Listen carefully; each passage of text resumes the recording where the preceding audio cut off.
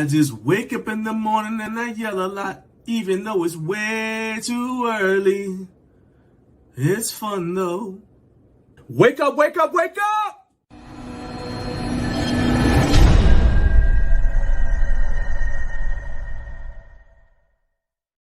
That's right. Wake up right now. Wake up, wake up, wake up. I'm back, fully charged, energized, ready to go. All the verbs that mean action. Let's go. All right. As you guys can see right there on the screen, I need you to hit that like button right now.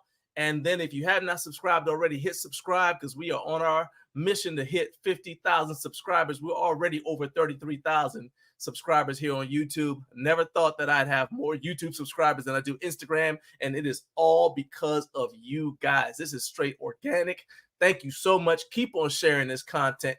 And if you would like to support the channel, let's say you're already a subscriber and you want to support the channel, there is a shopping button in the bottom corner of this video. You can click that shopping button. Just check out the stuff that we've got in the Garage Gym Life online store, and you can go ahead. Every click, everything you purchase through that link will support our channel, and that will be greatly, greatly appreciated because we can't do this without you guys. Let's go ahead and check out who's in the chat right now. I knew my guy Carlos would be here. He is definitely first in the building. Carlos, I am awake. He said he's got the pre-workout powder already working and the day awaits. There you go. That's what I'm talking about. That is what I'm talking about. I really hope that you got G-Code Vice, Carlos. If you didn't, it's cool. But if you did, that supports the show. You go to shop.gcodenutrition.com and you grab some Vice, either Vice X or Vice. And that will not only save you 10%, but you're also supporting this show. So I appreciate that. All right, let us jump into the rundown. Oh, shoot, everybody's coming in at the same time. Andrew Towers, my man. Hey, I got your DM on Instagram yesterday, and yes, I will send you what you needed. I got you. Let's see, Matthew Porter. Matthew Porter, what's up, my man? I enjoyed our conversation, our back and forth. I guess it was yesterday. Our back and forth yesterday about the what was that thing about the collars? That was pretty cool. Matthew sent me a DM on Instagram about some barbell collars, and we had a pretty interesting conversation about it. I appreciate that. I like talking to all of y'all. You know, as long as you don't call me, don't DM me about no butterflies, all right? But other than that, I'm here for it. I'm here for the conversation. Yeah, Andrew. So Carlos said it's his next purchase. Thank you, man. Thank you. I mean it. In fact, let me go ahead and check the description because I keep telling y'all that it's in the description, but it may not be. So let me make sure it's in there. If I'm up here making up. Okay, so that's my bad. I did not put it in there. All right, so I'm going to put it in there right now. All right, this is the link. In fact, I'm going to put it in the chat here as well. So you guys can go here. All right, and then all you got to use promo code Best Gym in Town, and that'll support the show. So there, I just put it in the chat. What's up to everybody who's watching on Facebook? What's up to everybody who's watching on LinkedIn? All right, and I appreciate you guys being here. I'm also that link is going to be in the show description as well. All right, anyway, let's see who else we got in here. No Fake Channel, checking in. There you go, my man. I appreciate you. I'm assuming you're calling me from the limo, okay?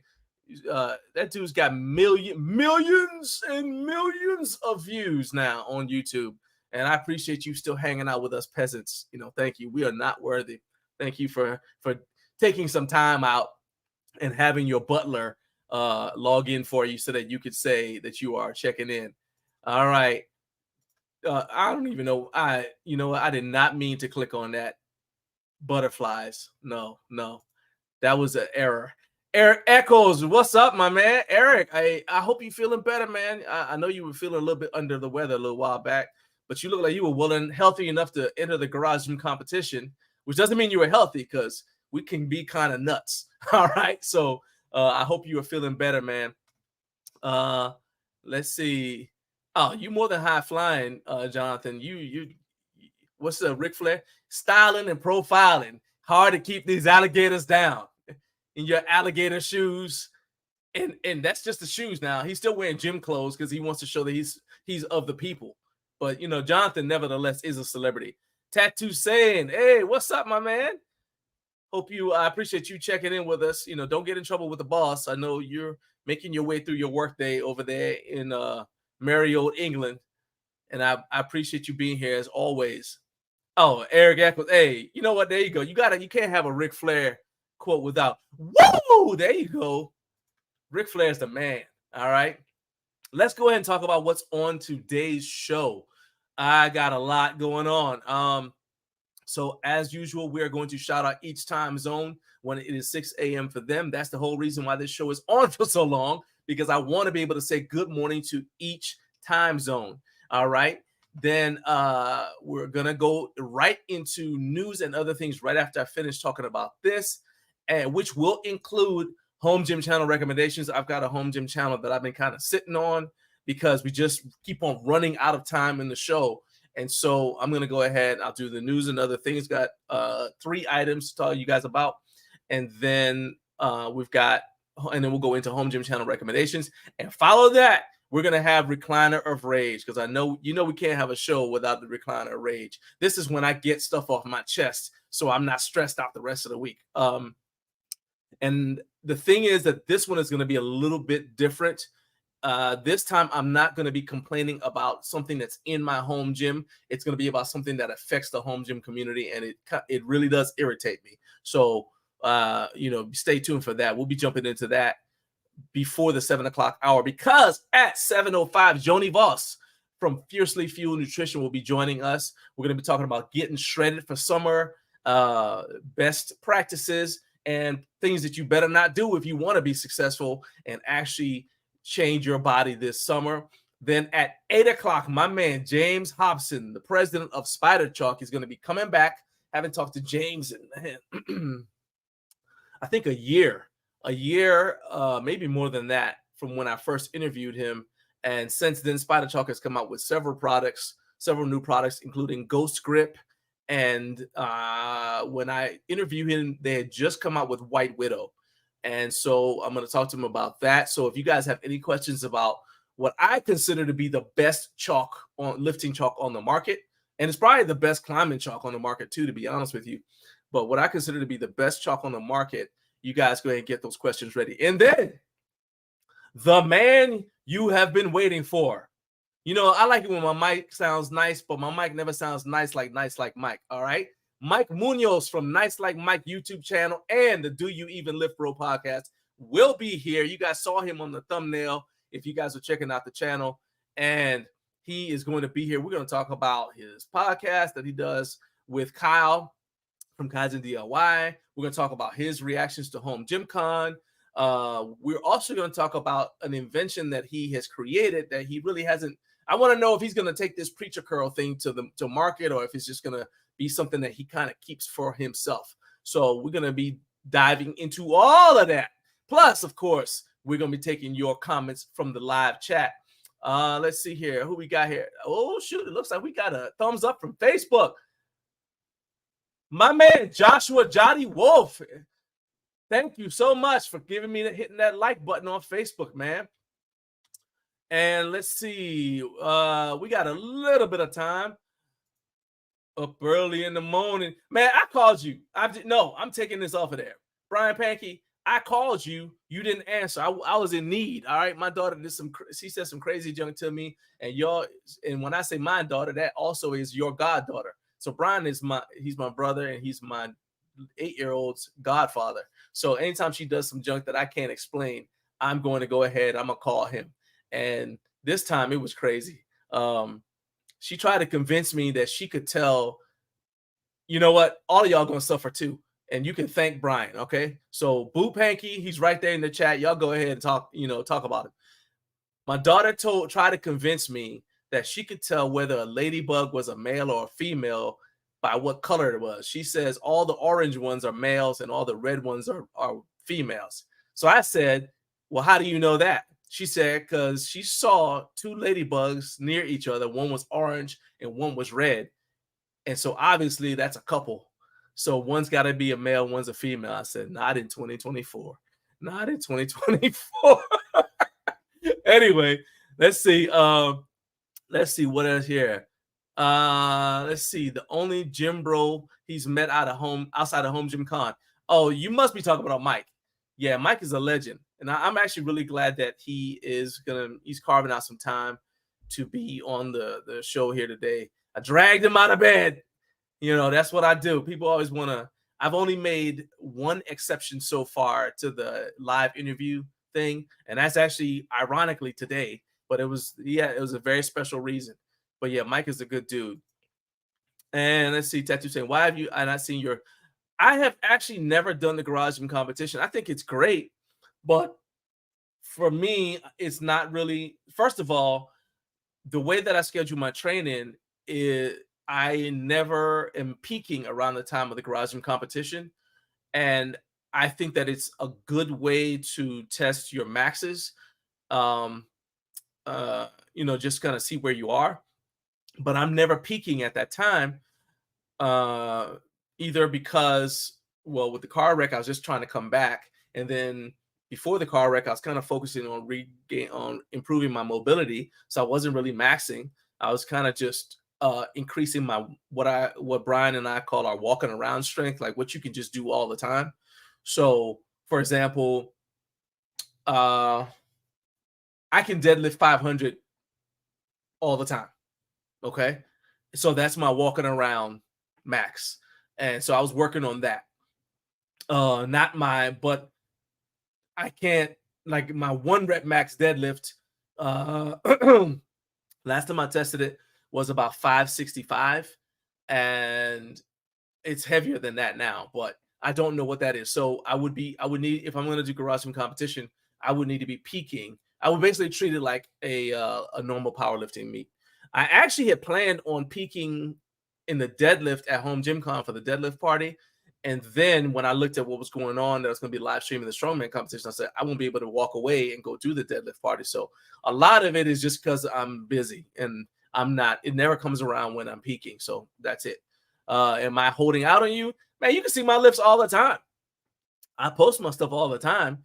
You just, like I said, I just don't do 1 rep maxes because for me, it makes no sense to hit a true 1 rep max when I'm in the middle of a training cycle, because I got a goal in mind, and until I'm ready to hit that goal, I don't see the point of hitting like a heavy true max single. He said that's why he didn't answer. That's all right. I'm gonna find your other phone. I know you got a house phone still attached to the wall. I really don't know that, but I'm hoping you do. I'm gonna find out what it is, and I'm gonna call that.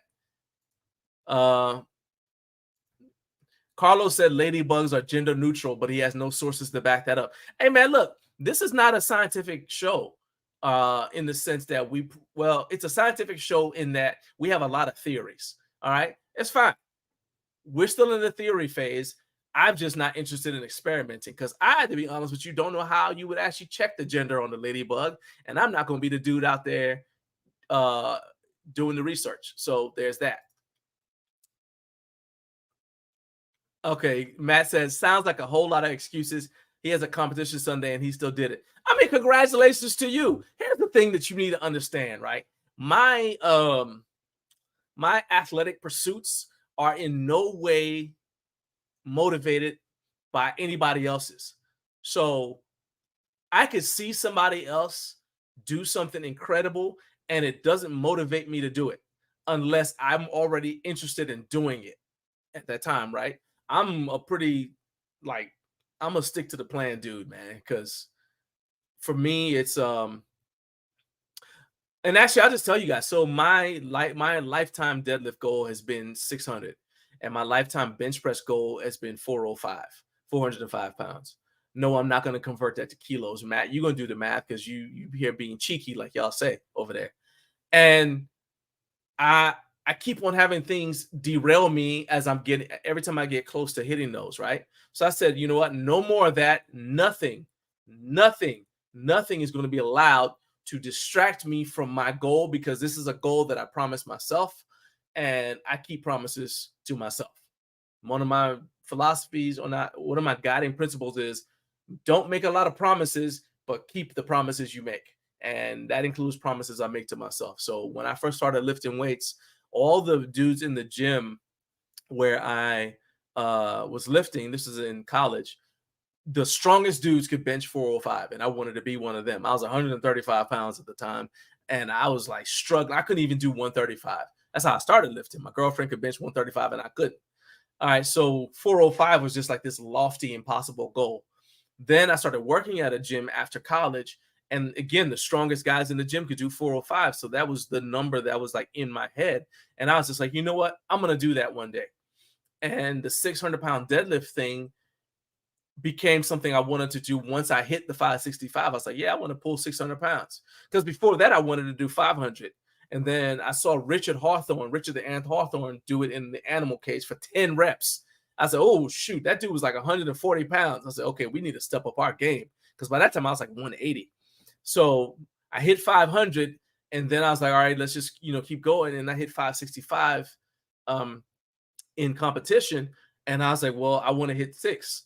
And so that's just basically was my goal. And it's been my goal. And then I started having, then injuries started coming, but I cannot be stopped. I'm like Jordan in his prime. You can't stop me. You can slow me down, but you can't stop me. It will happen. So the end. Carlos says he still has a wall phone. I appreciate that show of support, Carlos. Thank you. Thank you. Shout out to Carlos for still having a wall phone, a way for the telemarketers to get in touch with him at all times. My man. Let's see. Brian says, ha. And Matt says 405 is around 180 kilograms. It's around 180 kilograms, but 180 kilograms is 402 and some change, if I'm not mistaken, from the powerlifting conversion chart in my head. I think that's right.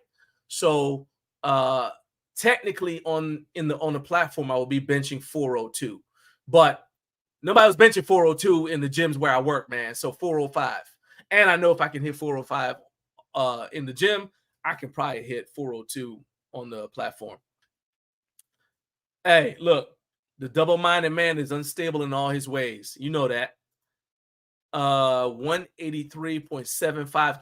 Look at Carlos over here with his calculator, walking in the park and using his calculator at the same time. Look at you. Shout out to you, Carlos. Well done. Well done.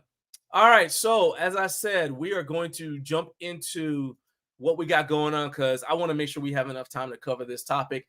The recliner raise topic, I feel like it's going to generate some conversation, and I want to make sure we got enough time before we get our first guest going. So let's dive, without any further delay, let's dive right into news and other things.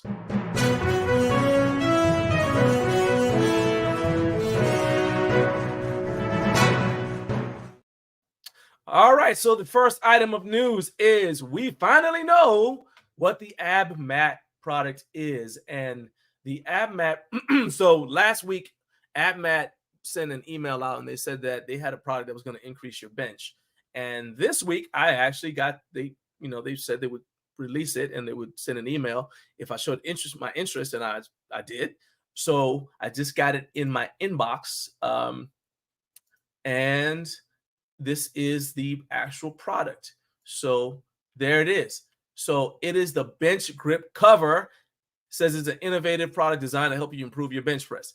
All right. So I'm not sure about innovative because I told you guys that from what I can tell, it looks just like the things I was talking about. So you guys can see the picture right here, and it attaches to the bench. So it is similar to the product that I told you guys that Slingshot used to have. And it is also similar to the kitchen product. Now, the difference in the ab mat product and this, the ab mat product and the stuff that came before is it's got a strap that will secure it to the bench. So it's got elastic and Velcro straps. So one of the problems that I had with the little kitchen thing that's for your drawer, the sliding drawer, is that ironically enough, for something that was supposed to stop you from sliding, you couldn't stop it from sliding. So like when you would stand up, when you would get up off the bench after a set, it would move because it's stuck to you, right? But it's not stuck to the bench. So I like the idea that so this is innovative in that they've added straps to secure it to the bench, to your flat or adjustable bench. So that's really good. It says made with high quality grabber vinyl, and it's going to keep your shoulders in place. So my question is, what do you guys think of that? Is this something that you're interested in? Is this something that you want to, that you might grab? Let's see here. Yeah, and Carlos said, yup, is exactly what you said it was. Yeah, I mean, there's only so many ways that you can create something to stop you from sliding on the bench. And so I figured it was something like that. I will say that they said that you can use, there's a promo code. I don't get any credit for this. This is not an affiliate link, but it's the code that they sent me because I said I was interested. So basically, if you use code BGC20 before 11:59 p.m. Eastern time, that's Eastern time for those of you watching on the other coasts, and for you, Matt, over there in England, you're gonna have to do some mathematics to do the conversion, because if you use that code before 11:59 p.m., you'll save 20% on the product if you are interested in getting it. Matt says if you're going for 180 kilogram plus, you might as well push for 200 kilograms. It's a nice round number. Well, here's the thing. Since we use Freedom units over here, I'm using 405, which is a nice round number. But I appreciate your participation. You know what? I thank you. Thank you. All right. Moving on to the next thing. So Brian said, nah. He said too many home remedies that will do the same thing. Again, like I said, man, it's that you go to Walmart, look in the kitchen section, and there's like little sliding sheet, and you put it underneath you're supposed to put it underneath your dish organizer, not dish, but your utensil organizer tray, and it stops you from sliding. It does the exact same thing, and I promise you it costs a whole lot less money than this product, but it is what it is. Let's see here. So now let's move on to the next item. So Fringe Sport is doing something. You guys know Memorial Day is coming up. If you're here in the UK, I'm sorry, if you're here in the, no, I don't live in the UK. I live over here. Freedom. I live in the US. If you're over here in the US, Memorial Day weekend is coming up. And number one, on behalf of all veterans everywhere, please do not thank us for our service on Memorial Day. Memorial Day is not about those of us who survived. It is about our fallen brothers and sisters, people who made the ultimate sacrifice and who are not here to get your thanks. If you want to thank anybody, thank the families of the fallen, because they gave up, they sacrificed time with their loved ones so that we could continue to be free. That being said, I know that I don't have any problem with Memorial Day sales, because that is part of what we serve our country for. I'm not one of those veterans that, or even when I was in the Marine Corps, I didn't get upset because, we were at war in Iraq, for example. That's where I went. And, and America was at the mall. That didn't bother me. Instead, I'm like, yeah, that's perfect, because what that tells me is I'm doing my job so they can go about their lives without any concerns. Okay. So I don't have a problem with Memorial Day sales. But what I love that Fringe Sport is doing, I want to see what you guys think, is instead of giving a discount, what they're doing is they're donating 10% of all of their Memorial Day sales to the Gary Sinise Foundation. And that is, I like that, because it would be very easy for Fringe Sport to say, hey, save some money and, and entice you that way, and just taking advantage of a Memorial Day. And like I said, I don't mind the sales. But what I like about the fact that they are doing it this way is they're actually giving back to to a foundation that supports service members. So the Gary Sinise Foundation doesn't even support just the military. They also support first responders. They do things like, so you've got maybe disabled veterans who are maybe they need like a wheelchair ramp at their house or just whatever. Gary Sinise Foundation steps in. It also assists the families of veterans and people who have fallen. So you've got military families. Maybe the dad is the primary breadwinner. He gives his life over in service to our country. Now the kids can't go to college. Gary Sinise Foundation helps out with that. So I love that Fringe Sport is donating 10% of their Memorial Day sales to the Gary Sinise Foundation. I've got some stuff that so this is the weekend that I'm going to go checking out Fringe Sport to buy something because I've got friends who gave their lives, people I know personally who gave their lives to serve this country. And I remember it's actually a lot of times I really can't even talk about it a lot because I start to get emotional. So, because like even now I'm starting to see their faces. So I need to stop. But basically I want to support the foundation.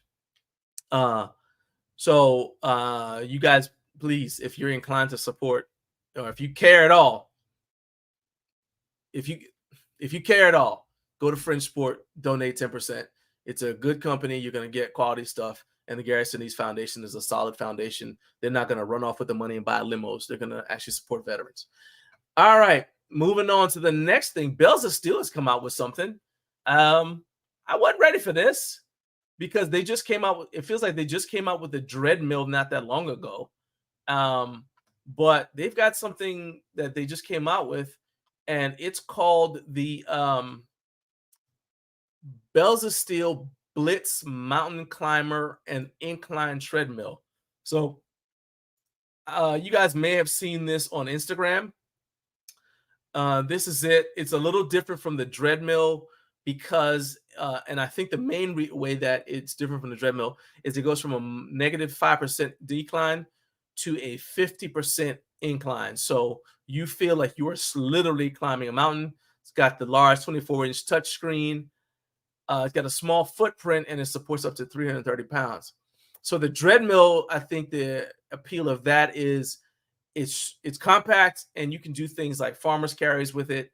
And this thing is more if you're the kind of person that wants to get in shape for climbing, not rock climbing, but like hiking and rucking and things like that. And maybe you only do it seasonally, depending on where you live. This is something that would help you. Maybe even ski season. This will probably help you out with that as well. And then Ashley Hromiak, who's going to be with us on the 31st next week, next weekend, next Friday, has a thing that she does with a step mill where she uses that to kind of bring in the definition without losing leg mass when she's at a certain point in her contest prep for fitness for bodybuilding.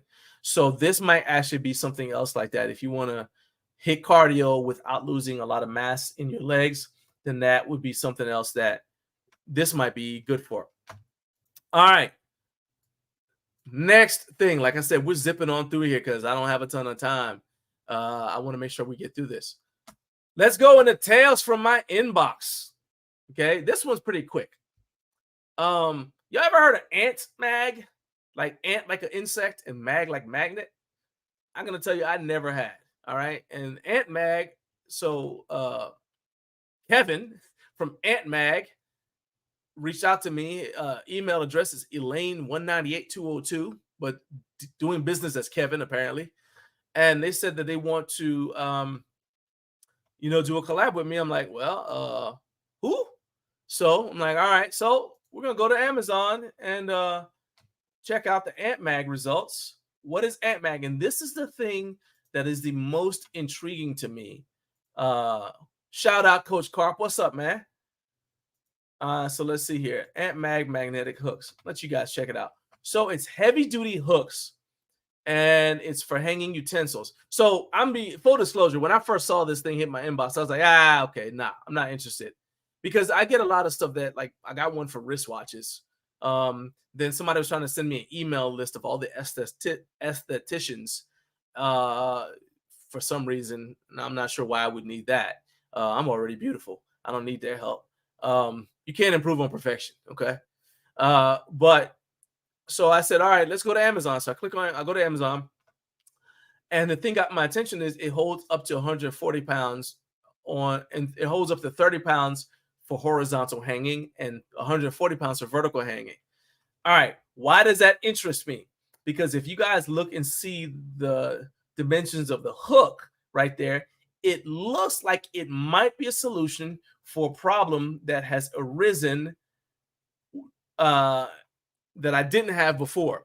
So I got a micro gains plate hanger and I attached it to my power rack. But then I shipped off the forever in between power rack to get it painted. And in the meantime, I'm doing a review of another power rack. So that's kind of how I do stuff, right? While I'm doing a review, I'll take down the forever in between power rack and I'll send it off to get some modifications or whatever made to it.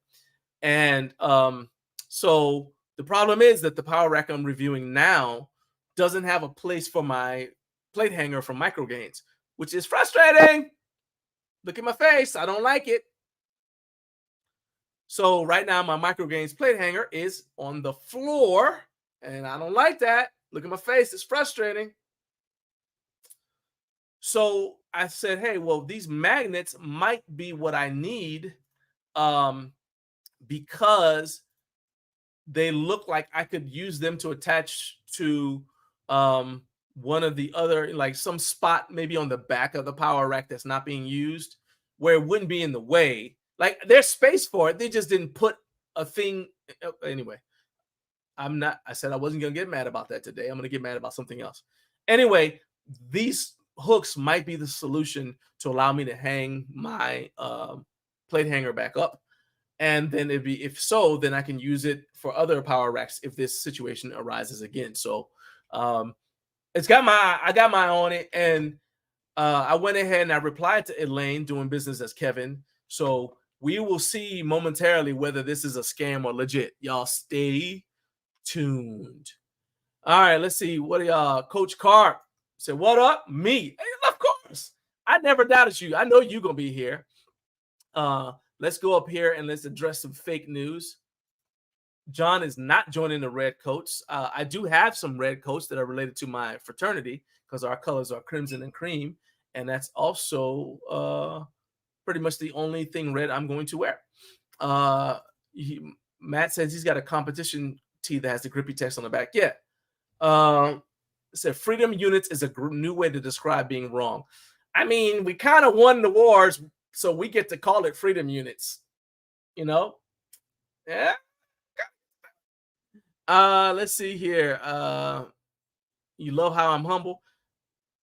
Look, I just say it's not that I'm conceited about my obvious facial perfection. It's that I am happy on behalf of my wife because she gets to live with this. You know what I'm saying? She gets to roll out of bed, and all she got to do is, in fact, she don't even have to get out of bed. She can just look over at me and say, man, that's all mine. You know what I'm saying? That's a blessing. I'm a blessed. I told her she hit the jackpot during the wedding ceremony. All right. Anyway, now let's go into. We'll do this. Once again, home gym channels you've never heard of is going to get bumped down because I want to make sure that I can do this. So here we go. I'm going to try. All right. So let's go into the next segment. Assuming I can do this thing here. So first of all, pull this up here. Let's do this. All right. This is going to be a little bit odd because what I had to do is record. So let's do the intro. Let's do this the right way. All right. Time to get mad. It's the recliner of rage. It's the recliner of rage because he's not happy.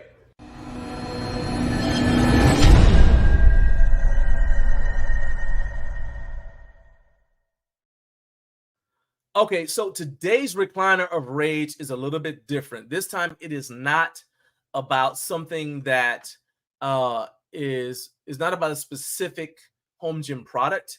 Instead, it is about something that I think affects the home gym community because it affects the Reddit platform in Our Home Gym.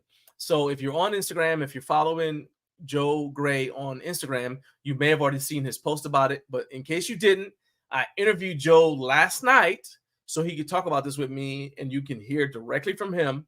So as we go through the interview, I'm going to play this interview. And as we go through the interview, go ahead, put down your comments, and then we'll react to those comments on the other side of the video. Okay, so let's go ahead. I really hope you guys can actually hear this. So I'm not actually trying to do this, but we're going to find out if it works.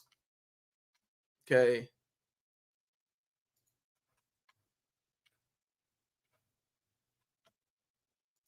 First of all, can y'all hear that? So I need to know in the comments, can you guys hear? Can you guys hear the video as it's playing? All right. I need to know if y'all can hear it. Like, legitimately, I need to know if you can hear it. Because if you can't hear it, there's no point in me playing the whole thing. So somebody give me a thumbs up if you guys can hear this. Can you hear it? Waiting, waiting, waiting. Cannot hear a word.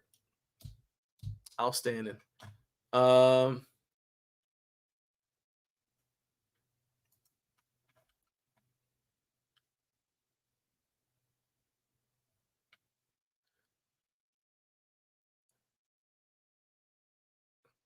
Okay, so you guys aren't hearing it. All right, hold up.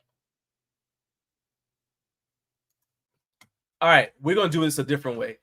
All right, I got a way I'm gonna do this. Check this out.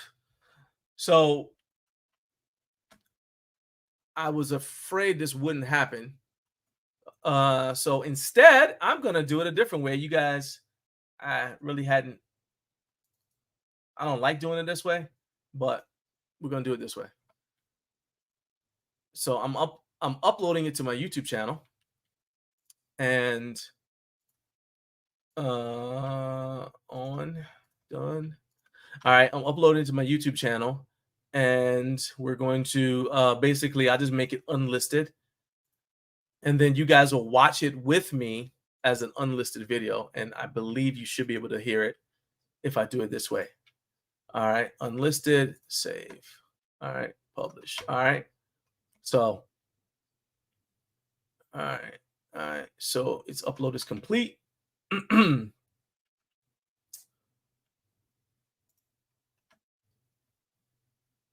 Copy video link to this here.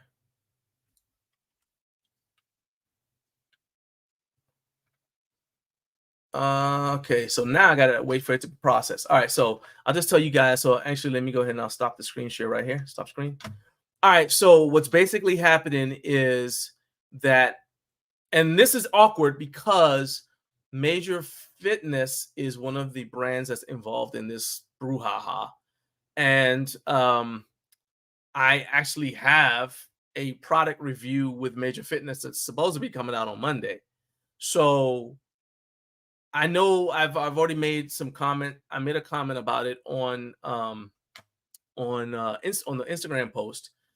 And what I don't want to do is be hypocritical and say, okay, this is how I feel about it. And then you guys see, oh yeah, well, you say that you feel this way about it, but if that's the case, then why do you have this thing on your why do you, if you feel that what they're doing is wrong, then why do you have why are you still posting videos about their stuff on the on YouTube, on your YouTube channel? So essentially, if you're not familiar with Our Home Gym, it's the largest home gym platform, I think, home gym community platform.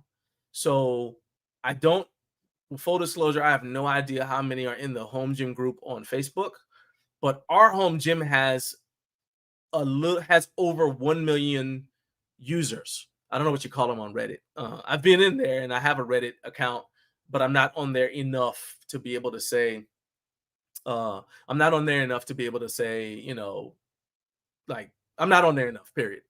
And so it's a mixture of people who are very knowledgeable people but who, and I would say that some of them probably are more knowledgeable about home gym products than the content creators are. They just don't, they either don't want to have a YouTube channel or Instagram or something. Maybe they have a some sort of job related thing that prevents them from being able to uh, have a channel and have a public profile like that, or something. But yeah, they're knowledgeable, so you don't want to, you can't sleep on them, right? So let's try this now. All right, so now let's go here, and we're gonna go to share the screen this time.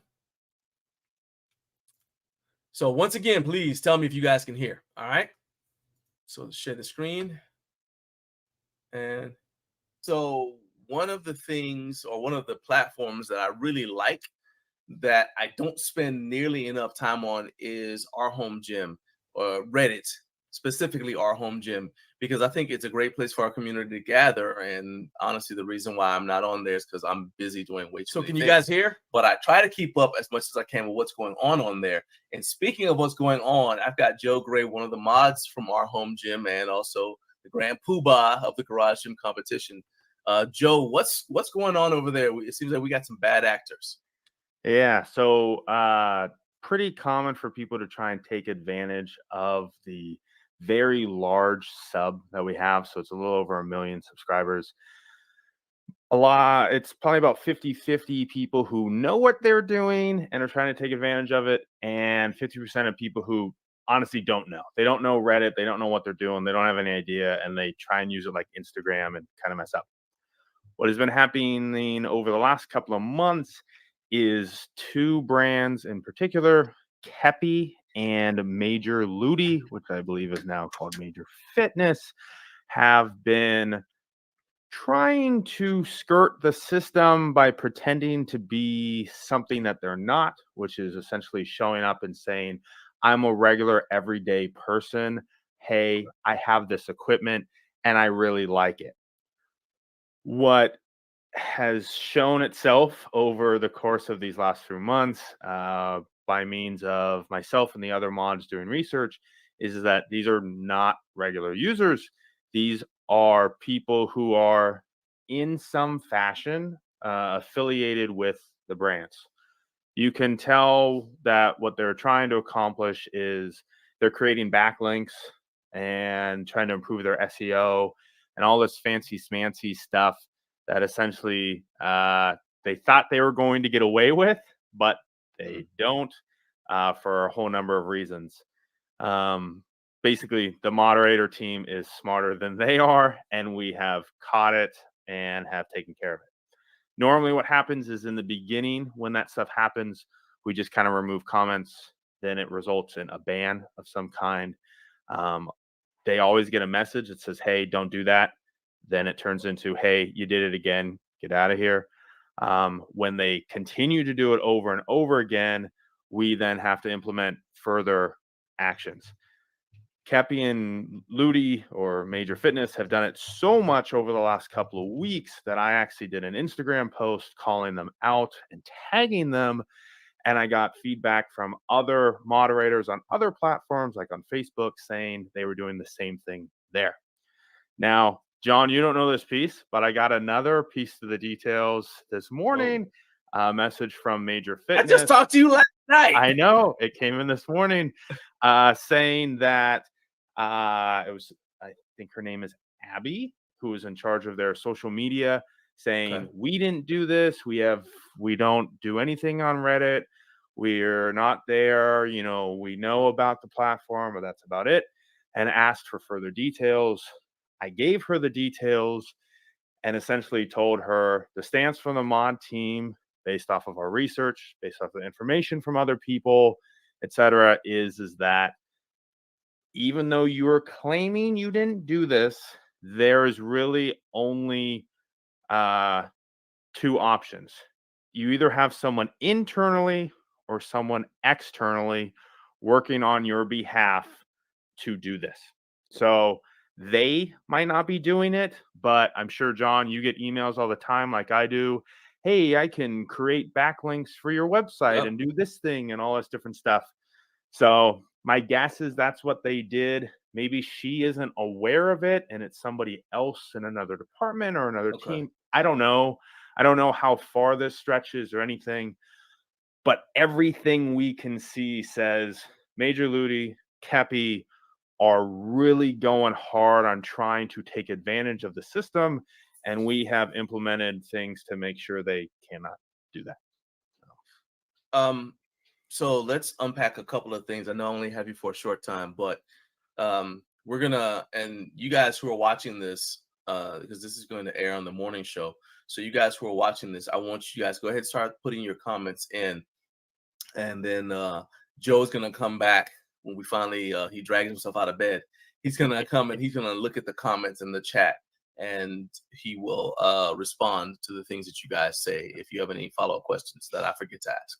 So the first thing is they say they're not doing this, but from the images that you posted on Instagram and the stuff you sent me last night, it looks like as far as someone pretending to be a normal person, it's a comment like, and it's you mentioned it's on the older posts. So somebody will come on and it's a post. Somebody makes like, hey, well, what do you think is a great power rack for someone starting out?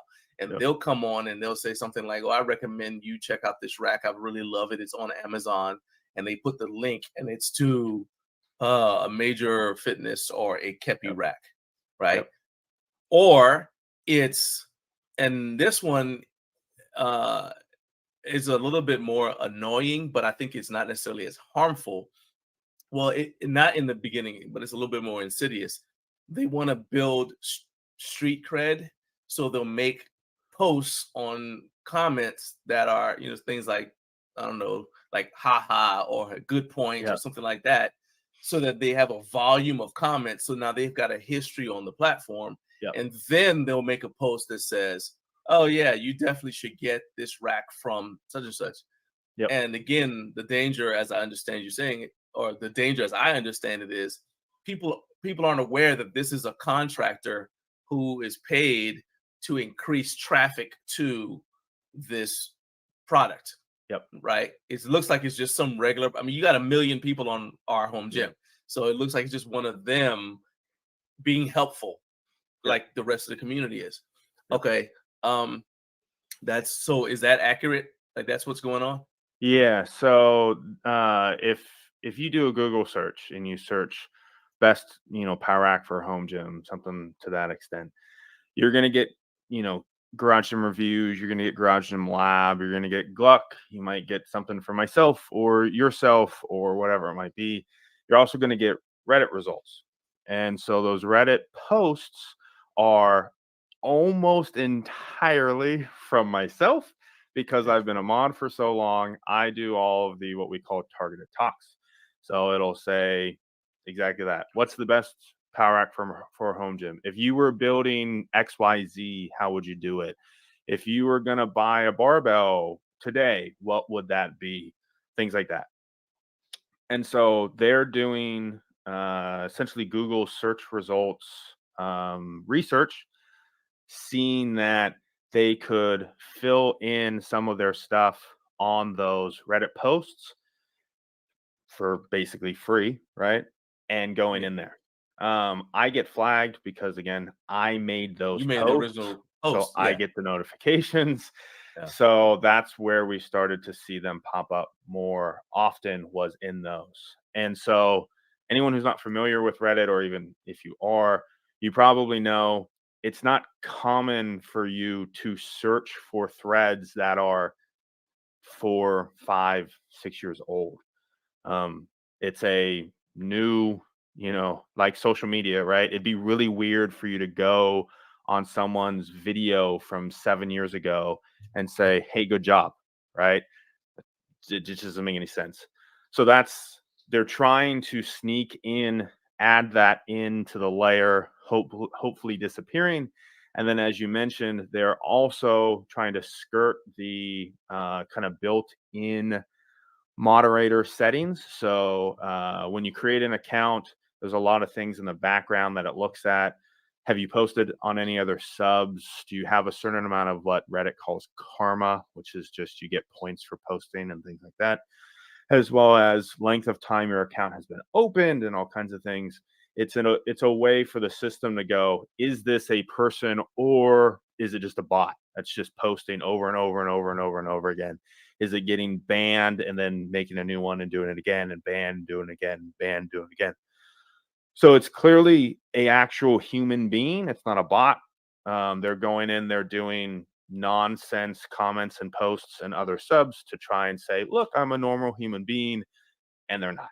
So they're not the first ones to do this. They're just the most resilient and most, I guess they're one of the few that I actually know the name that has come back over and over and over and over and over and over.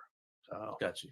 All right, so that was the first thing, and then this is the last one from me, because you said Abby said, "Hey, it's not us. We're not doing this," and the problem with that is that you guys were able to trace the persons making some of these posts back to someone on LinkedIn, and you were able to get information from their LinkedIn profile that indicated, no, it is you. It may not be you, Abby, but it's somebody who is connected to the company. So unpack that a little bit for me. yeah, so when this kind of first started, before these comments, this flood of comments that we started deleting and then taking action on, we had a couple of users who I would say are real people and real users, but they weren't being truthful about who they were.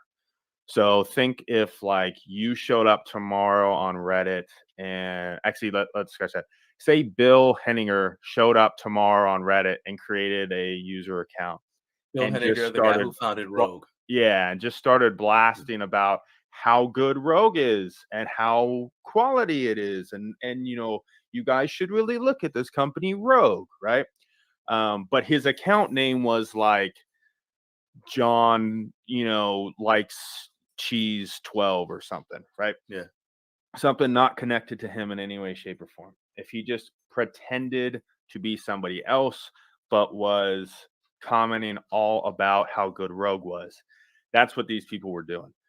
So this was a few months back. There was a couple of them regularly very happy with Major Ludi Fitness, Kepi, and several other brands, all in the same boat of these like direct import type companies. They got asked a handful of times, hey, you got to tell us if you're working with these companies, because this is not typical behavior. No, we're not doing that. Okay, are you sure you're not doing this? No, we're not doing that. We end up getting a tip from somebody else. It comes in, we look through it, we find out, okay, this guy's LinkedIn account who works with these companies has a background in like 3 or 4 different things. He works for the companies, he works in these other businesses. This person's Reddit account happens to be constantly pimping out and promoting these companies, and the other subs that he's on are the other areas that this guy has experience in. So I think I told you it was like marijuana, the dispensary, and there was 1 or 2 other things. Yeah. So it was one of those, there's no possible way for us as moderators to 100% emphatically guarantee that that person's LinkedIn account was this person's Reddit account, but the similarities were way too close and in such a awkward, random assortment of experiences for it to not be that person. Right. And when asked about it, they denied it. And so what we ended up having to do was just saying, like, you can't keep doing this, right? We're again, not to cut you off, but you asked this person about it. He said, "No, it wasn't me." Yeah, which is eerily similar to Abby. Say, "Oh no, I had no idea," right? Yeah. Which is completely possible. Yes. But it's just unlikely with their first guy. Yeah, I got you. Okay. There have been that's why the first time this happened, it was just a behind the scenes moderator discussion. A handful of the users had pointed it out to us, like,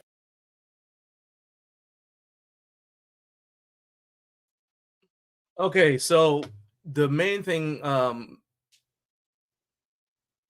I think I need to explain why I think this makes me so angry. So number one, as I said, this is a company that's got multiple. It's reaching out to multiple content creators in the home gym community, and they're trying to get us to put out their products. Right? I've done one major fitness product already. We have another one. It was a power rack. And I did two videos. One was the original video, and then I did another video just because I was like, it'd be kind of cool to do a comparison of the two power racks that were roughly in the same price range. And so there's a second video for them. And at the time, their rack, it was the Raptor F22. It came out as the better rack. And I still think, for the price point, it's all right. So I don't have any problems with the quality. There were things I wanted to change, but I didn't have problems with the rack quality and safety in general. Okay. And so as a result, when they reached out again, they said they had another product that's come. It's one of those leg press hack squat combos, and that's supposed to be coming out this Monday. As I said, yeah, sure, we'll do it. So then this happens, and why that irritates me is because now so if a brand is doing underhanded stuff, and you see me do a video talking about how good, or just talking about how I tried a product from their brand, my name, which I value, and my brand, which I value, and I try to keep above board, is now tied to this underhanded stuff. So I don't like to have, number one, Garage Gym Life doesn't get dragged through the mud. I don't do it. So why would you, I wouldn't let anybody else do it either. But then on a broader scale, I hate the fact that you're going and then you're being underhanded, going into Reddit, and you have people who are like, this is they're coming on Reddit because they'll Google the question, right? One of the results, because of what's going on with Google and ChatGPT, Reddit results are actually popping up first when you search for things now. So somebody who doesn't know anything Google's best power rack, Reddit result pops up. And because it's the most recent comment, potentially they would see this post that claims to be from somebody completely neutral talking about the major fitness rack or the Kepi rack or any of the other brands that are doing it. That's why it bothers me, because you're misleading people. I'm not saying that the major fitness rack isn't necessarily a good rack. And I want to hear what you guys have to say. I'm going to actually talk about this with Mike when he comes on, Mike Muñoz, when he comes on at the 9 o'clock hour. But I just want to, how do you guys feel? Because you guys consume content, you watch, and then Carp, you actually are a content creator. You and Jonathan, if you're still on here, you are a content creator. So, I want to hear some feedback from you guys, but everybody else who's watching, who just, you just watch the stuff that we make, does it bother you if we are associated with a company that's doing what I consider to be maybe the company's not doing it, but their contractors definitely are doing it. And responsibility's got to stop somewhere. So does it bother you that for us to be associated with that? And in my mind, that it bothers me. So I'm kind of torn about, I honor my contractual obligations. So I'm torn about how to handle this, because I don't want to be associated with a company that would do that. And it doesn't have anything to do with it being them. If I had a contract with Rep Fitness or Rogue Fitness or anybody else, any of the bigger names, anybody you can name, and they did something like this, I would say, hey, I can't be associated with you unless you stop doing this thing that I feel is unethical. Any unethical behavior, if I find out about it. All right. I don't always know. Okay. And the other reason I brought this on here to you guys is because Instagram is strange and weird in how it puts information out. So I just wanted to make sure that you guys were aware that it's happening. So that's all I have to say about that. It's one of those things where I take this seriously. I take this seriously, and I remember being the person in the home gym with nobody else around who I could ask any questions. And every video that I put on my YouTube channel is for somebody who's in the situation I was in. And I don't knock anybody else's hustle and how they do their videos, but that's why my videos are impartial. That's why my videos on here aren't just, hey, this is an awesome product. Like, this channel isn't the home shopping network for home gym products. I tell you what I think of. I'll tell you what it's supposed to do. I'll tell you what I think of it, and I'll tell you whether I think it does what it's supposed to do well. And then I'll come back around and I'll check it again. Okay. And to be honest with you, that costs me money a lot of times. If I do what my instinct is, it might end up, it will 90% it'll cost me money if I do what my initial reaction to this. Okay. So it's just something that, but I like to be transparent with you guys, like I said. So let me jump into the comment section. First of all, shout out to the Central Time Zone. Thank you all for joining me this morning for the Way Too Early for a Friday morning show. You got to have no fear, because Carlos from CBS True Consumer Reviews and Eric Carpenter from Carb's Gym have both blazed the trail. They are Central Time Zone, but they've been here already. And so they have been leading the way for you guys, but I appreciate you guys being here. Please go ahead. If you have not done so, hit that subscribe button for me. Let's get to 50,000 subscribers. We're already over 30,000. We're at 33,000 as of this week. Let's keep this train rolling. Appreciate your support. If you've already subscribed and you'd like to support the channel further, you can click that shopping button to support the channel. It's in the bottom right-hand corner. And you can also click that join button to become a member. Membership is 99 cents a month. Okay, there's 33,000 of you. And at 99 cents a month, I would be sponsored by you guys, not by any brands or anything like that. Okay, so that's actually one of my goals, to be sponsored 100% by my viewers and not by any brands. So I wouldn't even be doing brand partnerships at that point, because why would I wouldn't need it. I could just basically work for you guys and review the stuff that you want. So those are the 3 ways to support if you want to support the show. All right, now we were talking right now, if you just joined us, we were talking about what I consider bad behavior, on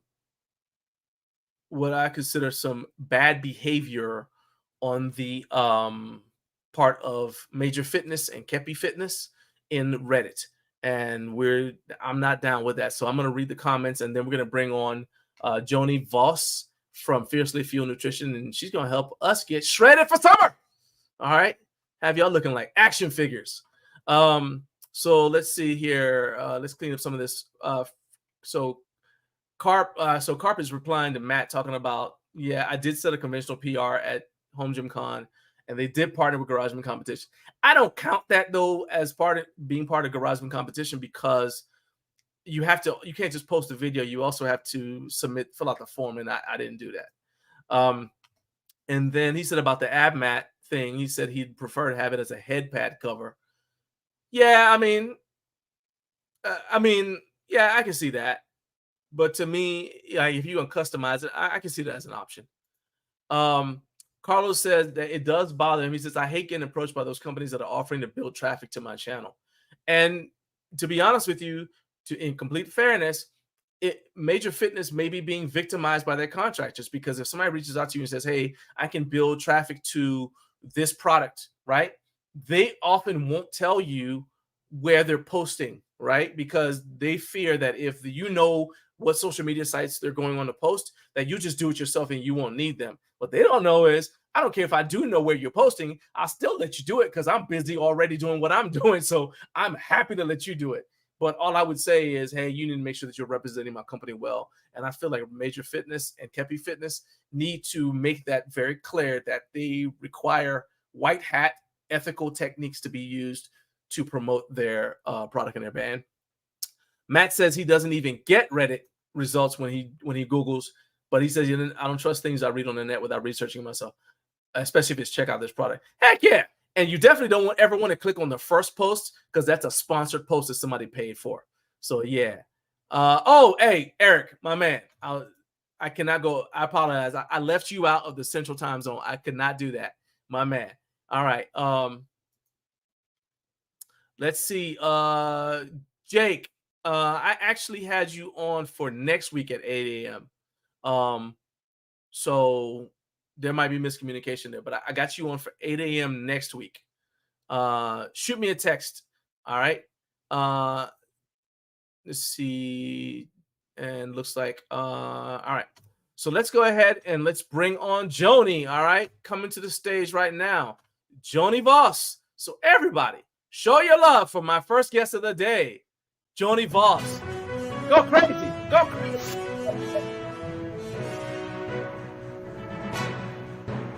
Welcome. How you doing? Thank you for joining.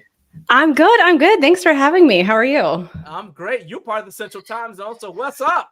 Yeah, I am. Look at you. See that masterful scheduling by me where I said, what's up? Good morning to the Central Time Zone. And then I brought on a Central Time Zone representative. Coordinated like that. Coordinated. Man, I do it like I'm doing it for TV. All right.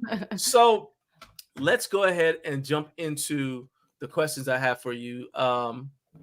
Because you are a Fiercely Fueled nutrition coach. Actually, go ahead and give a breakdown real fast. Give people your background a little bit so they understand that you're not just like, you didn't like go take like a diet certification over the last weekend and now you're here. Okay. So give them a little bit of your background. Yeah. So I've actually been a personal trainer for, like 15 years now and have run the gamut in terms of working in gyms, working with a variety of people. And I also have my nutrition coaching certification through Precision Nutrition and currently working on certification through ISSN, which is the International Society of Sports Nutrition. And also gone through training Fiercely Fueled. We have kind of our own approach as well because we are really specific in working with strength athletes, primarily powerlifters. So our big focus is really performance outcomes. Obviously, we do have those that come in for body composition changes or needing to move weight class or trying to seek to make weight easier for meets and things like that. So that's a bit of my educational background with that. And I've been doing that with Fiercely Fueled for, I want to say like 3 years now. Time flies. And prior to that, I actually didn't grow up an athlete. I didn't grow up knowing how to eat properly. And I definitely did all the wrong things to try and quote unquote get healthy, get skinny and all that jazz. So I know what it feels like on the other end of the spectrum as well. And I think that's something that I can take with me to relate to my clients and understand the workings of diet culture and the deeper role that plays in our approach to fitness. And especially when it comes to nutrition, because it's really hard to extrapolate out that from our relationship with food, our relationship with nutrition and our body. Got you. I mean, you're not like, so the people watching this, obviously we lift in some way. Okay. We train in somewhere else. Why would you be watching this? But furthermore, why would you wake up this early to watch this? If you're not into fitness, right. Like, right. I think I'm a funny guy, but you're not going to get my jokes if you don't lift weights. So I think though that it's great hearing a coach who's able to say, look, I've walked in your shoes, because too often I think that we get diet advice from people who, it's not that they don't know what they're talking about, but we can't even relate to them. Yeah. So like just for example, I enjoy watching Paul Revelia YouTube videos, right?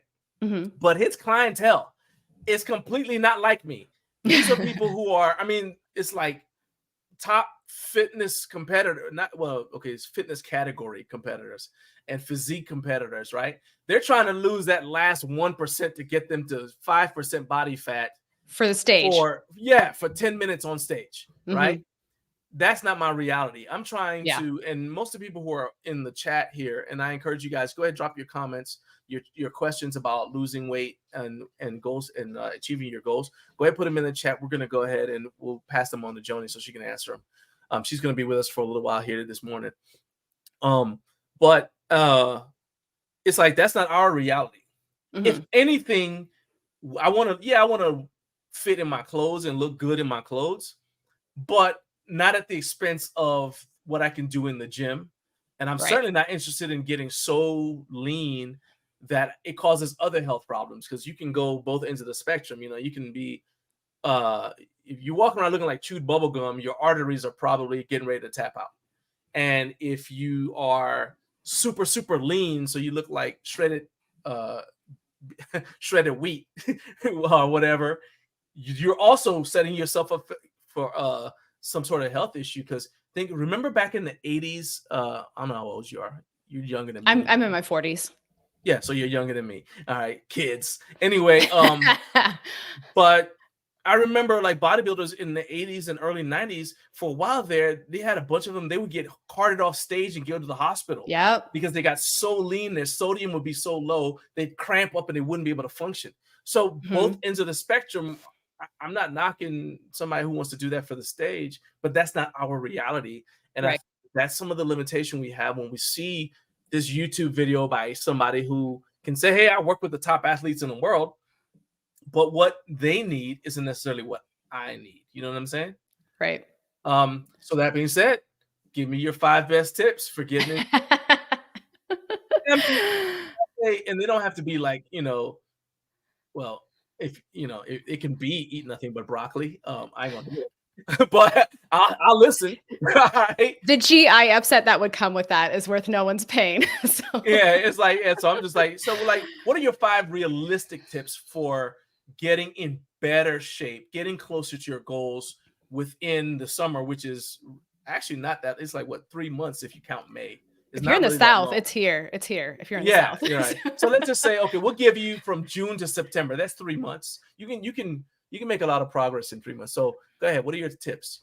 So I'm going to preface this by saying all bodies are summer bodies. The diet industry is a $90+ billion industry, and they definitely capitalize on the panic of, oh my gosh, it's summer and I'm going to have to be in certain clothing. So I think there's a part too, before I go into like the 5 tips, of just realizing, what do you really want out of that time period in summer? If you're going on vacations, you're spending time with family, friends, you're enjoying the warmer weather, by all means, that should take precedence over doing some kind of crash crazy diet that's just going to make you miserable the entire time. And then you're going to walk away from summer going, well, shucks, I just was miserable the entire time and I have nothing to show for it.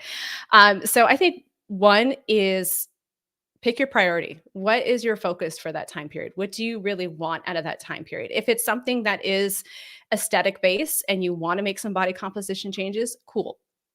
If you're wanting to I want to get in a lot of hiking. Like, I grew up in the Pacific Northwest, so I love hiking. That's your priority. Make your nutrition and training support that goal.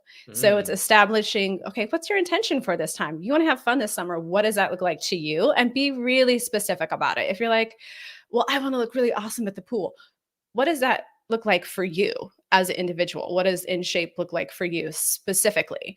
And I really like to have individuals too, if they are looking for an aesthetics-based goal, is to shift their thinking from a scale number, because the scale is just one metric that doesn't give the entire picture, versus how you're feeling in your body, or even say a body fat percentage. If you're someone you're like, I need a number, then go off of that and kind of shift away from the scale a little bit, because especially if you're someone that's put on new tissue in lieu of muscle, like you've added tissue onto your body, you're not gonna see a drop in the scale if you've added on tissue. And I think that's where a lot of people get a little misconstrued. They're like, I want to put muscle on, but I don't want the scale to move. It's like, you're not going to defy the laws of, nature here.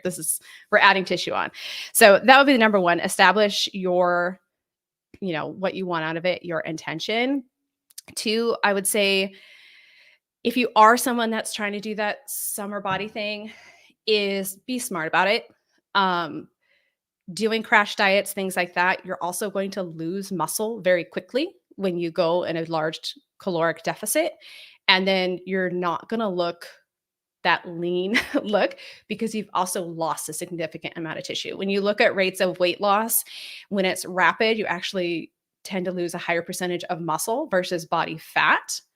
And then also there's water in conjunction with that. So it's being intentional and smart and doing your due diligence in terms of that.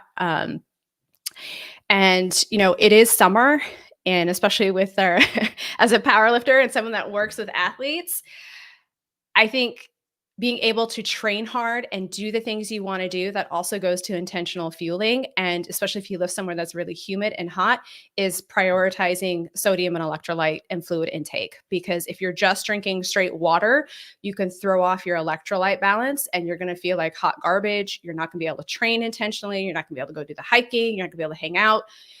Make sure that you're getting adequate electrolytes and sodium as well, so that you can maintain that balance. And I'm sure this is not the hot take that everybody wanted about, like, here's how you're going to get a 6-pack, like, sort of thing. But, you know, we're not talking about mayonnaise enemas today. Not happening. No, none of that. None of that. We're not judging you, Carlos. Yeah. I'm kidding. I'm just kidding. I'm kidding. All right, go ahead. And then I say the fourth one, if you're not on a program, like an intentional training program that has periodization, that is really building upon itself, and you're just kind of winging it, you're not going to see any sort of results you want. So if you're not on something structured, you're not on something intentional, I'd say hop on something that's going to include progressive overload, that's going to really expose your muscles to the stimulus it needs to see any sort of change. And I'd say the last one is be realistic. It takes people years to build a frame that is vastly different. If you're a newer lifter, if you're like, this is my first go round, I've never actually lifted weights before, you're, let's say, young, in your early 20s, congratulations, hats off to you. You're going to have an easier go of it, you know? Yeah. You're going to have a go of it. But if you've been around the block a little bit, remember that investing in a big chunk of time is going to be intentional. And yeah, you can make some changes in 3 months, but it's not going to be like this 180 change. So I'd say, you know, be realistic and reasonable with your goals as well, because it can get into a kind of a nasty area when we set these unrealistic goals and just assume our body is going to cooperate and that we're in charge and not our physical body. And then we don't achieve those and we feel like failures and we feel really bad. And it can create this really like negative feedback loop of our bodies and how we respond to training and nutrition and our approach to things. Okay. So, let's see here. We're gonna do some maintenance. First of all, Carlos, I was just joking. Actually, I have no idea if Carlos is doing mayonnaise, weird stuff with mayonnaise. He says that was in confidence, but you know what? Yeah. And Spider Chalk, James, check your DMs on Instagram. I sent it there because that was just faster. All right. And so Tattooed Saying, who's saying like, what summer? Ignore him like I do. Okay, he's one of the British. He's in the UK. I know for a fact it gets hot over there. It just may not get as hot as it does over here, but it definitely gets hot over there. And so that's summer is that time when you turn the AC on or whatever y'all do over there. I don't know what they do. Sometimes they have AC. They haven't been so Joni, England hasn't been the same emotionally since they lost to us twice. Okay, so they've been kind of scarred since what would you say, the 1800s? So we're nice to them, and then to make it worse, we had to rescue them from the Germans again twice. Are they going to come rescue us again? I'm just kidding. Well, yeah, from what? We rescued them from the Germans twice, so they kind of got this little bit of a complex. So this is a safe space, Matt. You say whatever you want to say. We're your friends. All right. So let me say though that you said a lot of things, and especially you brought up like the sodium thing. And that is so crazy because so often you get like medical advice from doctors who want you to cut back on your salt intake because your blood pressure is high. Instead of saying, hey, you need to increase your potassium and your activity level and that'll fix the problem too. And so as a result, people who don't even have high blood pressure then limit their sodium. Then they go out and they're playing sports or whatever, and they can't figure out why they're cramping. Now you got otherwise normal people drinking pickle juice raw and eating mustard for. It's just like, no, stop it. Just go back to the house, and before you come back out here, eat something with salt on it and have some spinach or some bananas, then come back and see me. You know what I mean? So I love the fact that you brought up the sodium thing and the electrolytes. So we hear a lot of diet and fitness advice from people who claim to be, and who might actually, they might actually be experts, okay, in something. What they might be. Everybody's good at something. But what are some of the most harmful? I mentioned the sodium reduction thing. What are some of the most harmful but popular diet trends that you see pop up every summer? You know, unfortunately, with diet culture, it's like anything else. There's nothing new underneath the sun. And I would say first, if you're looking to someone for information, someone that is truly an expert in their field is really a part of the scientific method. They're going to say things like, I don't know. It depends. We need more research on that. So individuals that are very dogmatic and are just like, no, I'm right. And even with presented with, actual research, meta-analyses that are like, oh, research doesn't say anything you're saying, but all these meta-analyses say like the opposite. And they're like, no, I'm right. Those are the people you need to run away from. And also caution, just because someone's smart in one area doesn't make them intelligent in every area. And if you've ever met someone that's really phenomenally intelligent, the humility that's there in terms of, hey, that's not my area of expertise. Like they're willing to acknowledge that their expertise is in this lane. Those are the people to listen to of like, hey, like, I know this is my lane. Like, I'm good at this. I'm not going to be super intelligent on building houses and claim that I can also, save the world through my new diet sort of thing. So it's watching those grifters basically, right? Grifters, that is a very good way to, characterize them, because they're essentially, they're kind of like, the guys in the Old West with the little wagon that would come in town and they say, I've like got a tinker? peanut. Yeah, it's like, hey, I got snake this oil peanut, salesman. I got this peanut oil. Yeah. You can rub it on your back and it'll cure cancer. Right. Yeah. Yeah. So that's what I think of these people now. Yeah. Yeah. Absolutely. And like Ashley just commented, yeah, like real scientists will be like, okay, well, hey, if new information comes down the line, but this is what we know right now, or, there's nuance to it. And now I lost track of my train of thought. Thanks, perimenopause. Okay. So the harmful thing of it is it usually comes in the guise of crash dieting and also eliminating large food groups, which neither are going to be successful for anyone. And that's why they're like, oh, 99% of diets fail. It's because the bulk of diets are like, oh, you were eating 2,000 calories? Go eat 1,200 calories. Yeah. Oh, you like to eat, bread in the morning? Well, bread's the devil. And now you can only eat organ meat. So it's looking at what's realistic for you as an individual. And it's the demonizing of food and the extreme slashing of calories. And I'll say this, especially for cis women, like we're already set up to lose muscle mass and bone density at an exponentially higher rate than our male counterparts. And so for us to be in a huge caloric deficit and especially eliminate carbohydrates, how women are hormonally hardwired, it really does a detriment to us. So that's where like there's this, and I'm not saying that it's not harmful for men, because it's certainly that way as well. But with the crash diet, but not to cut you off, but the thing is, like, everyone who is an adult here understands that once a month, women have this thing that causes them to lose extra iron and minerals. And so you can't, well, men don't have that. All right. So I'm like, yeah, you can say that. I'm fine with the fact that with people saying, oh, well, women have this extra thing that they have to deal with. It's an extra challenge they have to deal with. Hey, you guys can still be phenomenal athletes. I mean, I'm absolutely. Not I would never race Florence Griffith Joyner. All right. Even today. Okay. I know she's right? passed away. I still ain't racing her. All right. I would never have done it because, you know, she destroyed me. And I know women who are stronger than I am. Some like good friends, you know, they could deadlift more than me, squat more than me, whatever, and they're women.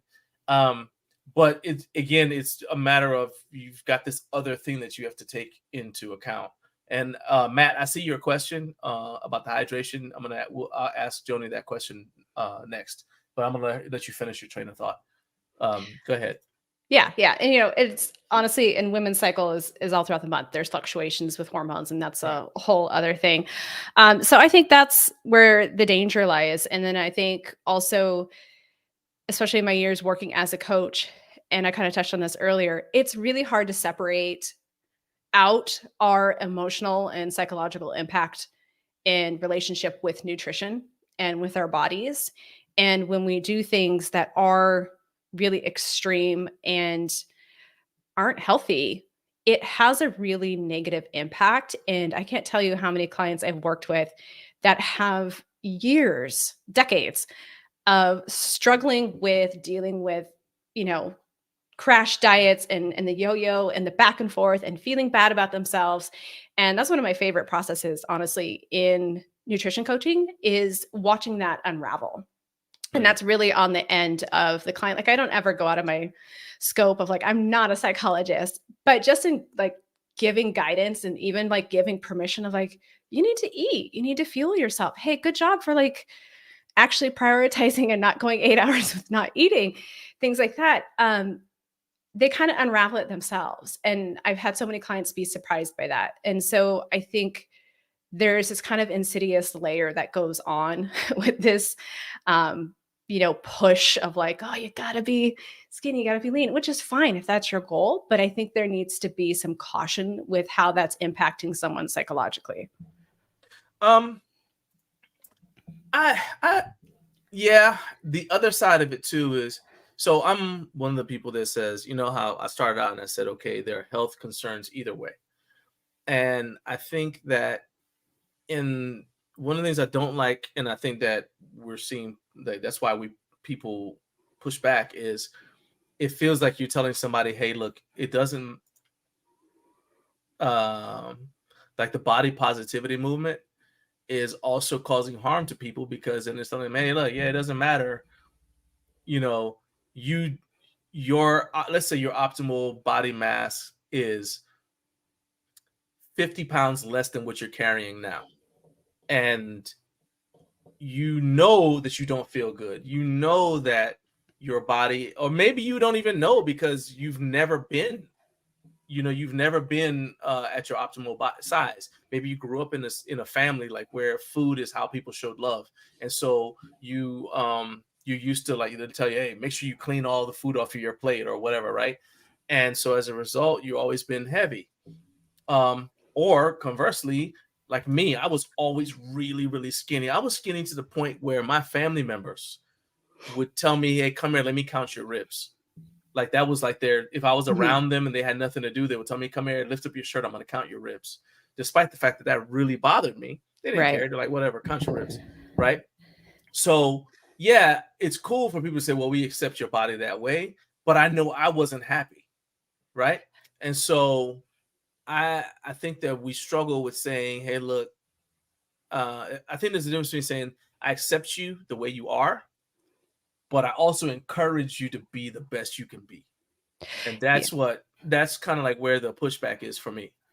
I get you. And so I think, and this isn't a dig at all, but I think the misconception within the fitness industry about the body positive movement is, if you go back and look at when it originally started, it was actually to represent BIPOC and LGBTQI2 plus communities, because they weren't being represented in media or in society at all. So it was more a recognition of, there are different bodies, there are larger bodies, there are a variety of bodies, there are a variety of colors, you know, gender expression, things like that. And the body positive movement came out of that, of like, hey, we exist. Can you please stop not acknowledging that we exist? And I think there's body positive and there's body acceptance. And obviously, hey, in there is going to be health, and the tangle in the weeds there is with BMI and things like that. That very much has some roots in eugenics and looking at, hey, well, white Europeans are typically this size, so we think everyone should typically be this size. That's And that's hilarious not, because white Europeans are not homogenous. at the time when everyone was Hafthor starving, we're Bjornsson like, is our white European, and so is what's his name? he's Icelandic. Yeah, They're thicker. There's I'm talking like England, yeah, UK. but that's Europe. I'm just saying England, that's UK. part of Europe, right? Yeah. So I'll be more and specific. so to me, it's like I'm like, okay, you got England, UK. this guy here. Yeah. What was it? I was thinking about? What's his name? The guy who's just Khabib. Yeah, Khabib is like everybody forgets that Eastern Europe is in Europe, right? And I'm like, okay, if you put Hafthor next to Khabib, these are two both very fit people, but they're not homogenous any more than black people are homogenous. And that's where BMI can be a bit of a mishap because there's also differences in fat distribution, tendon, ligament, bone density, things like that. And so 100%. that's where BMI. So if someone has, thicker bone and is just naturally thicker framed or has different body fat distribution, a BMI is going to throw them off. Like we've all seen the pictures of a just jacked athlete, and according to BMI, it's like, and doctors will look them in the face and be like, you need to lose weight. Your BMI is such and such. It's like, no. So to kind of go back to it, I think there's body acceptance. And then I also think someone can exist in a quote unquote larger body and still have healthy metrics. And like for me as a coach, I'm never going to tell someone that they need to lose weight. Right. If they come to me like for a myriad of reasons, and if they want to lose weight, have weight loss for whatever reason, whether that's getting into a weight class easier or because they just want to do it for their personal choice, or they're like, oh no, like I do have these certain health markers I'm concerned about and I need to lose some body fat. Absolutely. Okay. I'll help you facilitate that, but I'm never going to be like, gosh, your weight is this, you should really be this. I really think there's also bodily autonomy. And we know that, hey, yes, certain body fat percentages are probably going to, lead you to maybe being pre-diabetic and things like that. Like there's things we need to watch, but I think also looking at someone and assuming because they're in a larger body that they don't exercise, they're not healthy. I think that's, you can't judge that. You don't know. You haven't seen their labs, things like that. 100%, yeah. So working on that. And then, if someone does want to change their body composition, I think that's their choice as well. And I'm like you just said, like even getting kind of berated for being skinny, that didn't feel good. Like you don't like that. Like nobody's like completely ignorant of like how their body looks. So if it's on them, like if they want to change it, cool. But I think to be like, oh, well, you can't be healthy or fit unless you fit in this neat little box, I think is false. And there was actually even an article that just came out. There was a woman, gosh, I want to say she was 50s, 60s, and she was like 200 pounds. And she, I'm going to totally mess it up, not Swam the English Channel, but some other, I think it was the one around like the Bay in California. And that was the headline, was like 200-pound grandma swims such and such. They didn't say her name. They didn't say, like, hey, so-and-so, the first thing they pick on is exactly her age and her weight. And so I think there's a little bit of, needing to be cognizant of how we're calling things out and viewing things as well. Like, yes, everybody wants to be healthy and fit. And I think it goes so much to quality of life as well, not just like how you look, but quality of life. That's my number one thing. Are you how do you feel and how do you perform? Exactly. And I think that comes to the individual. Like if you are existing in a larger body and you feel great and you have energy and you have great health metrics, cool. Then like there's no reason you don't need to lose weight for me. Like, I think, you know what? I'll say this one thing, and then I want to we're gonna go straight to Matt's question. I think for me the biggest thing is like people on social media have this need to tell you how you should be living your life. Yeah. And they believe that because you posted whatever this thing was, that it's now fair game to tell you what they believe about what you did, as opposed to like my approach is, let's say you deadlift a PR, okay? And you're excited about it. well, then I'm excited about it too. Yeah. Okay. I'm not going to say, well, that's bad for your back. You shouldn't deadlift that way. You shouldn't deadlift sumo. You should deadlift conventional. You shouldn't deadlift Sumo's conventional. cheating. Yeah, like come on. You shouldn't deadlift conventional. You should deadlift sumo. I don't either way. I don't, I'm like, hey, you've never lifted that much weight before that way, and you're excited. I'm excited Just too. pick the weight up, man. Just pick the weight up. Hey, I just lost 5 pounds. I'm not gonna, and I'm excited about it. I'm not gonna say you didn't need to lose any weight. You look fine the way you were because you're excited about it. It's not my business what you did primarily at your house. Okay, Yeah. Just like nobody can control what's going on in my house except me and my wife. That's it, right? Yeah. And so I think that's like the biggest thing. Matt has an awesome question. He said, what would be your recommendation? Let me put it up on screen. What would be your recommendation as far as hydration for long periods of working out? So Matt is a strongman competitor. Okay. And as he mentioned earlier, he's got in the UK, humidity is the issue. Yeah. He works out in a shed in his back garden, as they say over there. And I don't remember if he has AC there, but he says they don't have AC in a lot of places. So he said, what is his recommendation for long periods of working out? And he's got a competition that's going to last about 8 hours on Sunday. Would you do energy drinks or electrolyte focus?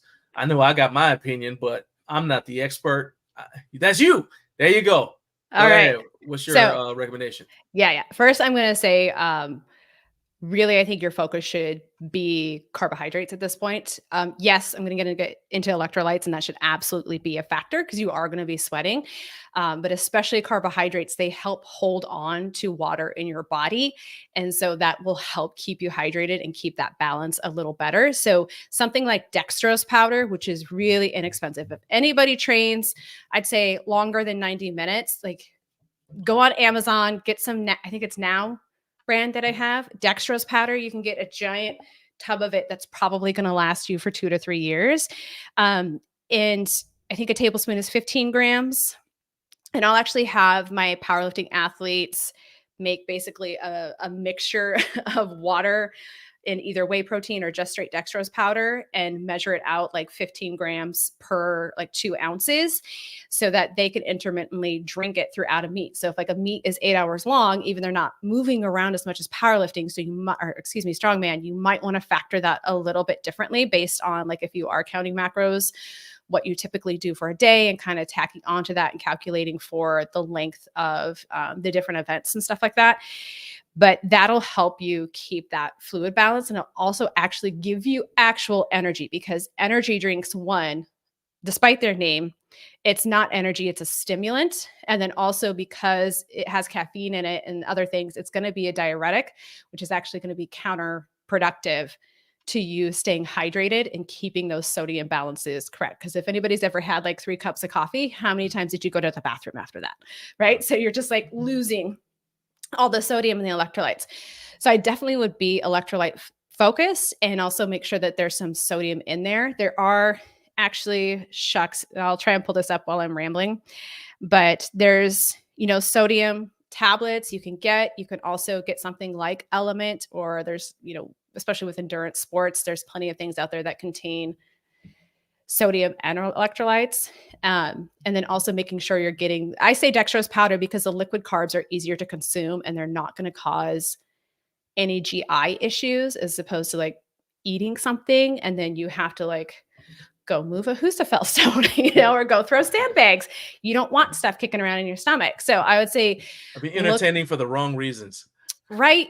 So I would look at your carbohydrate intake leading up to that. Make sure you're getting adequate carbohydrate intake leading up to that so that your body's actually having adequate fluid storage to begin with. And then also looking at electrolytes dispersed throughout the day.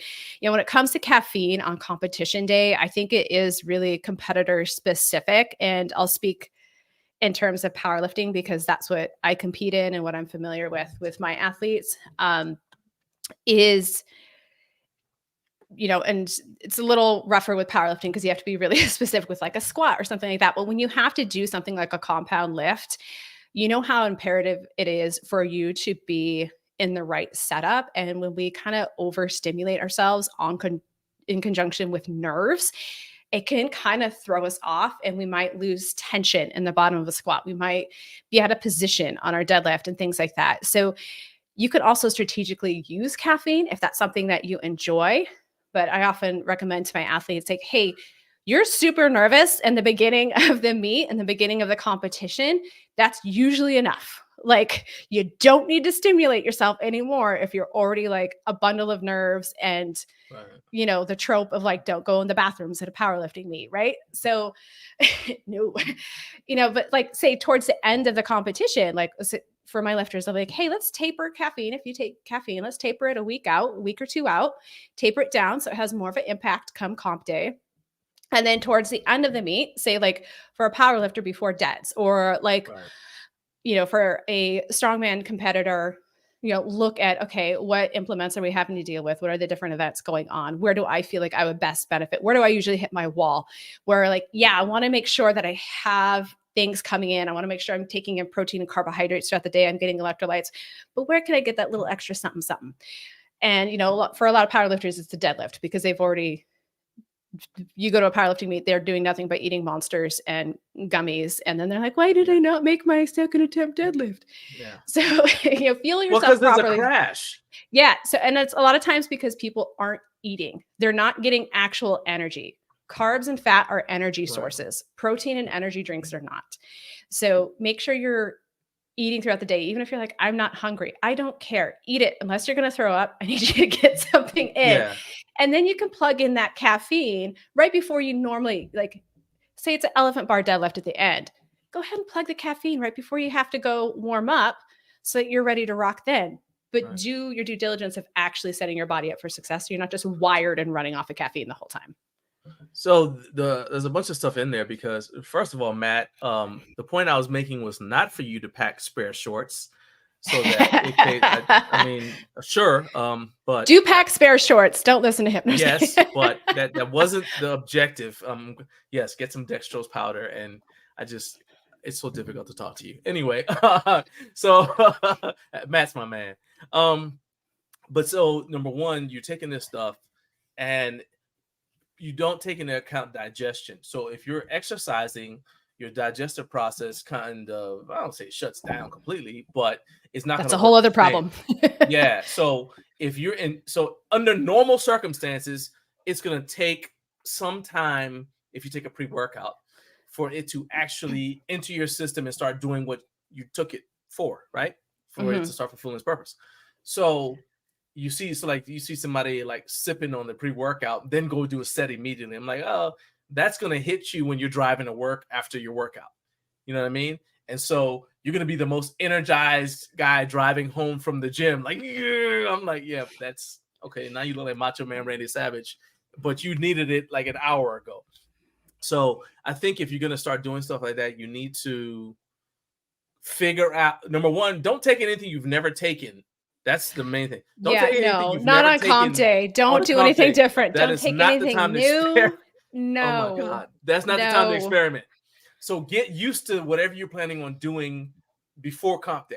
All right. I think that was great advice with the dextrose, but don't wait till comp day to try it for the first time. No, that's a great pre and post training carbohydrate. And I'm sorry to cut you off, but I just want to interject. No, one of the big things we do with Fiercely Fueled is we really capitalize on the pre and post training nutrition as well as intra, and utilizing high glycemic carbohydrates within that latest 60 minutes before training, and then immediately after 30 to 15 minutes. Those high glycemic carbohydrates are going to go straight to your system and give you immediate energy. When you're eating things that are rich in fiber or have vegetables or have fat, it's going to get really slow to your system. And often people will be like, banana.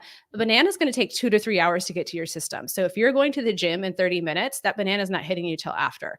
Yeah. So while you might not feel hungry, you're not going to get any benefit from it when it comes to your training. So like we even have a free and post-training nutrition guidebook on our Instagram page. If you Instagram? Yeah, if you all want to check it out. And that will actually break down like, hey, pre-training meal 1 and 2. If it's at this time, you're going to have 30% of your daily carbohydrates here. If it's here, you're going to do it here. Post-training, you're going to have a 3-to-1 ratio of high glycemic carbohydrates to protein, because those carbohydrates also help facilitate muscle protein synthesis. So while the anabolic window is a little more ambiguous than we were led to believe, it is, especially for women, really important for us to get those carbs and protein post, but anyone can benefit from it because those carbohydrates help facilitate not only replenishing glycogen stores if you had a long duration training, but also facilitating that muscle protein synthesis, which we all want more muscle. So why not? So sorry, go ahead. No, that's perfect, because I was going to say, it's like, so your home gym is a training facility, right? You train yourself to perform when you need to perform. And the problem, I think, is that we don't necessarily look at it as also a place to train your to figure out what works for you as far as your pre-workouts, your meals, and things like that. And I'm saying, do it. You know, that's where you pick out if you were going to compete in on a fixed day, on a specific day in a specific sport, use your home gym to help you prepare for that. I mean, you can use a public gym too, but I don't care about that. All right. So, no shade. I worked in a public gym, but they get plenty of those people. They get plenty of whatever you guys. They get plenty of attention. They don't need it. Yeah, they get plenty of attention. So I'm just saying that if you're at the house and you're like, okay, so I'm going to be working out. So like for me, I normally work out at 4. So if I take something to help me with my workout, it's going to happen probably about 3:00.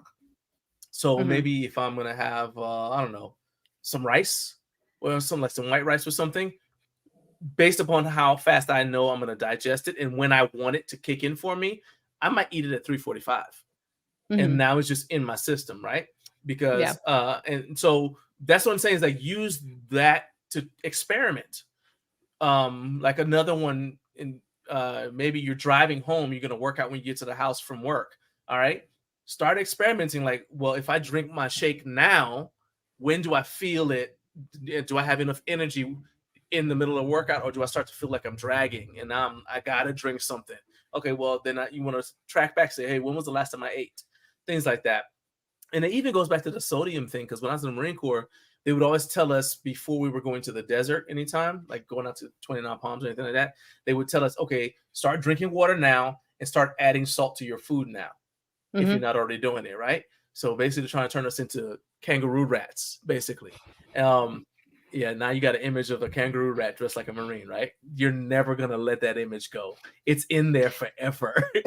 All right. But that's how I already pictured them. So it's well, there you go.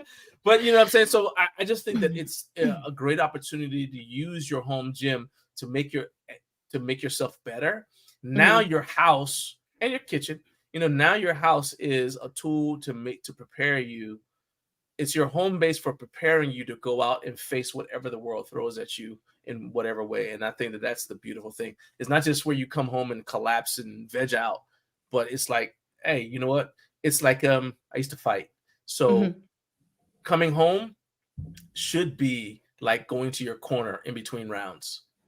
I'm safe here. Nobody's going to hit me here in my corner. You know what I mean? I mean, literally, like nobody's going to hit me in my corner. So my emotions can kind of calm down a little bit. I can process a little bit. And I can say, okay, well, what do I need to do to prepare myself to go back out there the next time? And to me, that applies to even like, okay, I got to go to work tomorrow and, that kind of thing. I asked Pia this. I want to make sure I ask you this. I'm curious to hear your take, right? Yeah. Because I think goal setting plays a role. We've talked about some goals. You keep on bringing up powerlifting. So I was like, you dragged it out of me. So let's say somebody's got a long-term goal, right? And then a short-term goal pops up.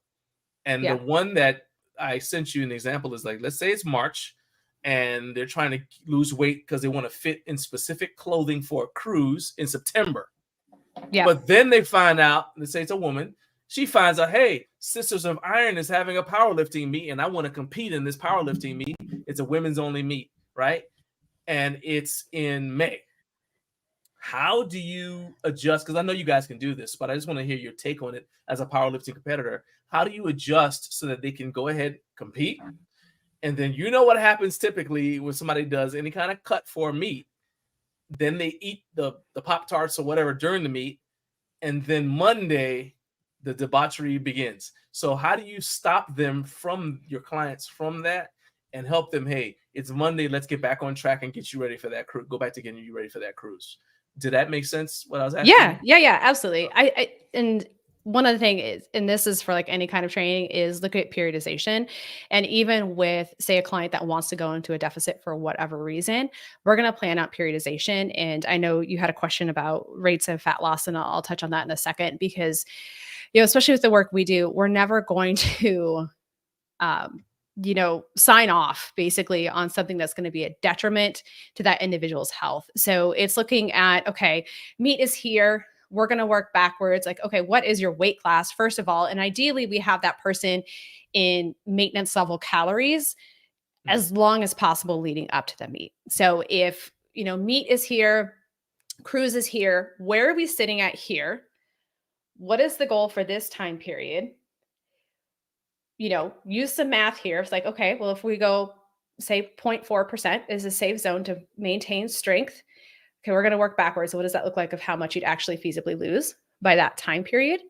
And kind of work from there. And then also looking in conjunction, like in terms of programming for your lifting, what does that look like? Because if we're going at a rate of 0.4% body fat loss per week, then that doesn't have, I'm going to say 99.9% of the time, there's always variables, impacts on strength. So we can still progress in terms of training. And that far out, they might still be in a hypertrophy block or a high volume block, depending on what style of programming they use for the meet. Plus, if you lose too much weight too fast, it changes your leverages. Even like, I'd say I've had clients that have lost like 5-6 pounds, and they're like, oh, like squats feel weird. And I'm like, have you played around with your belt?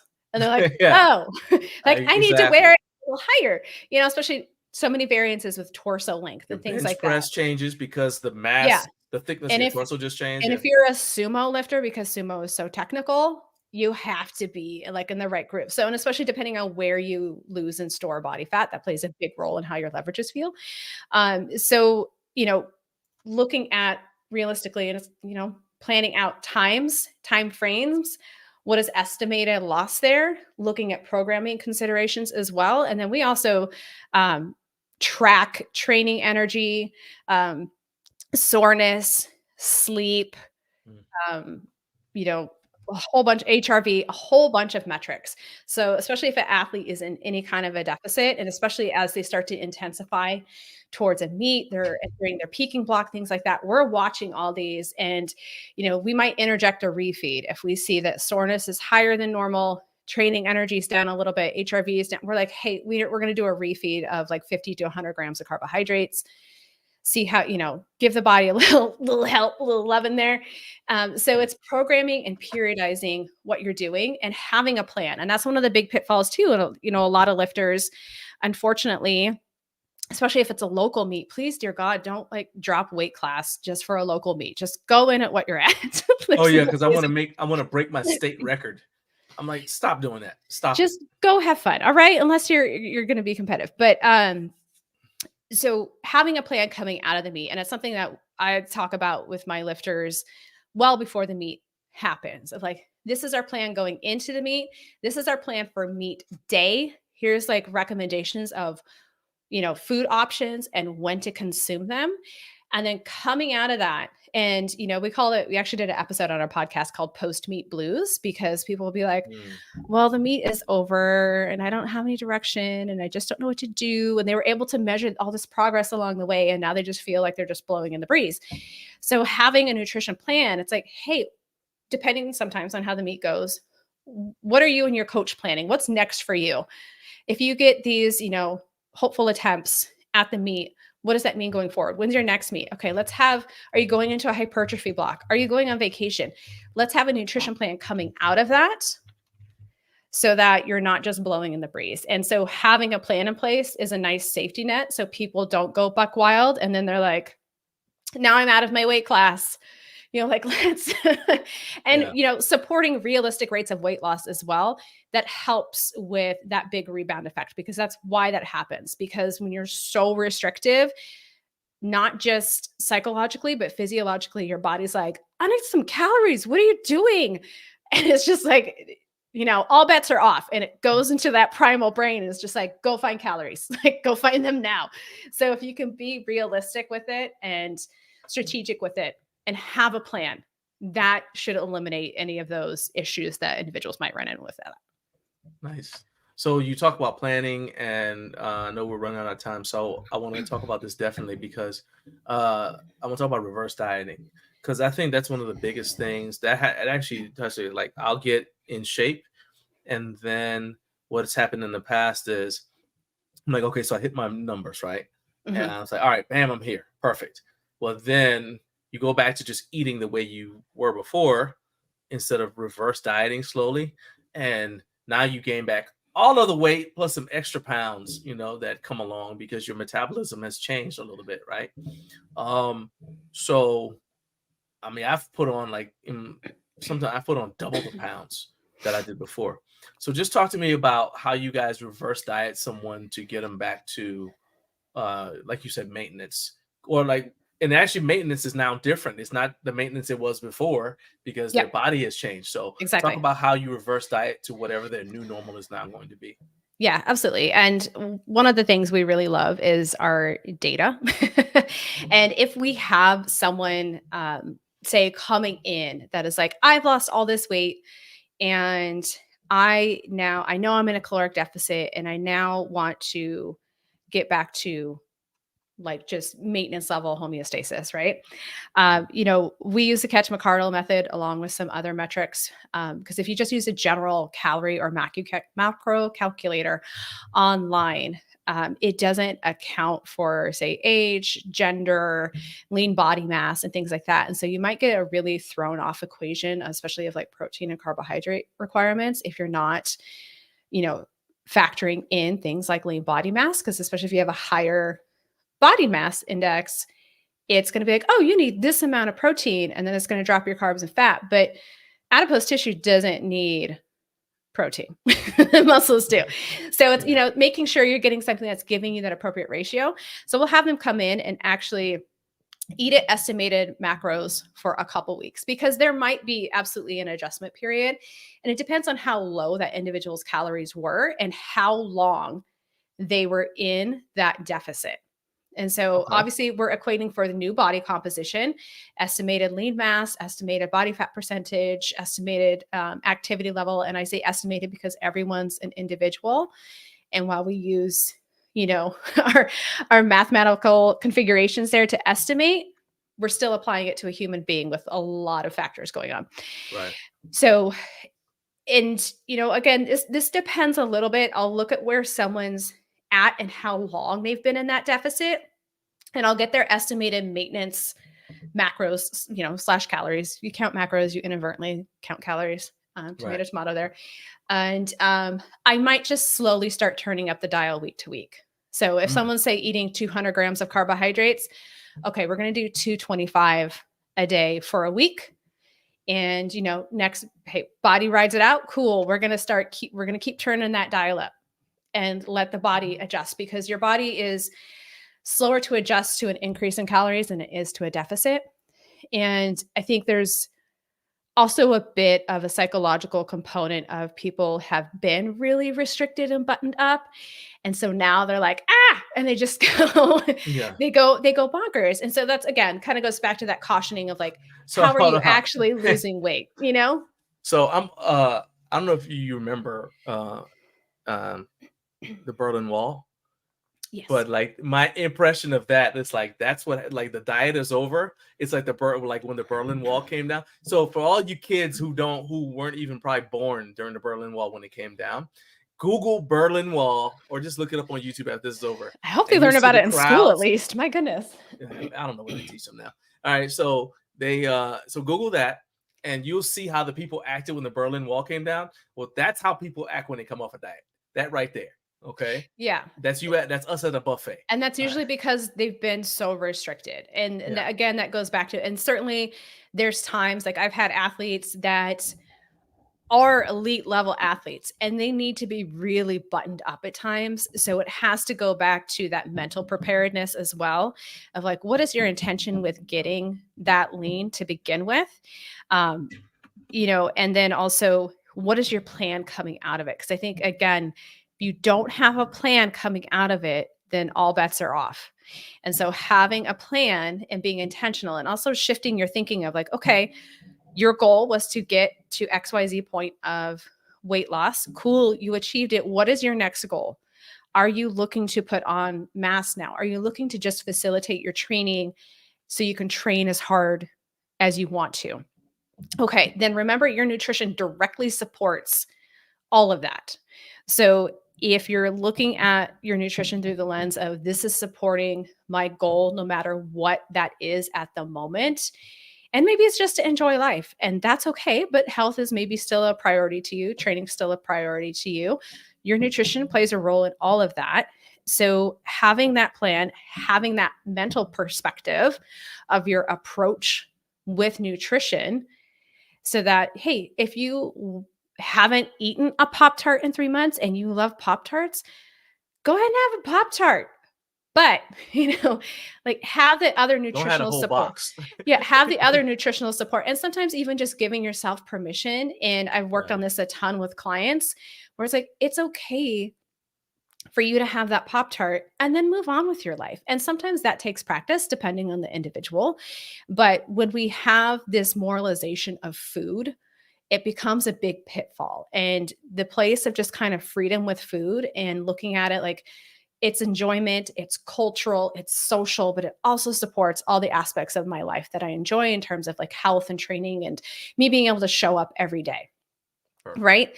So it's looking at how this all supports instead of just like, I've restricted myself and I'm just going to go eat everything. And then now I feel bad about myself, like I did all this stupid stuff.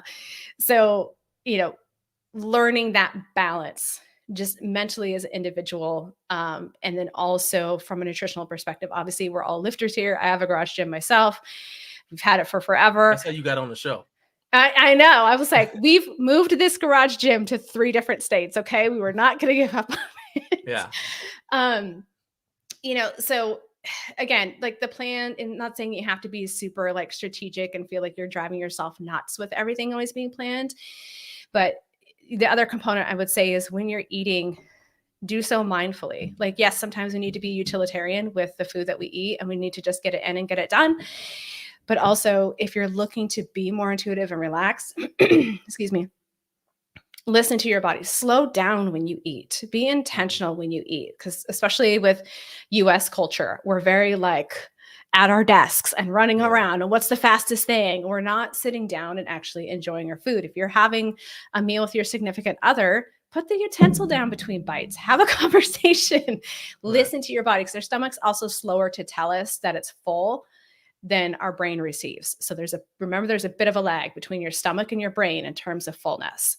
Like how many times have you sat there and you're like, oh my gosh, like I didn't realize I was so full because this is that lag. Nice. So be mindful, slow it down, and realize that your worth isn't tied into what you're eating, but be intentional about why you're eating the way you are. Be an observer of what you're doing in your habits. All right, so I've got 1 minute left before I bring on my next guest, and we're going to use that minute for you to tell us about the Fiercely Fueled Nutrition Podcast. It comes on YouTube, and then also let them know where they can reach out to you guys if they want to hire you, to be their diet coach. So the floor is yours. Yeah, obviously Fiercely Fueled Nutrition on Instagram. And we also have free discovery calls with either myself or Coach Henrik out of Iceland. We are at fiercelyfuelednutrition.com is our website. And then our podcast is on Apple and Spotify at Fiercely Fueled Nutrition. Awesome. Thank you so much for being here with us. I definitely want to have you back. I hope you enjoyed it. Absolutely. Hope we didn't scare you away with our not at all. So thank you so much for being here. All right. All right. Thank you. You too. Bye, everyone.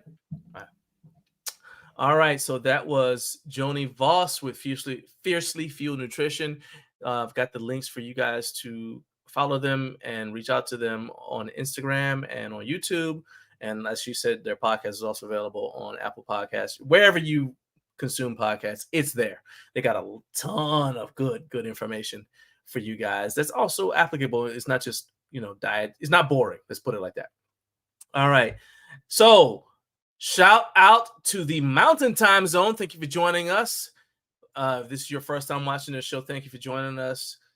Hit that like button for me. Hit subscribe if you haven't already. Help me reach my goal of 50,000 subscribers. trying to get there. We are over 30,000. The train is gaining momentum, and I need help from all of you guys to do it. Definitely need you to click on that shopping button to support the channel. Just look around. You get some cool merch. See there, like this shirt right here. Click on it. Check out what we got in the online store. And now we're going to be bringing on our next guest. This is my second guest of the day. Welcome. That's like my walk-up music. That's awesome. Hey, I told you, man. We're doing big things here, James. Man, that's cool. That's the first time I've ever had music to introduce me. I'm a pioneer. Okay. That's true. You really are. Putting music in the budget. Oh, perfect. How you been, man? Been doing great. How about you? I've been good. I've been good. Trying to just build this thing into something respectable that I can show my mom and she can be proud of me. Absolutely. I really am glad that you took some time, to kind of hang out with me today, because you guys have been busy, man. You came out with at least 2 products. You've moved into your own home gym, because when I interviewed you the first time, you didn't have a home gym, and you were saying, well, you didn't have a room because your production facility was on your house. Was at your house. Same piece of property as your house. You're like, well, where would I put a home gym, right? But you figured out a way. And so now you've got a home gym at the house. I saw some of the videos and stuff on Instagram. And so I'm eager and excited to dive into this. So let me go ahead, pull up my notes here. Now, you said, I think that I saw the thing on Instagram. Did you get the questions, or did you not get the questions at all? No. Did not get the questions. Oh, that's perfect, because now we get your raw reactions. All right. That's right. All right. I'm ready. All right. I promise you, there's no gotcha questions. This is not an episode of 60 Minutes or 2020. All right. Cool. So first question, and it is about your home gym. You owned CrossFit Addiction, I believe. I did. All right. Yes, sir. How is it different for you owning a home gym, making purchases for that, versus, and just basically your family, versus all the stuff that you had to deal with when you own a public CrossFit affiliate and buying equipment that fit your members and all the other kind of stuff? How's the difference? Yeah. So the first thing is, when I own my CrossFit gyms, you have money coming in. So you're taking the money that you have and you're spending it. This is a little bit different. We're spending our family's money. And so you're a little less cavalier, meaning that I'm looking for deals. I'm looking for used stuff. Also, because I own my CrossFit gym, I understand that just because the price is really high doesn't mean the quality is really good. So right now, I can spend half the amount of money I did back then and get twice the quality, just because I know what to look for. So that's the main difference. Okay. So, yeah, a lot of people, when they start a home gym, they're not prepared for all of, back up. A lot of times people start a home gym after they've been members of a gym. Yeah. They're not prepared for all of the other things you have to deal with, like insulation, heating and air. Yeah. I mean, music's not a big deal, but because you're at home, but just like all of the things you don't think about when you visit a public gym, somebody else takes care of all that for you. Somebody else controls the thermostat, the environment. Well, then now it's wintertime, you're in your garage and it's cold. Well, you got to come up with a solution. You can't tell management, hey, can you turn up the heat or whatever, right? How is that helping you, like having a home gym now? How is that helping you in your role as Spider Chalk? Because owning CrossFit Addiction helps you in developing liquid chalk. Yeah. So now that you're at home and you see like what a home gym owner has to deal with, the environment and all that, how is that helping you in terms of like product development, definitely product testing in what you do at Spider Chalk? Well, the first thing is, our CrossFit gym had no air conditioning and no heating. It was just a giant warehouse with 2 big roll-up doors. In Kennesaw, where that was at, it was regularly over 100 degrees in there. In the winter, it never really got above 40, 45. So especially in the morning times. And so I'm used to that. That's the same as ours right now. We just have a fan we turn on and we just suffer. And that's part of the beauty of the CrossFit style workouts. All these guys that are working out in air conditioned environments and with heat, We just kind of laugh at those guys and say, like, if you want a real workout, come to our place. So that's the first thing. Second thing with the product. Just got here. He's already dropping shade. That's right. He literally just. We're not even 5. We started at 8:05. It is 8:09. He's already done. Good. I see how this is going. It's going to be a long hour, John. Oh my God! All right, continue. Yeah, as far as the product testing, the really cool thing is I can't bring our products to a regular gym. We used to work out at the local college. They have a strength and conditioning weight room. We would work out there, and you can't just spread spider chalk all over that place and test stuff out.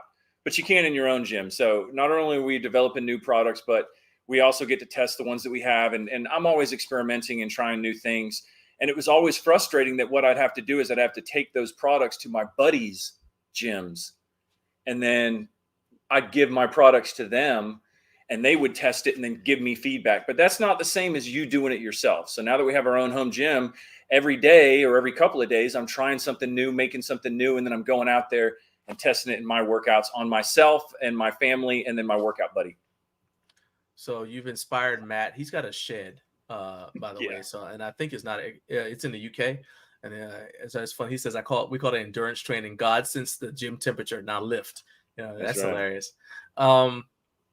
So one thing that I wasn't really thinking about until you said that is cleaning up the chalk, right? So now you can test and see how easy it is to clean the chalk up. Okay, sure. You do your little LeBron James thing. There's chalk all over the place. Well, how easy is that to clean up? And you can run multiple tests with like 6 different formulas of chalk or whatever that you're experimenting with, and it could be all over the place on different implements, and you don't have to worry about it because it's your facility. So that's pretty cool. I have never asked anyone this because I've never had the opportunity to ask anyone this. So you get to be the guy.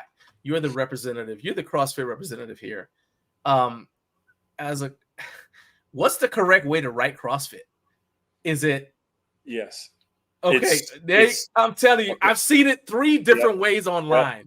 Which there is way a correct way. All right. So the correct way to do it is big C. Hold on. I'm going to give you the big. You get this. This is important. All right. So the correct way to write CrossFit is to write a big C, a little R, little O, little S, little S. Then you do a capital F. Then you do a little I and a little T. That's the correct way. Okay. Is that all one word? It is one word. Because I've seen cross and then fit. Yes. And I've seen cross and then all one word, but the F is lowercase. So it's CROSS and then F lowercase IT. And I'll tell you why they do it. All right. There's a reason why everyone does that. Because the word CrossFit, one word, CrossFit, is trademarked. But the word cross with a space in it and the word fit is not trademarked because that's actually 2 words. So when you're on Amazon and you type in the word CrossFit, you're not allowed to use those keywords. They're trademarked. You're infringing on someone else's intellectual property. But if you put a space between the 2 words, Amazon lets it go. Yep. Okay. Look at that. Learning has occurred. All right. I literally never knew that, especially since what happens is if you your spell check, that's of 0 help because no matter how you put it, literally it'll show it all as wrong. So it's like, okay, I don't know. We already got a comment in here. Says Jared, my guy Jared Martin says he's really enjoyed his spider chalk over the last year or so, especially for all the grip work he's gotten into, and it works well. Cool. Yeah, he's been doing a lot of like grip competition stuff. He is that's a good dude right there. And let's see if we got any more. All right. Spider chalk, as I said, is doing very well. I'm of course going to take all of the credit because I did a video talking about spider chalk and how great it was, and I continue to promote it. And in fact, I'm actually still using that original block and the original liquid chalk and the chalk ball that you sent me. It may be lasting a little bit longer simply because I'm rotating between the 3 depending on what I'm using it for. Like I use the block if I'm doing grip stuff because I put it on the implement, and I use liquid if I'm doing something like deadlifts or pull-ups or something like that. But what I've never used is the ghost grip because you came out with that recently. So tell me about, there you go. Tell me about Ghost Grip. Yeah, so this is Ghost Grip. I brought some props. I've got a lot of props today. He's prepared. This is Ghost Grip, and it's invisible chalk. And what that is it's a really fine textured powder that you put on your hands, and when you rub it in, it dries instantly. It makes your hands extremely grippy. And we developed it through, we're working with a military contractor right now, and the military contractor needed something specific. And so through our research, we found ways to kind of create a very unique product that it's a chalk-based product that doesn't leave any residue or any marks on any equipment. Even if you dumped half this bottle on your hand and rubbed it in, it would dissolve instantly. And so it's perfect for anybody who doesn't want any mess at all, but also it's really great for sports. So for your pickleball players, your tennis players, your baseball players, works on football grips if you're a wide receiver. Okay. So it's a very universal product. So tell me what you mean by, I mean, I can kind of figure out what the military application is, and I got it up on the screen so people can check it out at spiderchalk.com. And you guys make sure that you are actually visiting, and put this up right here. Make sure you're following Spider Chalk on Instagram, but also visit, you want to shop spiderchalk.com, and you'll have all their products up there. No, I don't have a promo code. Just go visit spiderchalk.com. Yeah. But military application, is this because, let's say somebody needs to do a tactical insertion, they're climbing and they got to climb a cliff or something like that. You don't necessarily want to have your white palms with chalk everywhere. Now you're all in camo, you got black. Oh yeah. And then the palms are like super white. Is that basically what it is? So the military application that we're developing for is actually, it's going to be a weapon. Okay. We're making a specific product that fits inside of a weapon. Okay. Well, yeah, don't tell me anymore. Don't tell me. This was a product that was really designed through our research for designing, for that weapon. Gotcha. And the funny thing about that, though, is there's a lot of pistol shooters that have been using our liquid chalk, and they reach out to us all the time and they say, man, we love your stuff. We're competitive pistol shooters. And we go out to the range and our hands get sweaty because we're always out in the desert in Arizona and places like that. And they said, man, we'd love it. Except the problem with liquid chalk is it does leave some residue on the gun. And if you've got a very expensive pistol or any weapon, you don't want chalk residue on your very expensive weapon. And for years, that was like the golden product is, could we develop something that has the same amount of grip, but without the white residue? And up until about a month ago, I didn't think it was even possible. So yeah, it does have that same application for guys that are doing weapons training. It's perfect for that. Okay, so here we go. I don't know if you saw the last comment, but right here, that's hilarious. Halo sticky grenade confirmed. That's awesome. I didn't even think about that because, so in my mind, shooters were wearing gloves because you have shooting gloves, right? Yeah. But yeah, I mean, if it's hot, and it never really occurred to me to even use liquid chalk in the desert because I'm like it's liquid, it's hot. It's like, how is it going to hold up to the temperatures? Like you go down to 29 pounds. It's ridiculous how hot it gets out there. I remember my boot was in the sun, and I thought something had bit me because my boot was in this. I was laying underneath the truck, and my boot happened to be out in the sun while I was doing what I was doing, and I thought something had bitten me because they have snakes and stuff out there. I was like, yeah, and no, it was just the sun was so hot on my boot. Yeah. So there's let's see, Eric Eccles said Eric is another guy who's really into grip.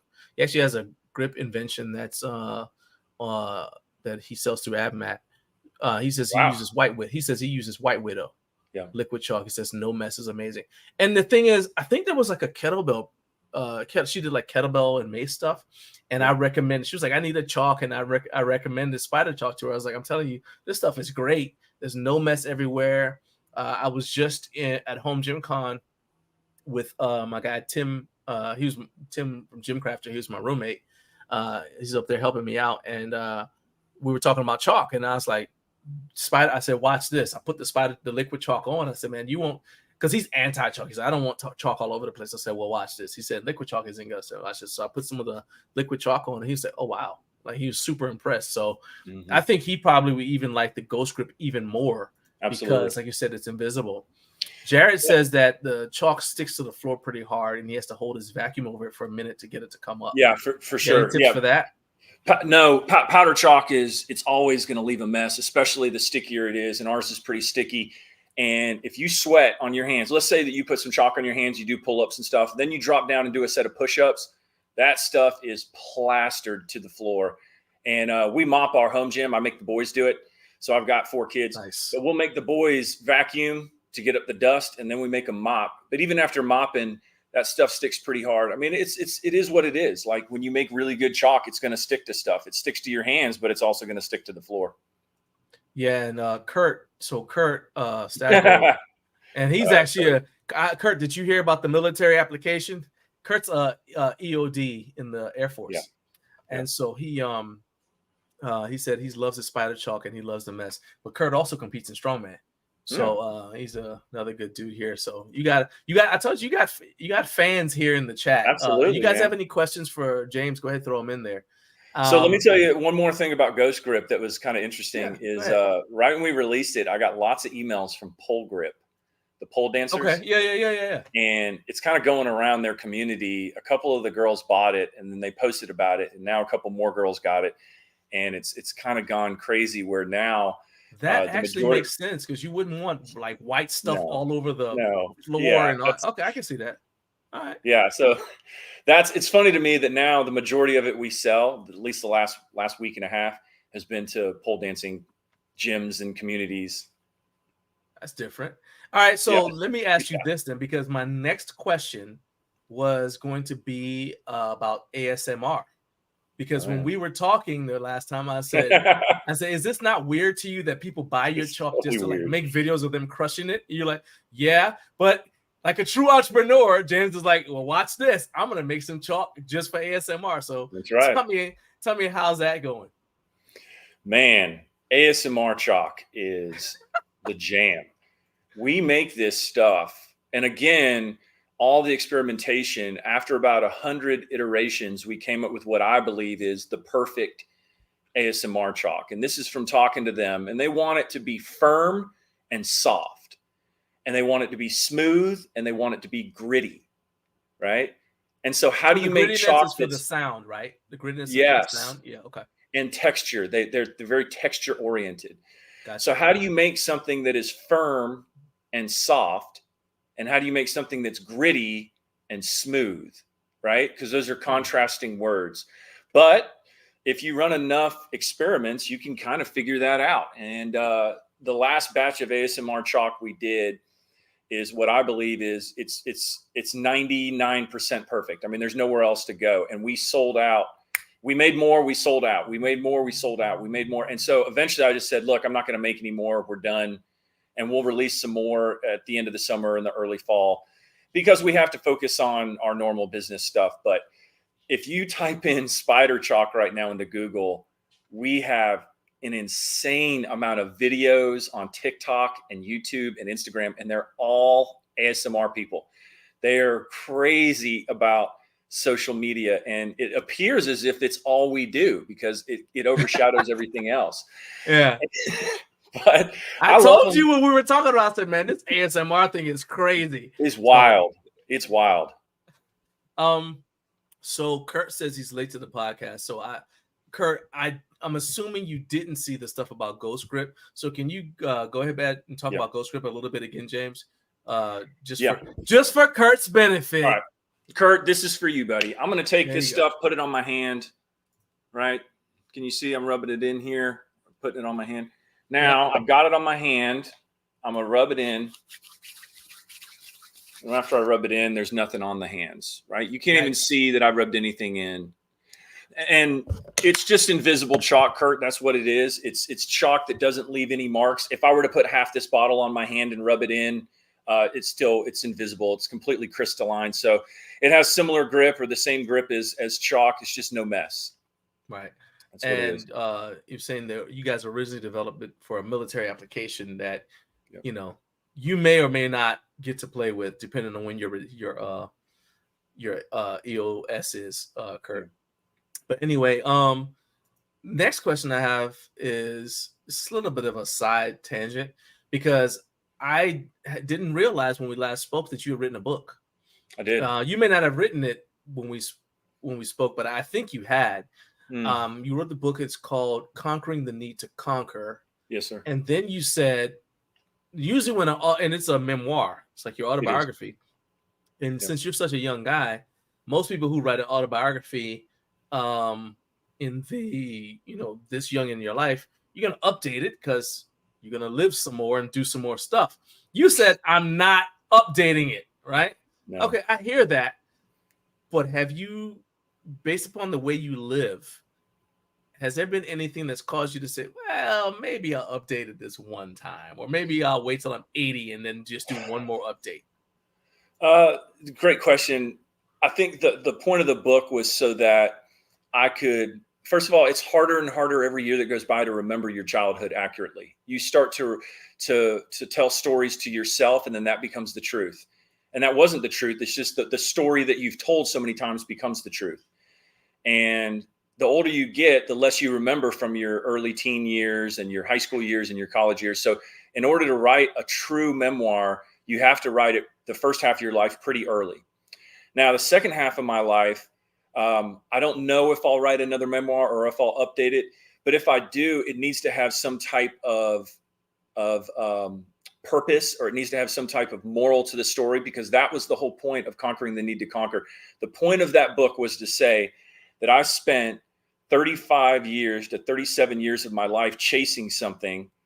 And then at this point in my early 40s, I finally realized that all the chasing and all the effort was pointless. And that idea or that wisdom only comes through experience. You have to go out and do all the wrong things in order to realize that they're not what you wanted after all. Everybody wants to be rich until they get rich. Everybody wants to be famous until they are famous.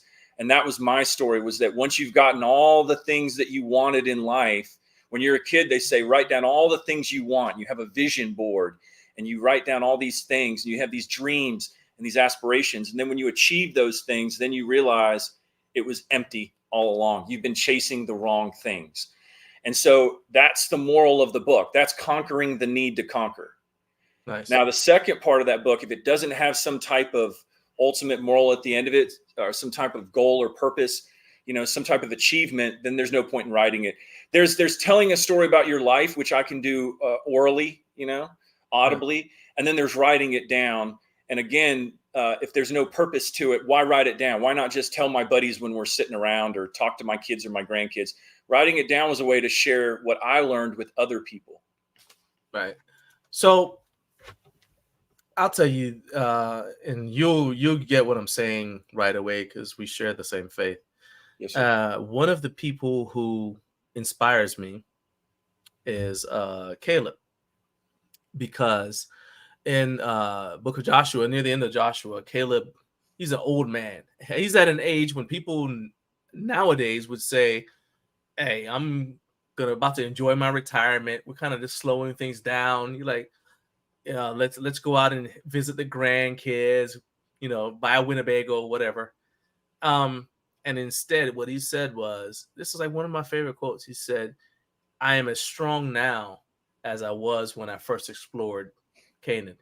And so for those who don't know the story, he goes, he's with Joshua. He's one of the spies, and he sees part of Canaan and says, oh, that's mine. I want that. Well, then he has to wait 40 plus years before he can actually go claim his house. Right. Yep. And the reason why that inspired me is not just because I'm in my 50s now, but also because it was like, even before my 50s, I say, you know what? There's a certain thing in America where it's like your life is supposed to start ending when you hit your 40s.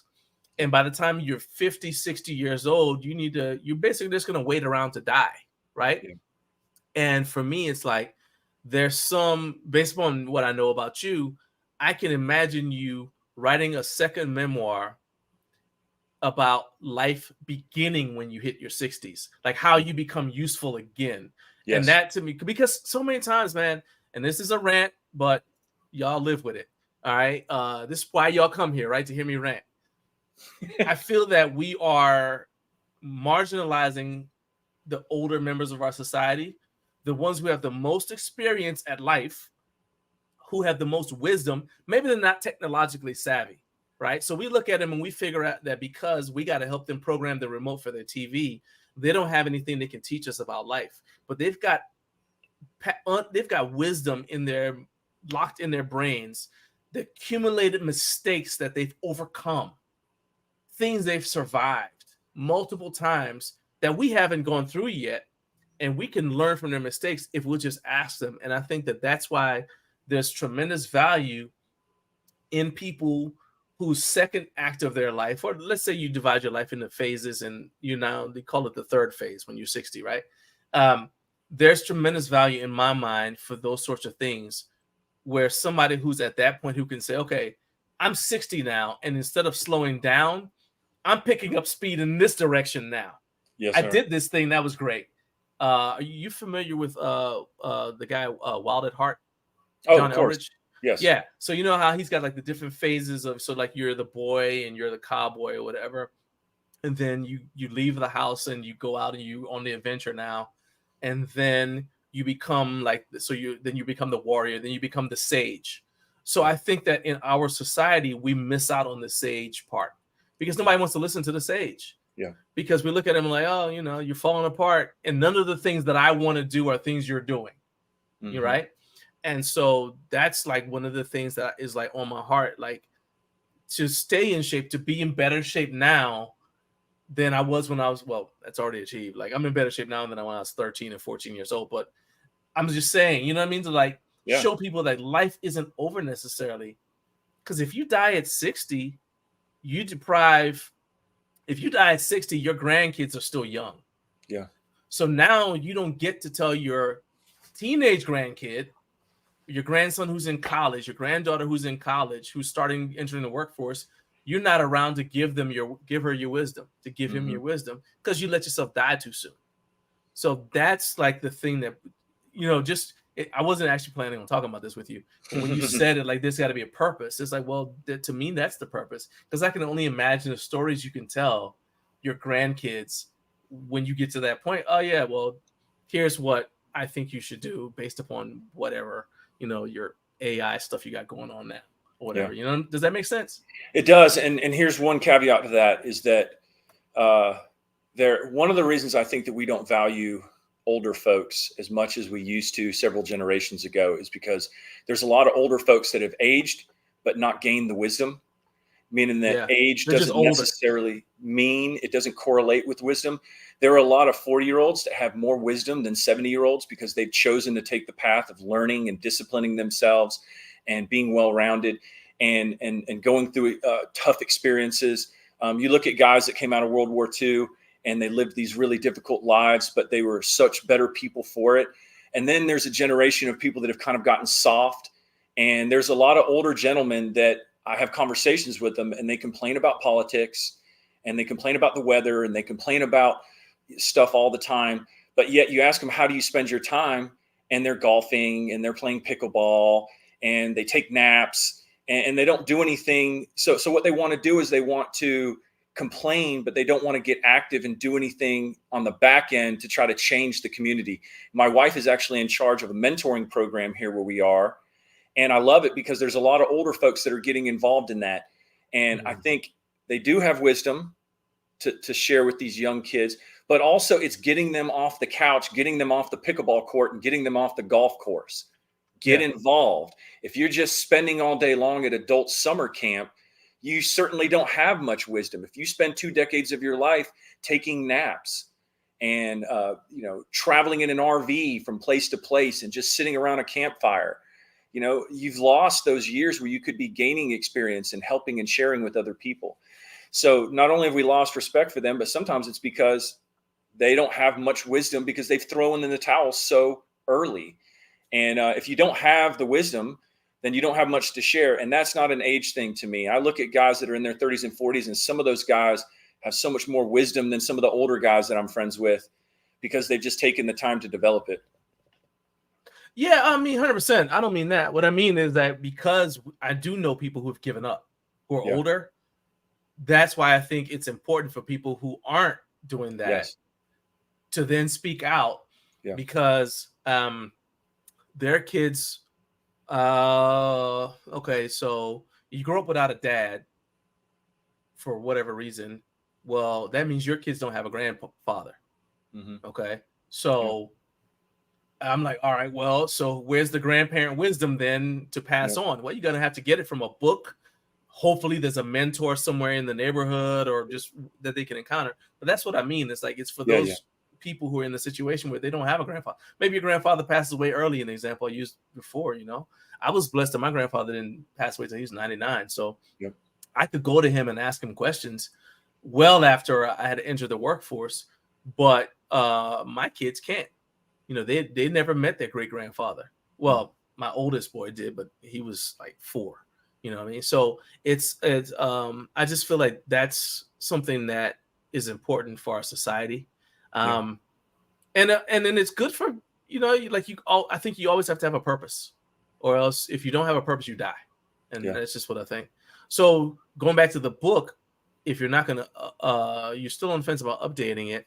The current version isn't available on Kindle, as far as I could tell, which means it's not available on Audible. It's only available on Google Books and Mobi. So have you considered making it available at least on Audible to listen to? Yeah, so Audible. So when you look into these things, both Kindle and Audible have very specific formats and guidelines, and you can pay people on Fiverr to take your files and convert them over. I haven't done that yet because my whole purpose of doing this was so that my kids could read it, my friends could read it, my family could read it. And if people in the general public want to read a book about my life, I mean, they're certainly welcome to do that. And it's free. You just type in Google Books and it's free. But as far as putting it on Kindle or going through the process of doing this, the reason I haven't is because there's not only a monetary commitment, but there's also a time commitment to following the formats which you have to follow in order to be on those platforms. And I did the audiobook myself. So there is an audiobook version of it that I did. It's my voice. And so to me, I checked the boxes in that there's an Audible version of it, an audiobook version of it, and there's a Mobi EPUB version of it, which is free for everybody. And as far as getting on Kindle and Audible, if it's something I'm going to do, it's going to have to be at a time in my life when I have more free time to devote to it. Okay, well, then that means no, because you don't have free time. Because I'm just saying, like, you're the kind of person that if you have time, you fill it with something. Like, absolutely. You know what I mean? Like, that's one of the things I respect about you is because let's say you're sitting on the couch doing nothing. It's because you intentionally plan to sit on the couch and do nothing. Like, I need to recharge. I'm sitting right here. Or I'm enjoying family time. I'm on the couch. So it doesn't just, you don't happen to be on the couch. No. Like, remember, like, when you're a kid, a teenager, and they ask you, like, well, what are you doing? And they're like, I don't know, nothing. All right. Yeah. Like, why are you sitting right there? I don't know. Well, you strike me as the kind of person who would never say, oh, I don't know why I'm sitting here. Because this gonna be Matt says your free time is piled up with making ASMR chalk. That's so true, man. It's like he lives with you. He knows you. Yeah, man. It's true. So the next question from my guy Jameson, shout out to Jameson. He was the most helpful person that was at HomeGymCon. And it goes right into my question. You're a pretty private guy in a lot of ways, and you're very protective of your family time, as you should be. But what are the chances of Spider Chalk making an appearance at HomeGymCon next year? In Louisville? 0. Here's why. With 4 kids, when I leave to go away for 4 kids, that means my wife has to tackle all 4 kids by themselves. They're fairly young, and we've got super busy family schedule, super busy sports schedule, school schedule, all of that. It's almost impossible for me to leave for 48 hours to go somewhere, especially on something like that. As much as I'd love to be there, logistically right now with my kids being young, it's just not going to happen. Now, when my kids are in high school and they're hanging out with their buddies and they're gone all the time, that's the time when I would go to it. Otherwise, we have this short window as parents where our kids are at home, and in a few years they're going to be gone. And so I don't even give up a weekend or 2 a year. And again, once they're gone, and then I'll devote more time to that. But you are where you can take your kids with you, right? Yeah, I know that. I know. They will go there. True. Your kids will. So I took my 8-year-old daughter. I did not plan on this happening. I took my 8-year-old daughter with me to the first HomeGymCon, and that's actually where I met Jameson. And there's a couple, and they have a product called Swing Sesh. So it's basically, are you familiar with Swing Sesh? I am. Oh yeah. Okay, so that's where I met them, right? And it's funny because the wife Naomi, has the same name as my wife. So I wanted to introduce them. So what I did was they didn't know each other, obviously. So what I did was I stood where I was between the two of them, and they were both looking away at the same time. And I said, Naomi, right? Yeah. So they both turned around and faced me like, what? And that's when they realized they had the same name. Right. And like when they were both growing up, the name Naomi was very rare. So you would have thought like they've known each other for years. They ran up and hugged each other. I swear I heard music play. Like they're like, oh, like long. I was like, this is ridiculous. Like it was amazing. But the other side of it was the kids, and kids are free, but the kids were all over that Swing Sesh thing, climbing all over it. We also had to get some adults were climbing all over it too. It's like, this is not really for you. Okay, whatever. But they and then my daughter and I had a moment that we had never had because we played Space Invaders, which is only available in the arcade. But where are you going to find an arcade nowadays, right? Right. So she and I went down. My wife was doing some work in the room, so I took my daughter down to get something to eat. And we're down there, and I see this Space Invaders thing, and the two of us played Space Invaders together. We had never played something like that together before, and we had a ball, man. Then we played a driving game, and that's how we figured out she's never getting the keys to my car. But it was like one of those moments that I didn't plan for, but it's stuck. It's like man, I love it. I can't explain it, but you got kids, so you understand, right? Yeah. So that was really the cool thing, and I never thought I would have that in French Lick, Indiana. Now, granted, it's not going to be in French Lick anymore, but yeah, it is one of those things where we want, because the home gym community is so parent centric. It's designed so that kids can come and they're not in the way. Right. There's stuff for them, and you get to see kids just running around playing with each other. And it's so cool seeing kids who've never met before, but they're instant best friends. And they're like, and that's what they say. My daughter's like, oh yeah, my best friend over there. I'm like, you've known him for 30 seconds. Yeah, my best friend right over there. And it's just like, oh, okay, well, cool. Very well. Let's have it. But anyway, well, and then several guys reached out to me and they said, since you're not going to be there, if you send us your chalk, we'll set it up for you on our booth. So they were going to take their tables and allocate a corner to it or a little portion of it and put our spider chalk on there. And a couple guys did that for us. So that was really nice. Okay. Waited out, had our stuff out there, and a couple other people brought some of our chalk as well. So it was really cool that even though I couldn't be there, there were several people there that brought our stuff out to share with the community. All right, so there you go. So Jameson, spider chalk was there. I was. And it was at the Waited Out booth. Okay, so that's perfect. Now we got a question for you from Anand. He says, chalk block or chalk sock, which do you prefer? If you're asking me, I'm going to say, again, it depends on what I'm using it for. Yep. Because for me, a chalk sock is best if I'm going to do something where I just need to, just real quick, like pull-ups or something like that. If I'm going to be deadlifting, then I like to use liquid chalk.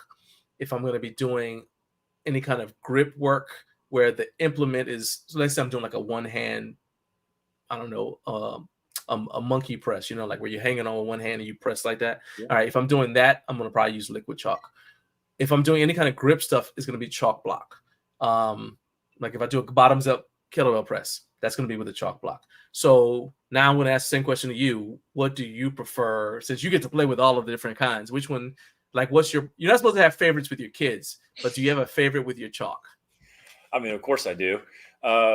After owning a CrossFit gym and doing lifting for a long time, I started off with blocks, and that's what I use mostly because I have the bucket that we make with the topper, and it's got a little hole in the top of it. So what I do is I reach my hands down in, grab the block, rub it on my hand, rub my hands together. Then I pull them out of the chalk bucket, and that little skirt that we have on there with the hole in it keeps all the chalk in the bucket. And so people typically say a chalk sock is less messy than a chalk block, but that's not true if you have a really cool chalk bowl setup where you can rub it on your hands, rub your hands together, and keep all the chalk in the bowl. So what I would say is I prefer the chalk block over the chalk sock. But for a lot of people, they choose the sock because it's less messy. Okay. And see, for me, I've actually tried to use the sock to apply it to, I know Kurt says he likes the chalk sock. Yeah. I've tried to use it to apply it to an implement for grip stuff, and I just like the block better. I think so. Part of the reason why the chalk sock works so well is because you don't have as much chalk come out. Yes. But with the block, I'm able to control how much chalk there is on the implement. And so, yeah, to me, you should just buy all three of them because again, well, yeah, and I mean, that's my again, answer I mean, I don't have an affiliate thing, but I'm just like, to me, it's like, it's different applications. Like, realistically, I don't know how many people watching this have like 6 different bars. You got like 6 different straight bars. They all look like they basically do the same thing, right? But you can say, oh no, well, this one's for this one's for this. Well, to me, that's how you do it with your chalk. Yeah, true. And Kurt says in another life, he was an avid rock climber. That's where I imagine my preference originated from. So Kurt has a magnificent mustache. So now I'm picturing him on a mountain, like hanging off the side of a cliff, and that mustache just billowing in the wind. That's. I saw him he was on there last week, right? Last week maybe 2 weeks ago. Yeah, 2 weeks ago. I saw that. Yeah, he was doing that thing with the what you call it, the base military police. Yeah. First responders. Yeah. So let me tell you one more thing. Sure. People, this is like one of the questions we get the most is what's the difference between climbing chalk and gym chalk? Because we call ours gym chalk, but gym chalk and climbing chalk is the same thing. It's just there's a group of people out there that want to charge $5 or $6 more for the same thing. And in order to do that, they say, well, this isn't regular chalk. This is climbing chalk. And that's ridiculous. There's no powerlifting creatine monohydrate, and there's no CrossFit creatine monohydrate, and there's no rock climbers creatine monohydrate. It's creatine monohydrate, and it works for anybody, whether you're a runner or a power lifter or a CrossFitter. And it's the same with chalk. There's only one type of chalk. It's chalk. Yeah. And you can call it anything you want, but that doesn't change it. And so people always say, well, I like climbing chalk better than gym chalk. And I always email them back and go, it's the same thing. You just paid $5 more. So side note, my mom doesn't use any chalk at all, but she liked the idea of your chalk because she heard about the antibacterial properties. Yes. And my little girl had gotten into gymnastics. Now she does cheer. But so when my mom finds out, she's like, oh, the chalk that she's using is spider chalk and it's antibacterial. You know how grandmothers are. They're like, oh, perfect. That's the kind you need. So so my mom's a fan. And whenever I eventually run out of chalk, because my daughter uses it as well, anytime she's in here and she's doing any kind of like doing her pull-up work or anything like that, then whenever we run out, my mom's going to buy some spider chalk. So there you go. Kurt says that 6 barbells are rookie numbers. It's just an example. Okay. So that's just congratulating him on his mustache, which is magnificent. But let's brag about your wife. She's deleted her social media and she's instead focusing on her newsletter. So you've contributed a couple of articles to the blog. But talk briefly about the content she has in her newsletter, because I liked it when I read like what she has in there. I said, oh, that's pretty cool. So talk briefly about the content that your wife has in the newsletter, and if someone wants to sign up for the newsletter, how can they sign up for it? Yeah, so my wife started a blog. She was a literature major, and then she did media for the Children's Hospital here. And then she started a blog, and it's mostly about our family, but it also includes relevant topics like the carnivore diet, which is what we follow, and a lot of stuff about CrossFit, a lot of stuff about exercising and just health and well-being. And it's really aimed towards women mostly. But she just came out with a newsletter, and the newsletter is going to be her way to send out these relevant blog articles that she writes to a group of people. So you don't have to go to her website, she'll just send it to you. And I don't know how often she's sending it out, but it'll just have really cool stuff about that's relevant to people in the fitness and health industry. So that's what it is. And if you want to sign up for it, you can go to Hobson Homestead. Hobson is our last name, Hobson, and it's Hobson Homestead. When you type it into Google, it'll come up, and you'll see the stuff that we've written. We've actually written extensively about spider chalk, and it's the one. And you got that cool picture of you like loading in the back of the pickup. Yes, with my son. Yeah, that's my son when he was really little. So you know, that is one of the few places where we'll actually talk about the business, because we are very private about what we do and where we live and how we do things. But on there, we do kind of open it up a little bit more and talk about some of the intimate details, especially the effect it has on our family. So what is it like as a family to run a manufacturing business in the United States? And it's unique. There's not very many people that do it. And so we write about that a little bit on there. Okay. For people that are interested. So they can get the stories about you driving around with all this chalk in your truck and the police pulling you over. Like, what is that? You know? Yeah, that's a great story. Yeah. So just for people that don't know, this is worth it. Go ahead, tell it again. When you have a chalk business, you're always covered in chalk. So I wear white shirts. I've already been out there. I'm covered in chalk. And so everywhere you go, you just have white powder always on you. And it's in my car, and it's in my house, it's everywhere. So when I get pulled over by the police, and the police always want to know, what is all this white powder in your car, and why are you covered in white powder? And it kind of makes it look like I'm doing something illegal. And I always tell the cops, I have a 2007 Dodge Ram. It's got like 300,000 miles on it. And I always tell the cops, I go, listen, man, if I'm a cocaine dealer, would I drive a 2007 Dodge Ram? Like, come on, man. Either I'm the world's smartest drug dealer, or I'm the least successful drug dealer in the world. Because no drug dealer would ever drive a car with 300,000 miles on it that's like falling apart. You know, it's a work truck. But people always assume that the white powder is something nefarious. So based on what I know of you, I'm willing to bet that you sell spider chalk during a traffic stop. Like, no, it's just chalk, man. It's the best. I mean, because cops lift weights. James, integrity. You tell me you've never sold spider chalk during a traffic stop? Well, when the guys with the funny hats, the guys with the funny hats that sit out there with the buckets at the stoplights, I never have cash, so I just slide a bar of chalk in there. You know? Oh my God! There you go. The Shriners. Oh, no, boy. you know, it is funny though, because people always ask me, they go, what do you do for a living? I go, oh, I own this chalk business. They go, oh, I use chalk all the time. Do you have any you can give me? And I go, well, I don't carry it around with me. Like, my pockets are full of chalk. Like, I'll bring some to you in a week or two. But like, people always want the free samples and stuff. And we've never really figured out a way to carry it around so that we can give it out to people. So what I typically do is just get their address and like mail it to them. So you know how like you go to New York and there's that guy that opens up his coat and he's got all the watches in it. Oh yeah. There you go. Oh, yeah, just do that, but with chalk, with trench coat. Chalk. Yeah, that's all you need.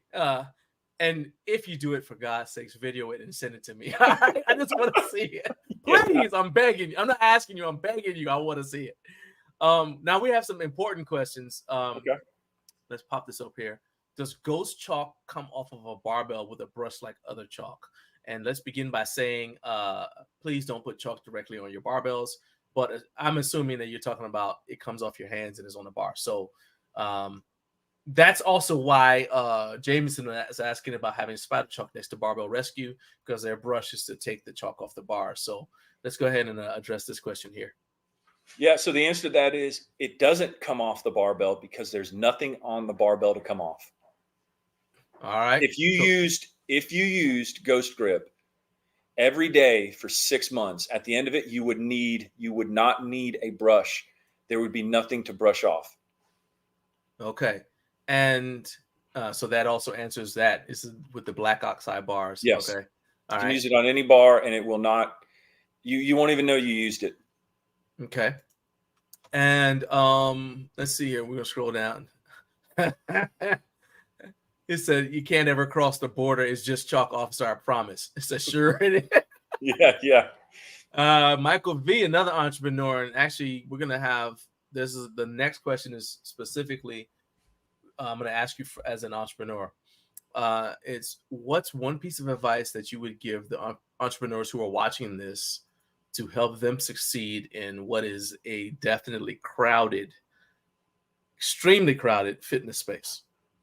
Yeah. So here's what's changed over the last 7 years. And this is because we're a manufacturer, which means we make products for other people, including research laboratories, military, anybody, industrial. We make products for glass manufacturing companies in the industrial space, car automakers. And we make chalk for weightlifting and climbing and all that. So we're a manufacturer, but then also we're direct to consumer, meaning that we're listed on Amazon and we have to sell our product on Amazon, and we have to sell our product that's listed on Rogue. So we're talking to individual home gym owners, and we're talking to facility owners, which are gymnastics facilities and CrossFit owners. We're talking directly to those people. So we have two faces, the manufacturing side and the direct to consumer side. Now, this is what has changed over the last 7 years. Everything as far as marketing is done through social media, and predominantly YouTube, Instagram, and TikTok. If you don't have a massive presence on those three platforms, your brand is irrelevant. It doesn't matter if you have a patent or a trademark or you have a world-changing invention. None of it matters, because everybody in the world finds out the products they want through those three channels. Now, for an entrepreneur who's getting started, if you spend a tremendous amount of time developing some type of product and you don't have the background to create engaging content that gets viral views on those platforms, then you don't have a business. There are 22-year-olds right now that are outselling huge companies with 8 to 10 employees on TikTok Shop. They have an iPhone 15 and they live in their mother's basement, and they're selling more product than some of these companies with 8 to 10 employees. And they're doing it through TikTok, YouTube, and Instagram. And so if you're an entrepreneur right now and you are old like me, and you didn't grow up carrying your phone around and filming every minute of your life and then spending your afternoons cropping that up into reels and videos, you're already irrelevant. There's no point in even getting started if you're going to do direct to consumer product. If you're not direct to consumer, it's a little bit different. But if you're direct to consumer and you have a brand and you're not on social media and you're not hitting it hard and making daily content that's very engaging, then don't even bother. Or you can hire someone who's between the ages of 18 and 30 who wants to spend their life in front of a phone filming all this content and editing it. And over the last year, we spent a lot of time making content, and it's challenging because that's not what I want to do. I don't want to spend all day in front of a phone filming every minute of our afternoons and coming up with gimmicky videos to get more views. But you have to take the good with the bad. And so if you're not prepared for that, don't even bother getting into it. Outstanding. That was beautiful. Now let's for the few people who don't know how to find you, let's let them know how they can buy Spider Chalk, and also just keep up with everything you guys have, because as you just mentioned, you guys have a social media presence. We do, and I've got props. Oh, look at this. Okay. All right, so we just changed our packaging. It's confused a lot of people. This is our new block chalk box. Okay. Right? This is our new box. It says Spider Chalk on there, and it says Mega Block on there, but it's totally different than our old box. Right. This is our new pouch bag. This is where our pouches come in. Okay. Right? Totally different than our last package. This is our powder chalk bag. Again, totally different than our old powder chalk bag. We updated our packaging. And the reason that's important is because I think there's certain people that are looking now on Amazon and our website and saying, that looks different than what I bought 6 months ago or a year ago, or it's different than what I saw on Instagram. It's the same products, it's just new packaging. And you can go to our website, you can go to Rogue, and you can go to Amazon, and that's where you can get Spider Chalk stuff with the new packaging. Okay, so you go to spiderchalk.com, follow at Spider Chalk on Instagram, and you guys can see all of that. Man, James, once again, this was awesome. I love talking to you, brother. And I wish you nothing but success. Let favor follow you, chase you down. Okay? Yeah, man. Yeah. And John, I'm going to send you some Ghost Grip. Look at that. Look at that. Kurt, I'm thumbing my nose at you because I get it. I'm just kidding, man. I really do appreciate it. And I look forward to using, okay, Once again, I do not have an affiliate code with Spider Chalk. So when I post about how much I like this product, I'm literally just telling you because I think that it works. I don't get paid a dime for, I mean, I'm taking money, you know, but I don't get paid a dime. Hey, I'm not gonna turn it down, but I don't get paid a dime for telling people that it works because it legitimately is because I think you have a great product. It meets a need in our community. And because if you guys aren't aware of why James started his business and who it benefits, you guys need to go back and check the interview I did with him before, because it's an awesome, it goes to a good cause, to support a really good cause. So I appreciate that. So man, I appreciate you for being here once again, man. You have always good to see you, man. Thanks for having me. Oh, definitely. You're welcome anytime. Cool. Later. All right. So once again, you guys go ahead and follow Spider Chalk on Instagram, and you want to shop spiderchalk.com. He just said he's going to send me some of that Go script. So when I get it, I'll definitely do a review of it, let you guys know what I think of it for the different applications. And let's see, it is now 9 o'clock. So before I bring on our third and final guest, you know, it's time to say shout out to the West Coast. It is, you guys need to get up out of bed. You've been asleep long enough. Good Lord, wake up. Wake up. It is time to join the rest of the country in being awesome. All right, glad to have you guys here. If this is your first time watching the show, thank you for joining us. Do me a favor, hit that like button. And if you've never subscribed, please hit subscribe to help my YouTube channel grow. We're trying to hit 50,000 subscribers. We're at 33 and some change right now. And so the train is building momentum, but I need help from each and every one of you. So please hit that subscribe button. And if you've already subscribed, share this video or share the channel with someone who you think might enjoy the content, because word of mouth is how we're doing this thing. And I think that that's the best way. All right. So we have now come to the moment you've been waiting for. And that is, we're going to bring in our next guest, the man himself, the third and final guest. Are you ready? Show your love for Mike. Show your love.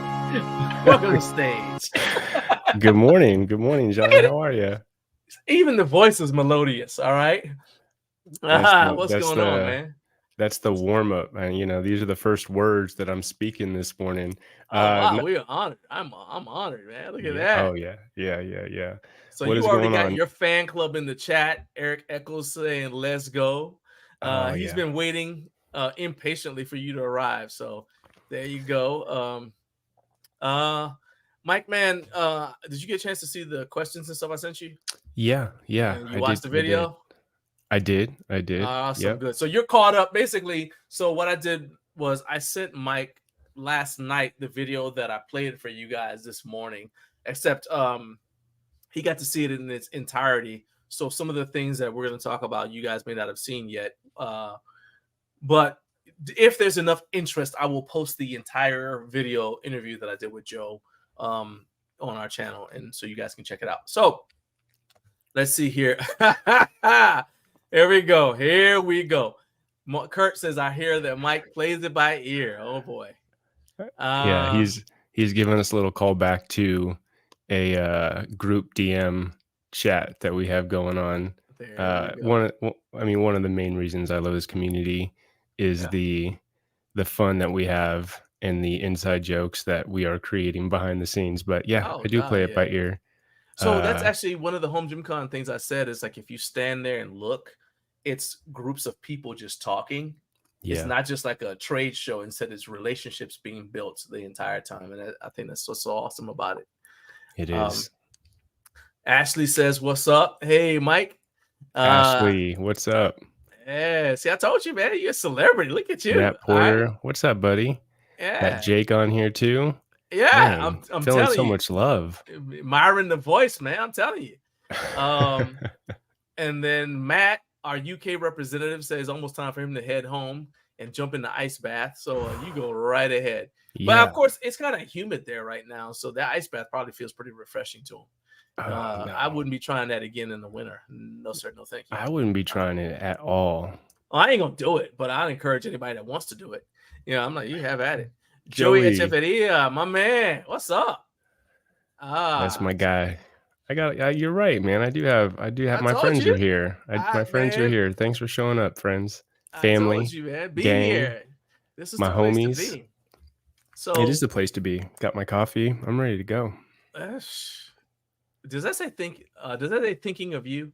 No, Oh, it thank says, you. what does it say? Oh, Thank thank you for you being an for awesome dad. Okay. yeah, Oh, that's yeah. I'm a awesome. dad, so I've got a bunch of these mugs that have You been gotta gifted to have 'em, me. man. Yeah. You gotta like stuff. I've actually reached the point where we have a mug here in the house that says basically grandfather, but in different ways. So it's like grandpa, papa, all these different things, right? Pop. And it's actually my dad's mug. And so it was basically like, okay, he would tell people, hey, you can't drink out of my mug because that's my mug. I'm the grandfather. Like, all right. Well, now I told him when my granddaughter was born, I FaceTime him. I said, look what I'm drinking out of because now I'm authorized, right? Yeah. So yeah, that's pretty cool. Yeah, it is. Let's dive headfirst into this. I watched your it. recap of HomeGymCon on the Do You Even Lift Bro podcast with Kyle. Oh, thanks. I check you guys out when I'm on the treadmill a lot of times, if I'm just walking. This is the way.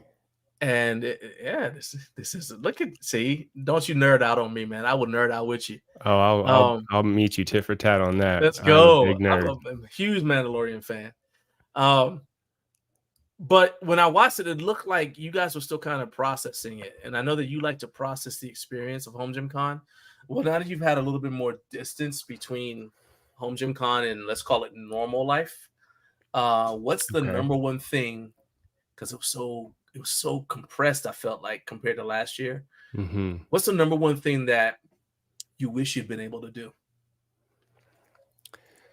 Yeah, so this is for me, the thing when I look back and reflect on my time at HomeGymCon is I felt personally like I was working a lot more this year, and it prevented me from really just slowing down and being able to just get saturated in the equipment and even in the experience in the conversations.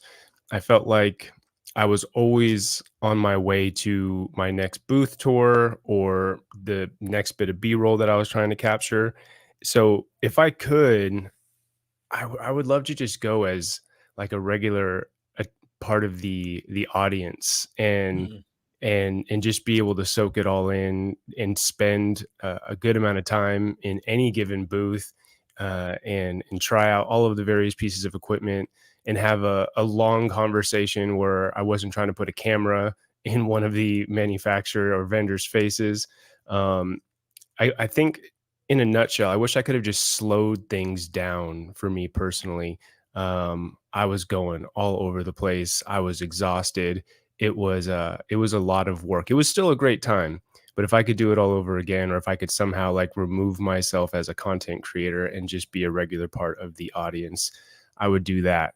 So that's what I got on that. It's kind of like first world problems. I think one of the reasons I do have a good time is because I am known in the community and I have friends. But it was a lot going on for me this year. All right, so you see Jameson is I would not put it past Jameson to drive to your house just to give you that Blue Raz rain. He's a helpful dude. So if you said yeah, I can see him driving to your house to give that to you. I agree. I think he has personally offered to like come out and help me relocate my gym for when we move. And I believe him. Yeah, he'll do it. Yeah, he's a very thoughtful and generous individual. Once and again, like what an incredible personality characteristic that everybody who knows him, like the first thing they say is how helpful he is. So yeah. Shout out to you. Matter of fact, get out of here, Jameson. We want to talk. We want to blow your head up, but we want to talk about you. Say good stuff about you. Come back later. I'm just kidding. No, stay, Jameson. Stay. Yeah. So pursuant to what you said about the just not having time to do everything. For me, it's like, I approach it like, hey, I'm going to work, right? Yeah. But year one, I felt like I had more time to still have like the moments that you're talking about because I'm able to compartmentalize. So boom, boom, boom, boom, boom. I'm doing this. Stop and just have a conversation, relax a little bit. Okay, now boom, boom, boom. And because of we missed, Jake took it down to 2 days. I was like, okay, I know I'm going to be doing this for the strongman competition tomorrow. I've got to get all of my content today. And then, of course, I also did the morning show there too. So I hazed poor Tim. I'm like, dude, it's like, so he was in the room with me. And sure enough, 4 a.m., I'm like, hey, it's time to go. Let's go. We got to go downstairs. We got to get everything ready because the show starts at 6 and we're not going to be late, And then we were at it. And then he had to get his own content. So that dude didn't go to sleep until maybe 2 o'clock in the morning. So some of the stuff that you guys see that Jim Crafter put out, he filmed that at like maybe 2 a.m. And then right back awake the next day so that we could go down and do the strongman competition. So shout out to Tim from Jim Crafter. So one thing that I thought is if we I said if we increase the crowd size, but honestly, I think we should just do it. I know Jake is watching. We need to increase this thing to 3 days again, but let's make day 1 for just content creators. And I'm not trying to exclude people, but what I mean is let us have that day. You let the vendors know, okay, that day is going to just basically be us. We're going to be going booth to booth, doing the things we do. And then, we'll still do some of that on the next day, but you let the crowds come in. And so now that's just people who want to just kind of hang out. And so if I've already done the booth tour, I've already been to your thing, I've got my content, that doesn't stop me from coming back the next 2 days and saying, I'm just want to hang out now. Now I want to just try this out with no pressure, no time constraint, whatever. Because the Arnold does something like that where the show, the Arnold Expo, it opens like at 9. And if you have a media pass, you can get in at like 7. Okay. And then you can do your interviews from 7 to about 8:30. Then they'll have like VIP people can come in at 8. But media gets to come in at 7. So you can do interviews because it's loud, right? So you get to go in and you do your interviews. And so taking a page out of their book, but instead of saying, let's make it earlier, let's just have a day where it's like you show up a day early and it's literally just, this is all just media stuff. And then the next 2 days, it's a combination of what it is now. What do you think about that idea? I remember I saw you mention that in the HomeGymCon Discord, and I thought at that time I didn't necessarily love the idea. I thought, well, like we are content creators, these are kind of like the obstacles and the challenges that we need to navigate. However, upon rethinking and some time to marinate on the question, I think it would work. I do like that idea, and I think it ties in well to my first question, or the answer that I gave you to your first question, which was that I just wanted more time to be a participant, to not be in work mode. And so I think that if I did have a full day, and all of us had a full day to capture content and get those interviews out of the way, it would allow us to do that. Because even if it was 2 days, you still can't get it all done in those 2 days. So I think a third day would be great. And to your point, the early start, maybe it'll work better at the convention center in Louisville, but in French Lick, we got down there early at 7 a.m. and I don't even think that the event was supposed to start until 9, but it was buzzing already at 7 a.m. People were there, vendors were there. The early start didn't have the impact from a content creation standpoint that I would have hoped it would have. So I agree. I think a third day would work. I think that would be, it would give us the time to do all of the things that we need to do, or at least get a good chunk of them done. And, for guys like me who are crying about not having enough time to enjoy the event, maybe I could do that. But I will say, I'll take some ownership, like, watching guys like you and even Adrian Gluck, you guys were a lot more intentional. You had a plan, you had a schedule, you had like an itinerary of what you were trying to accomplish. And I had a rough one, and that just got blown up. As soon as you walk in and you start seeing your friends and the conversations, I think the only way that you could do it, is you have to be selfish. I guess I would have had to have been like, hey man, I can't talk right now. I got to go do this thing that I'm trying to do. I didn't do that. So there's definitely some things that I can sharpen up on my end. So Jake actually responded, and Jeff, I see your question. In fact, I'm going to star your question, but I'll let Jake respond to that. And then Jake is actually going to be on with me. So Jeff, in case you don't know, Jake is the organizer of HomeGymCon. He's going to be on with me next week at 8 a.m. Eastern time. And so please come back and ask him for pretty much anything you want to ask about HomeGymCon, and he'll have updates about what's going on. But I see your question. I got it started, and I'm going to ask it after we talk about this. And then Jake has already responded. So basically said the move to 2 days was based on vendor feedback because it's a long week for them with travel, setup, and takedown. And some of them had already done, you got to think about the Arnold. So I say the Arnold. The actual first expo of the year is the Fit Expo, and I believe that's in January. Then you've got Ursa. I believe there might be then there's Ursa, FIBO. I don't know which order they go in, but I think FIBO, and then it's Ursa. And then you've got the Arnold. And then you've got HomeGymCon. So you've got multiple, and there may be one of the Idea Expos in there too. So you've got multiple places that they have had to be, and they typically send the same crew to these things. Sure. Like, hey, your job is to be the expo guy, right? And so they're pretty much dragging by the time they get to HomeGymCon.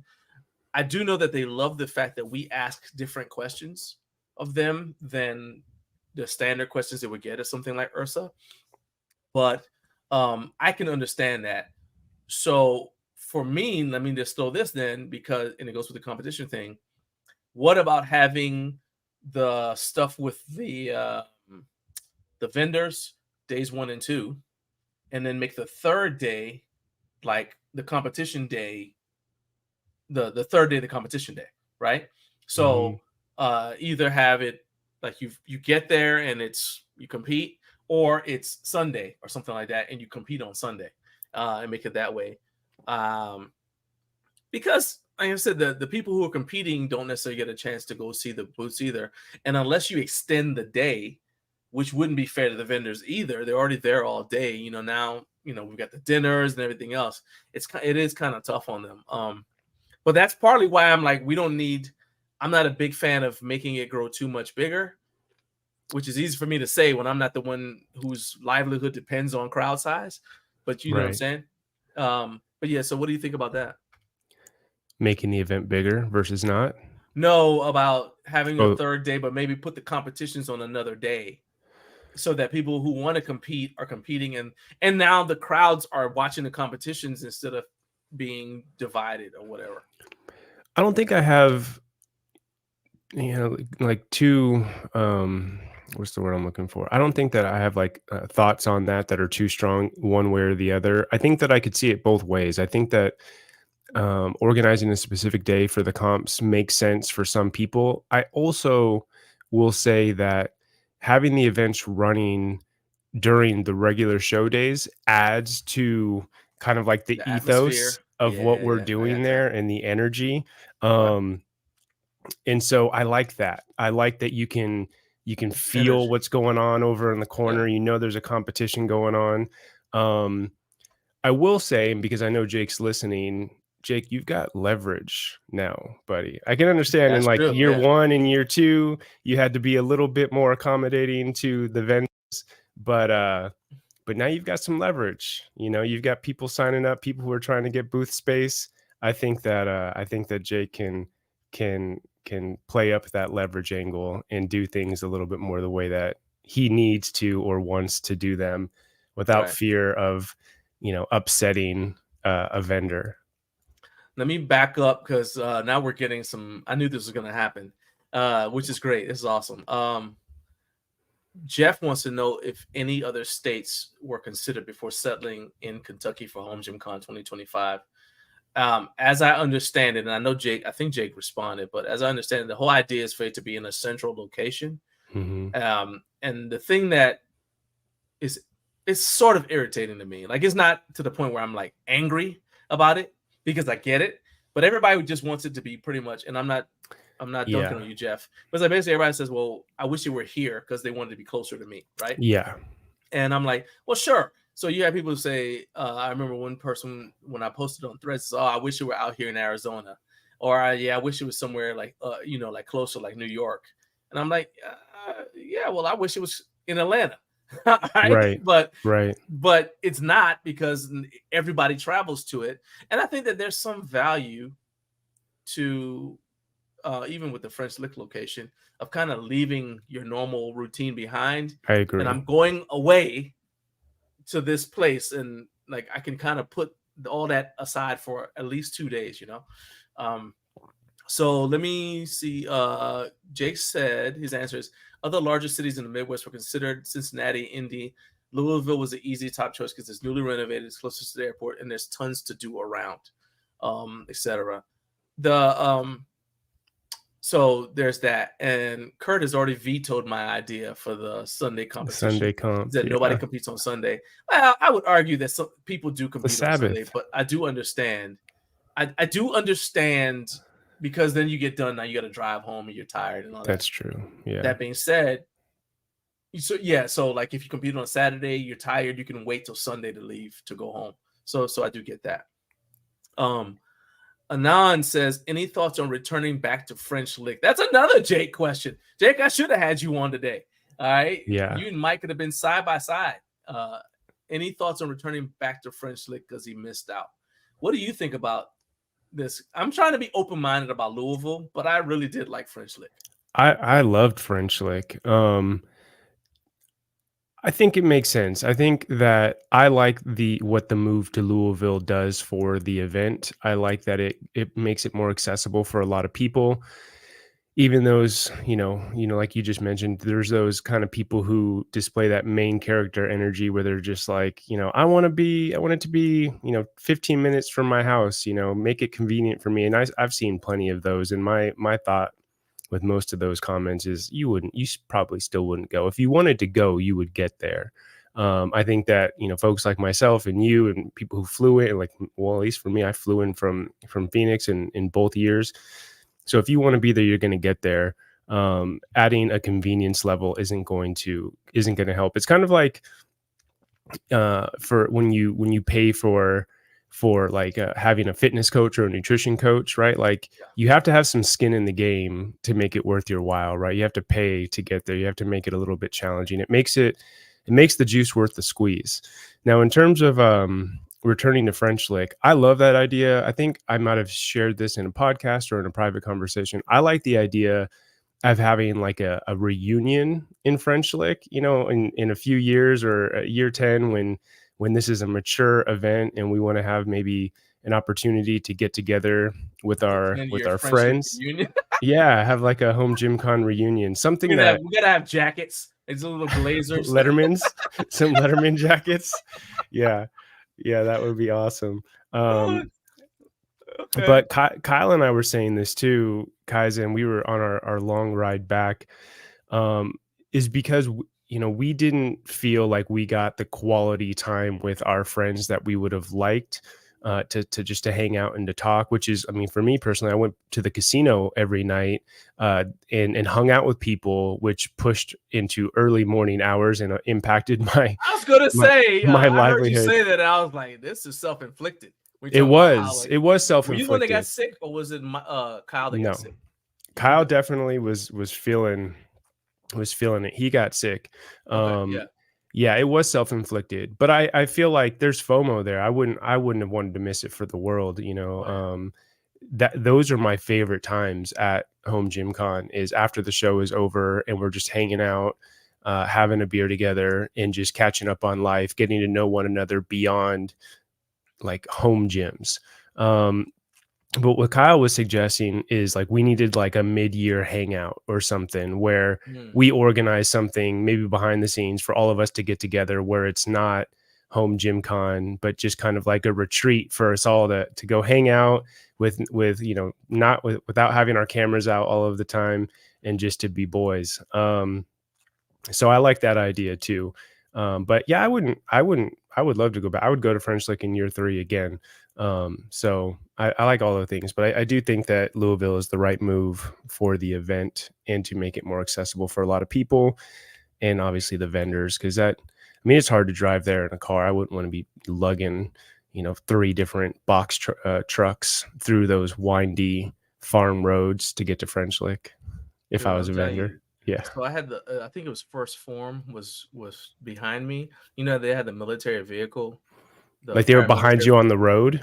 Yeah, like the first year, and I didn't know who that was, right?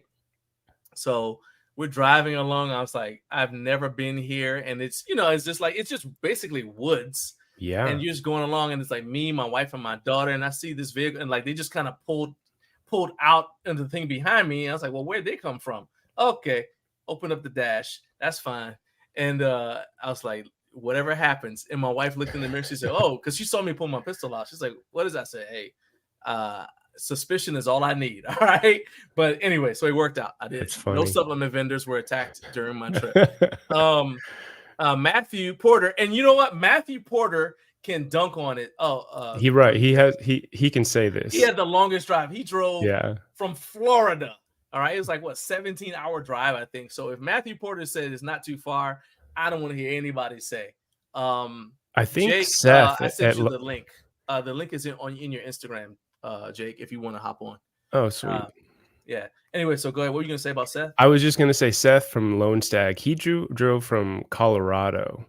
Yeah. So that might have beat the Florida drive. Yeah, I think he was over 20 hours. Somebody came from California. Drove during the first year. Drove from California? I'm pretty sure I don't know if they drove or flew, but I know somebody came from California. I said, you officially came the furthest. Now Eric said that French Lick and Louisville are about the same driving distance for him. Yeah, for me, I go through Louisville to get to French Lick, so it's a little bit closer.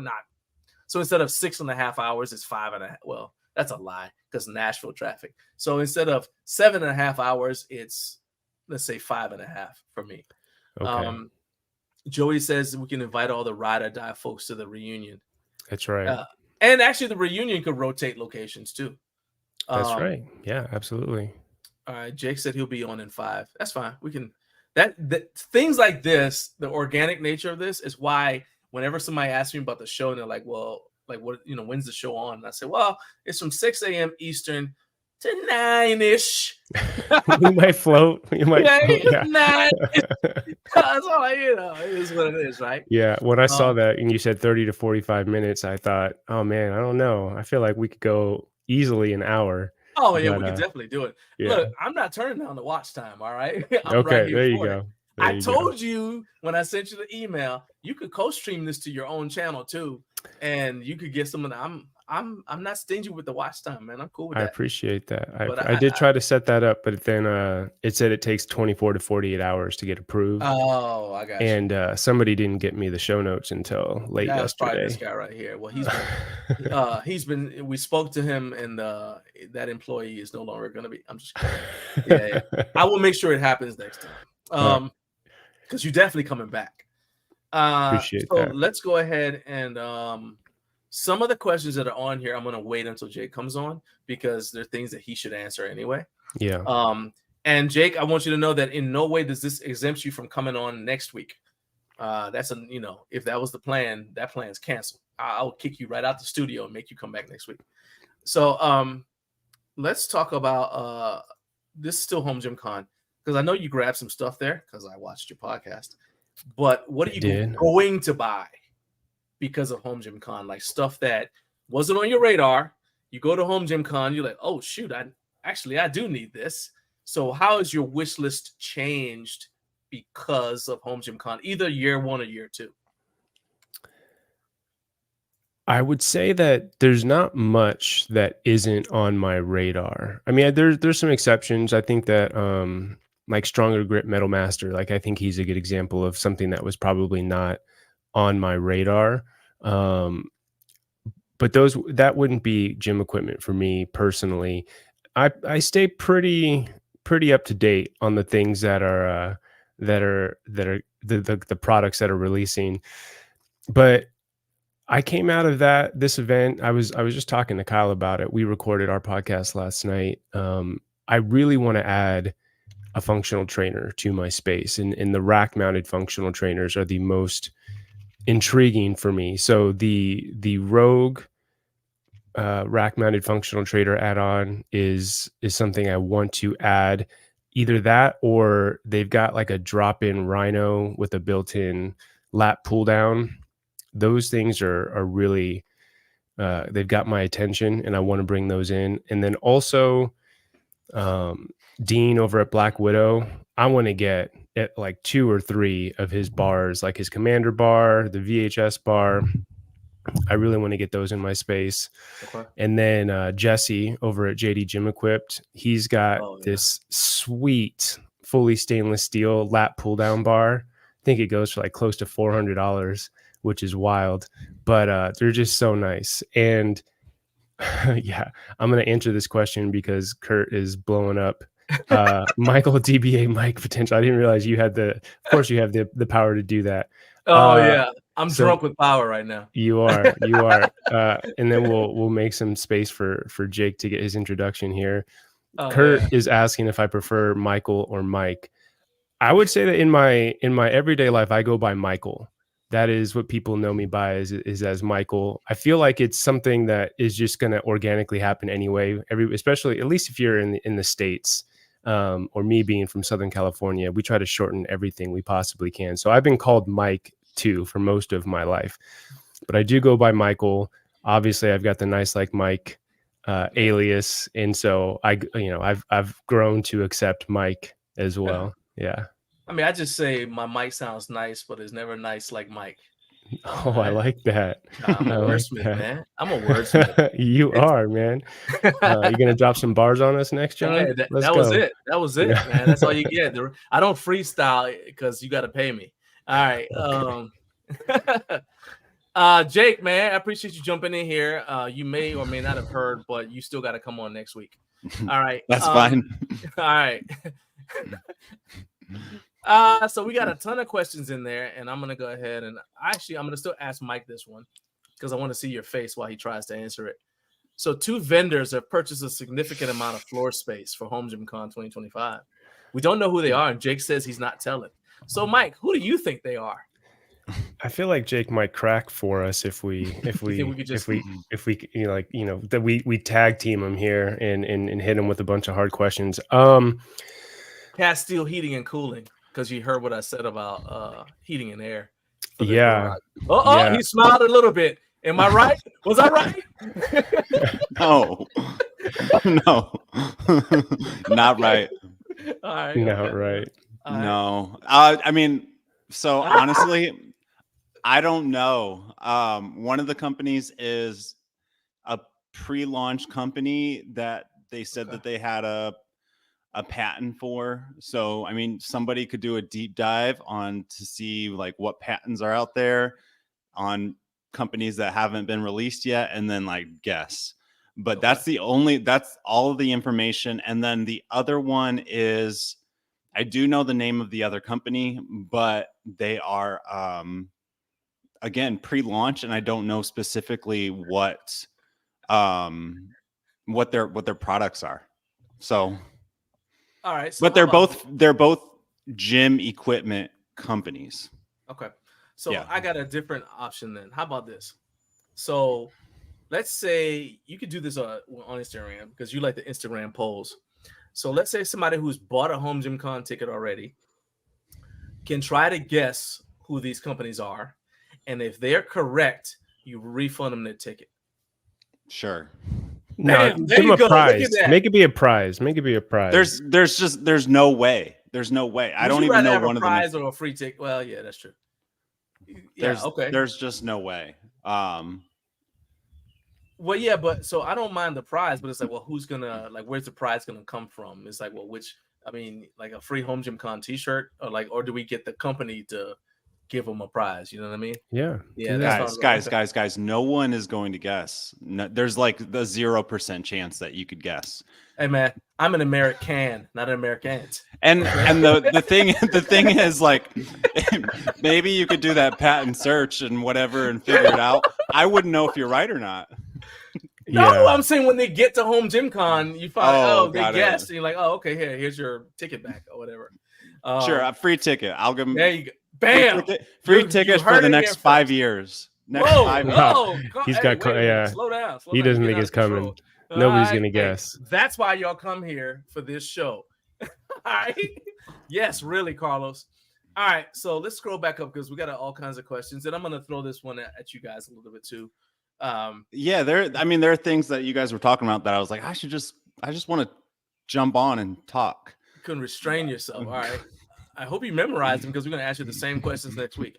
For those of you guys don't know, Jake loves the spotlight, so case in point, just wedged his way into the live show. When he gets the microphone at the dinner, it takes forever. We're just like, dude, we know. You didn't have to start at birth. Like, a long time ago, I was born to parents who love you. Great. Skip that part. All right. So let's talk about the first thing. I know you already kind of put it in the chat, but talk a little bit about the thought process for going from 3 days to 2.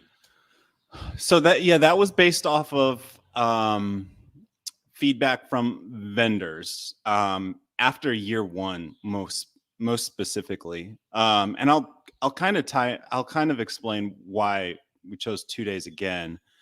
But so, like you guys were discussing, to get to the event, most of the companies are traveling many hours with a ton of equipment in a trailer or a U-Haul. So there's like a long journey to get there, even to Louisville. Like most people are at least multiple hours away. And then you have to set it all up. So some of these companies, it takes a full day, if not like Rogue and Rep, it took them multiple days to set up. So you have a couple of days of setup and then 2 full days.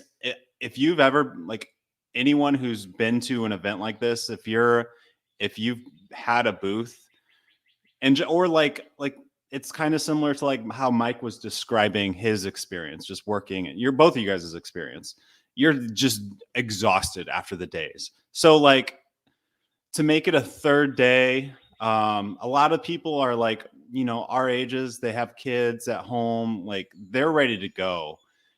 Soft, okay? Because I'm 50 years old, and I'm like, you young punks. I'm like, let's Charmin. go.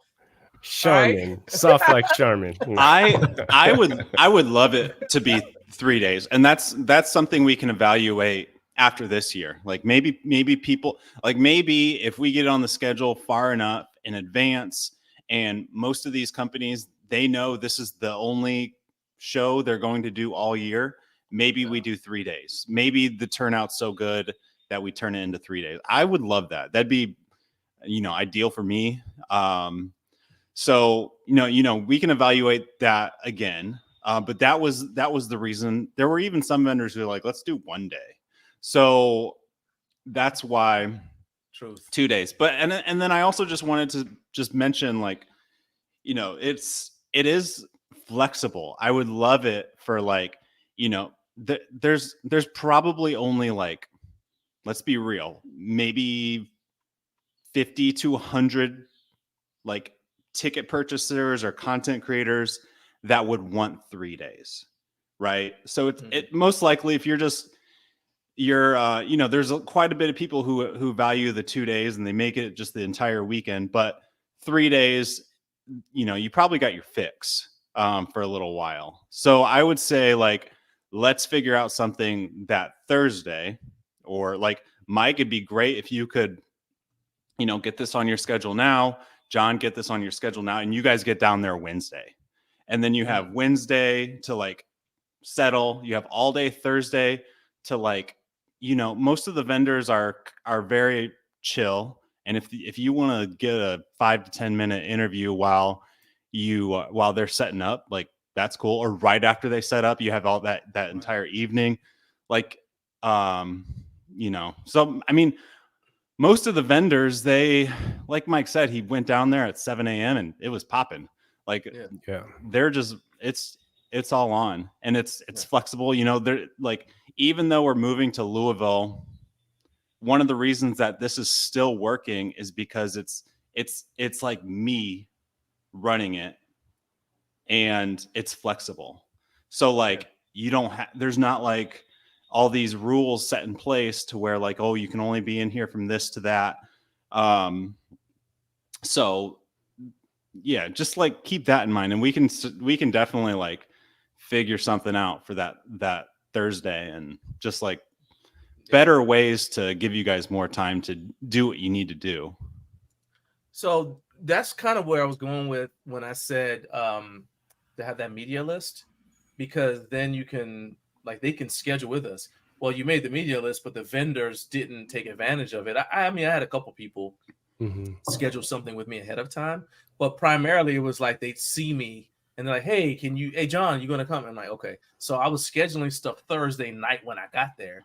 And I'm like, really, no, that was ideally, this should have happened like in February. Yeah, that was, I can't remember where I heard you saying that, but I heard that and I was like, yeah, we need to be a little bit more organized on that. I think, I can't remember. It was probably like, I gave all the vendors a list of like, 20 people, but that was maybe only a month or two in advance. So like, right. I think, and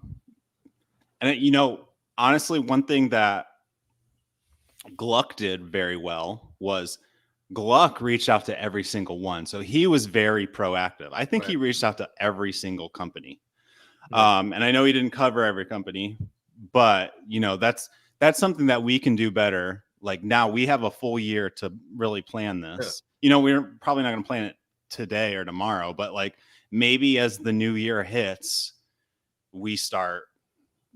that's when we start getting the relationships together. And a lot of the people, they signed up like 2 weeks before, some of the other YouTubers. So yeah. So here's the thing. And the thing is, like, I get it if you have a small company. There's two things I have to say.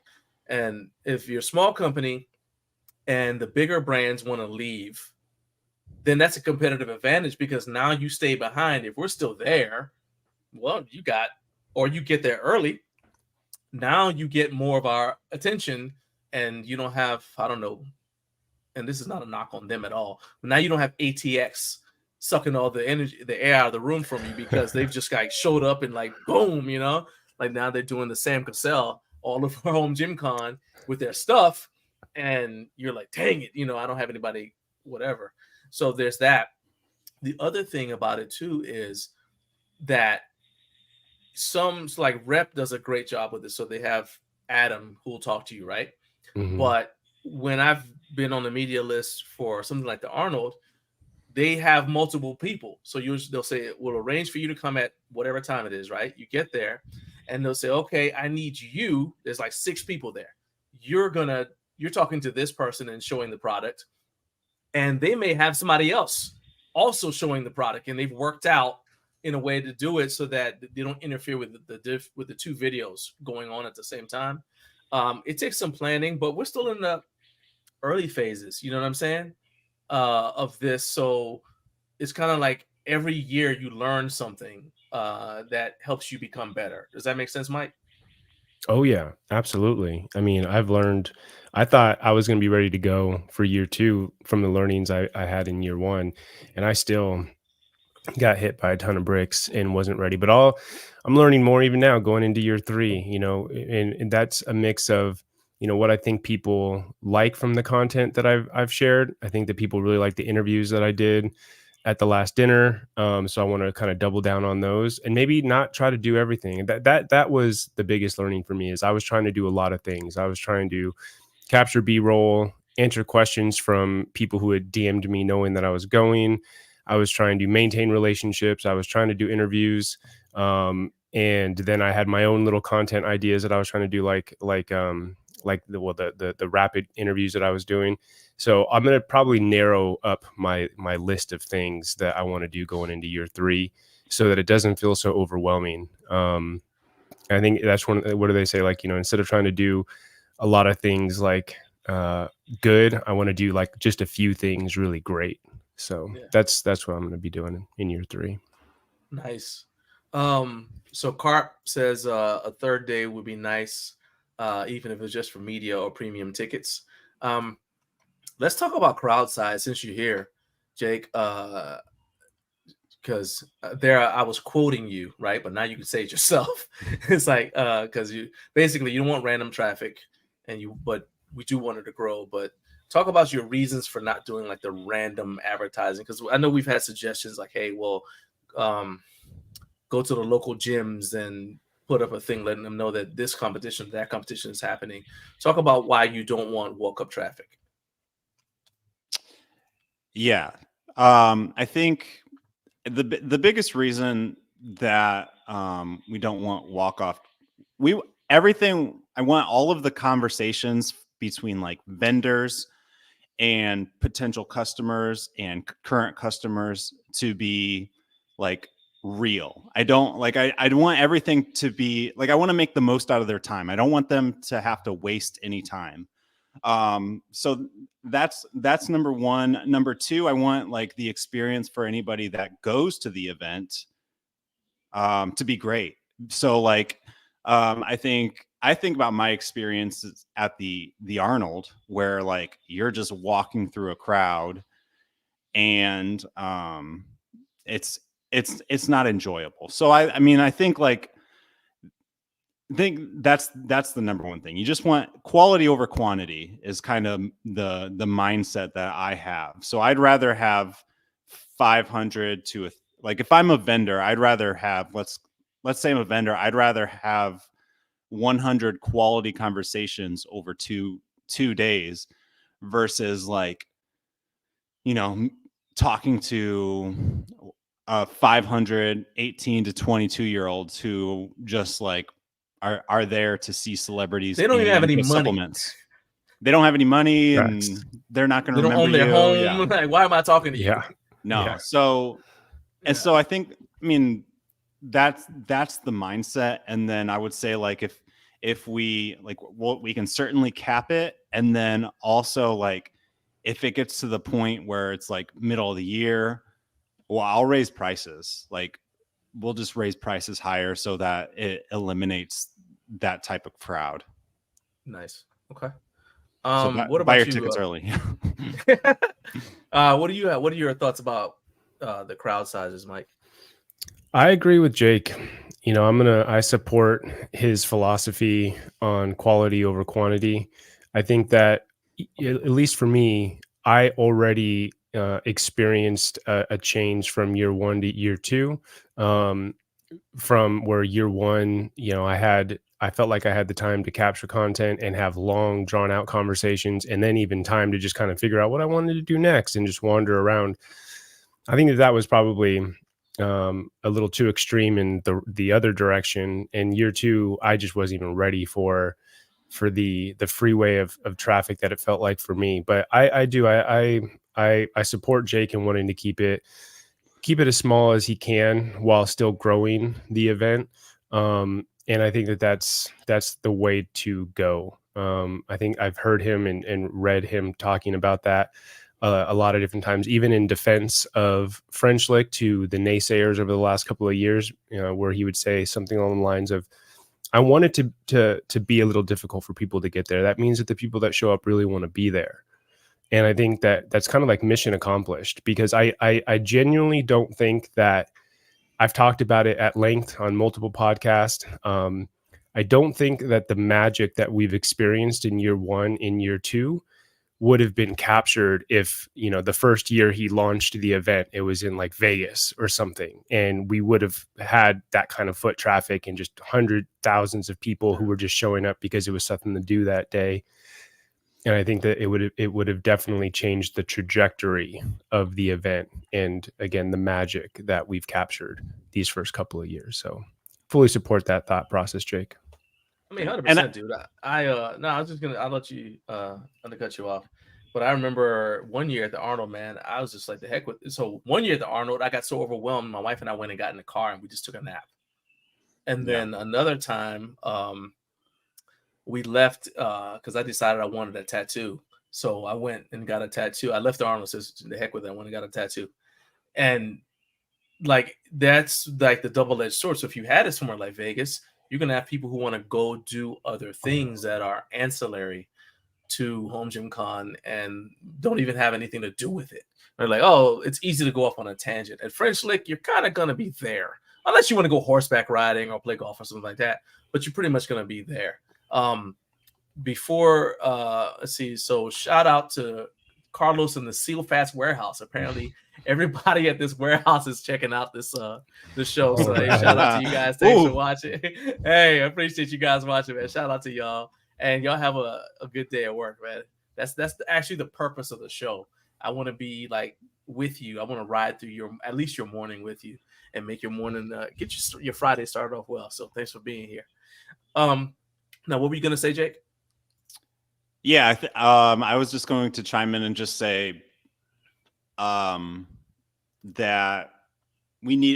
there's I think a little more foot traffic for vendors would have been more beneficial.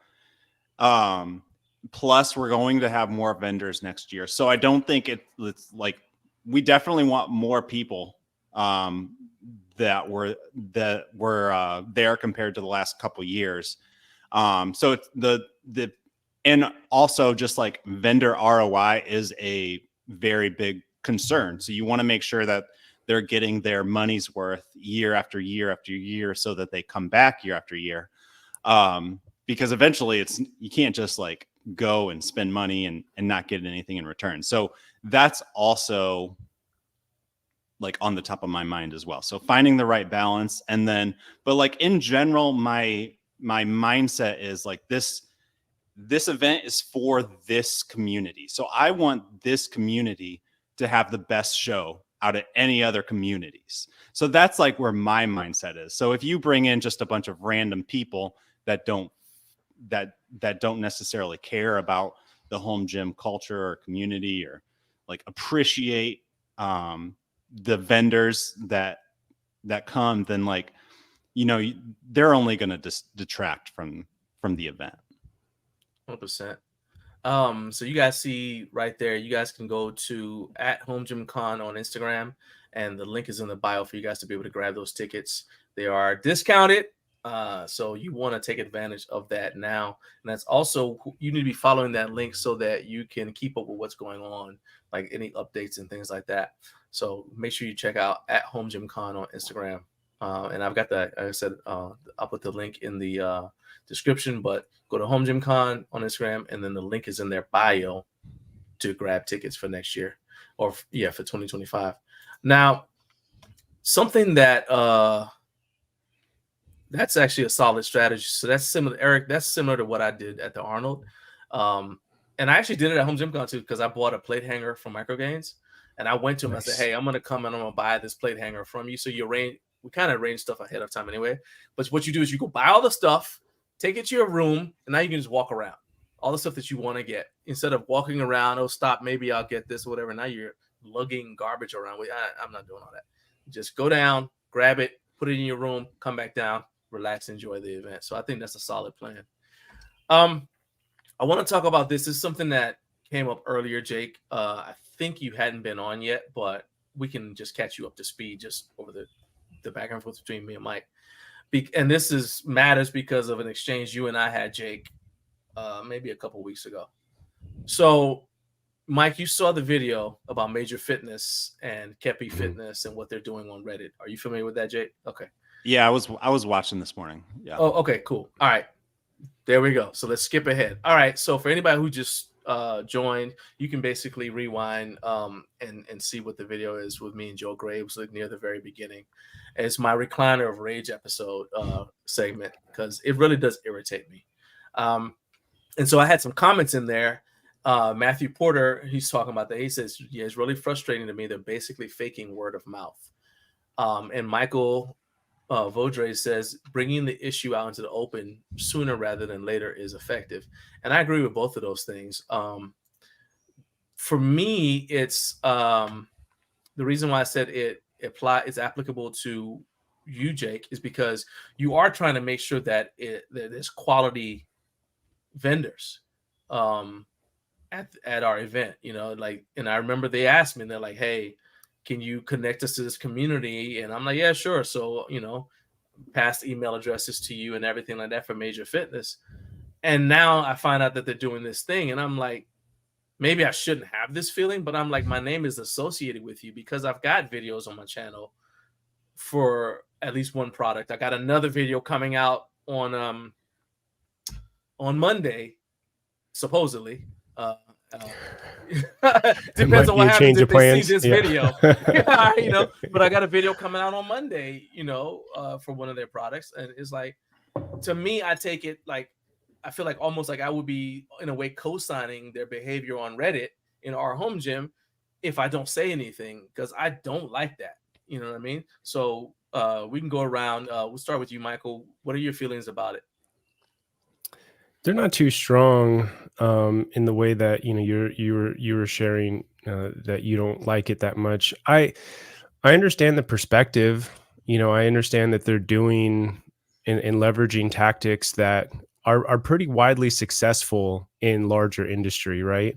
I wanted to also add one of the things that, for those that don't know, it's difficult to get authentic search results nowadays. No matter what search engine you're using, especially with the introduction of AI, you're going to get a lot of ads, and you're going to get a response. Like to the example, like what's the best bench to buy? Or I'll use a very specific example. With Father's Day coming up, my stepmom reached out to me, and she wanted some assistance in picking a new gas grill for my dad to buy him this year for Father's Day. And I know, as a fairly experienced user of the internet, that just searching for like best barbecue grill is not going to get me an authentic response. So one of the pro tips that you learn is you search best barbecue grill Reddit, because you want to cater those or taper those results so that you're only getting Reddit threads and conversations. So even from that angle, I can see where these two offenders are taking that approach, right? They want to get themselves in those more authentic responses. But what I'm hoping, and this even goes back to the last time that Jake was on with you on one of these Friday morning shows, is that there's a learning here for these companies that getting access to this community is not difficult, right? Like it's not difficult to enter, but it's probably difficult to stay around. Yep. Right? Like you do have to be a part of this community. You just have to be a human being, right? You have to be willing to, and it's difficult too. I mean, especially in places like Reddit or even the Discord, even the Facebook group. I don't stay super active. I lurk in most places outside of Instagram because I just don't have time for the negativity or the trolling that happens in those places. But it takes an effort, and you need a specific personality who's going to know how to navigate that barrage of hate, criticism. But if you can do it well, right, and you can have a smile on your face and roll with the punches and being able to kind of like toss it back at people in a playful manner, when you get a hard time on your products or whatever, you're gonna get your pass, and you're gonna be accepted into the community. And I think what you guys were talking about on that podcast that both Jake and you had, John, was there were vendors at this year's HomeGymCon who they looked like just a lonely individual sitting in their booth with their cookie cutter rack, and they weren't getting the foot traffic or the conversations that the others in the community were, because we know those other members of the community. They've interacted with us. They're in our DMs. We're having real conversations. So I hope that's a learning for them, that if you get involved, you take a different approach, the fruit of that labor is going to be much more beneficial to them than trying these tactics that work in larger enterprises or sides of the business, and different companies or organizations or areas. So those are my thoughts. What about you, Jake? Yeah, I think as somebody who's also trying to like bootstrap a business, I can appreciate the guerrilla marketing tactics, where you're just trying to kind of just do anything you can to get some sort of attention or leverage. So I do appreciate that. I think there's a kind of like what Mike said, I think there's a better way to do it. And then I also think, you can get second chances. Like, okay, you did this. I think, I caught snippets of what was being said. But it sounds like they weren't really owning up to it either, when it was pretty obvious that this is exactly what they're doing. And it's kind of like the quick way to do it. So like, I think on Reddit and Discord and even just in general with this community, you have to like do it the right way, and be authentic, like Mike said, and like actually care. Whereas like, it seemed like these messages were just like very fake, very fake. And here's a link to check it out. So I think, and then like, do it until you, they are being given this feedback, like, hey, this is not something that you can do within this group. Respect the rules of the group, and then change the way you do it. And it may not be something that can be accomplished in like 2 days with this method. It might be something that you actually have to like invest in. And it might be a 6 months of providing value and getting to know people and like just being honest with who you are. So I think like in general, like kudos for them for being scrappy and trying to like get the word out, but better way to do it.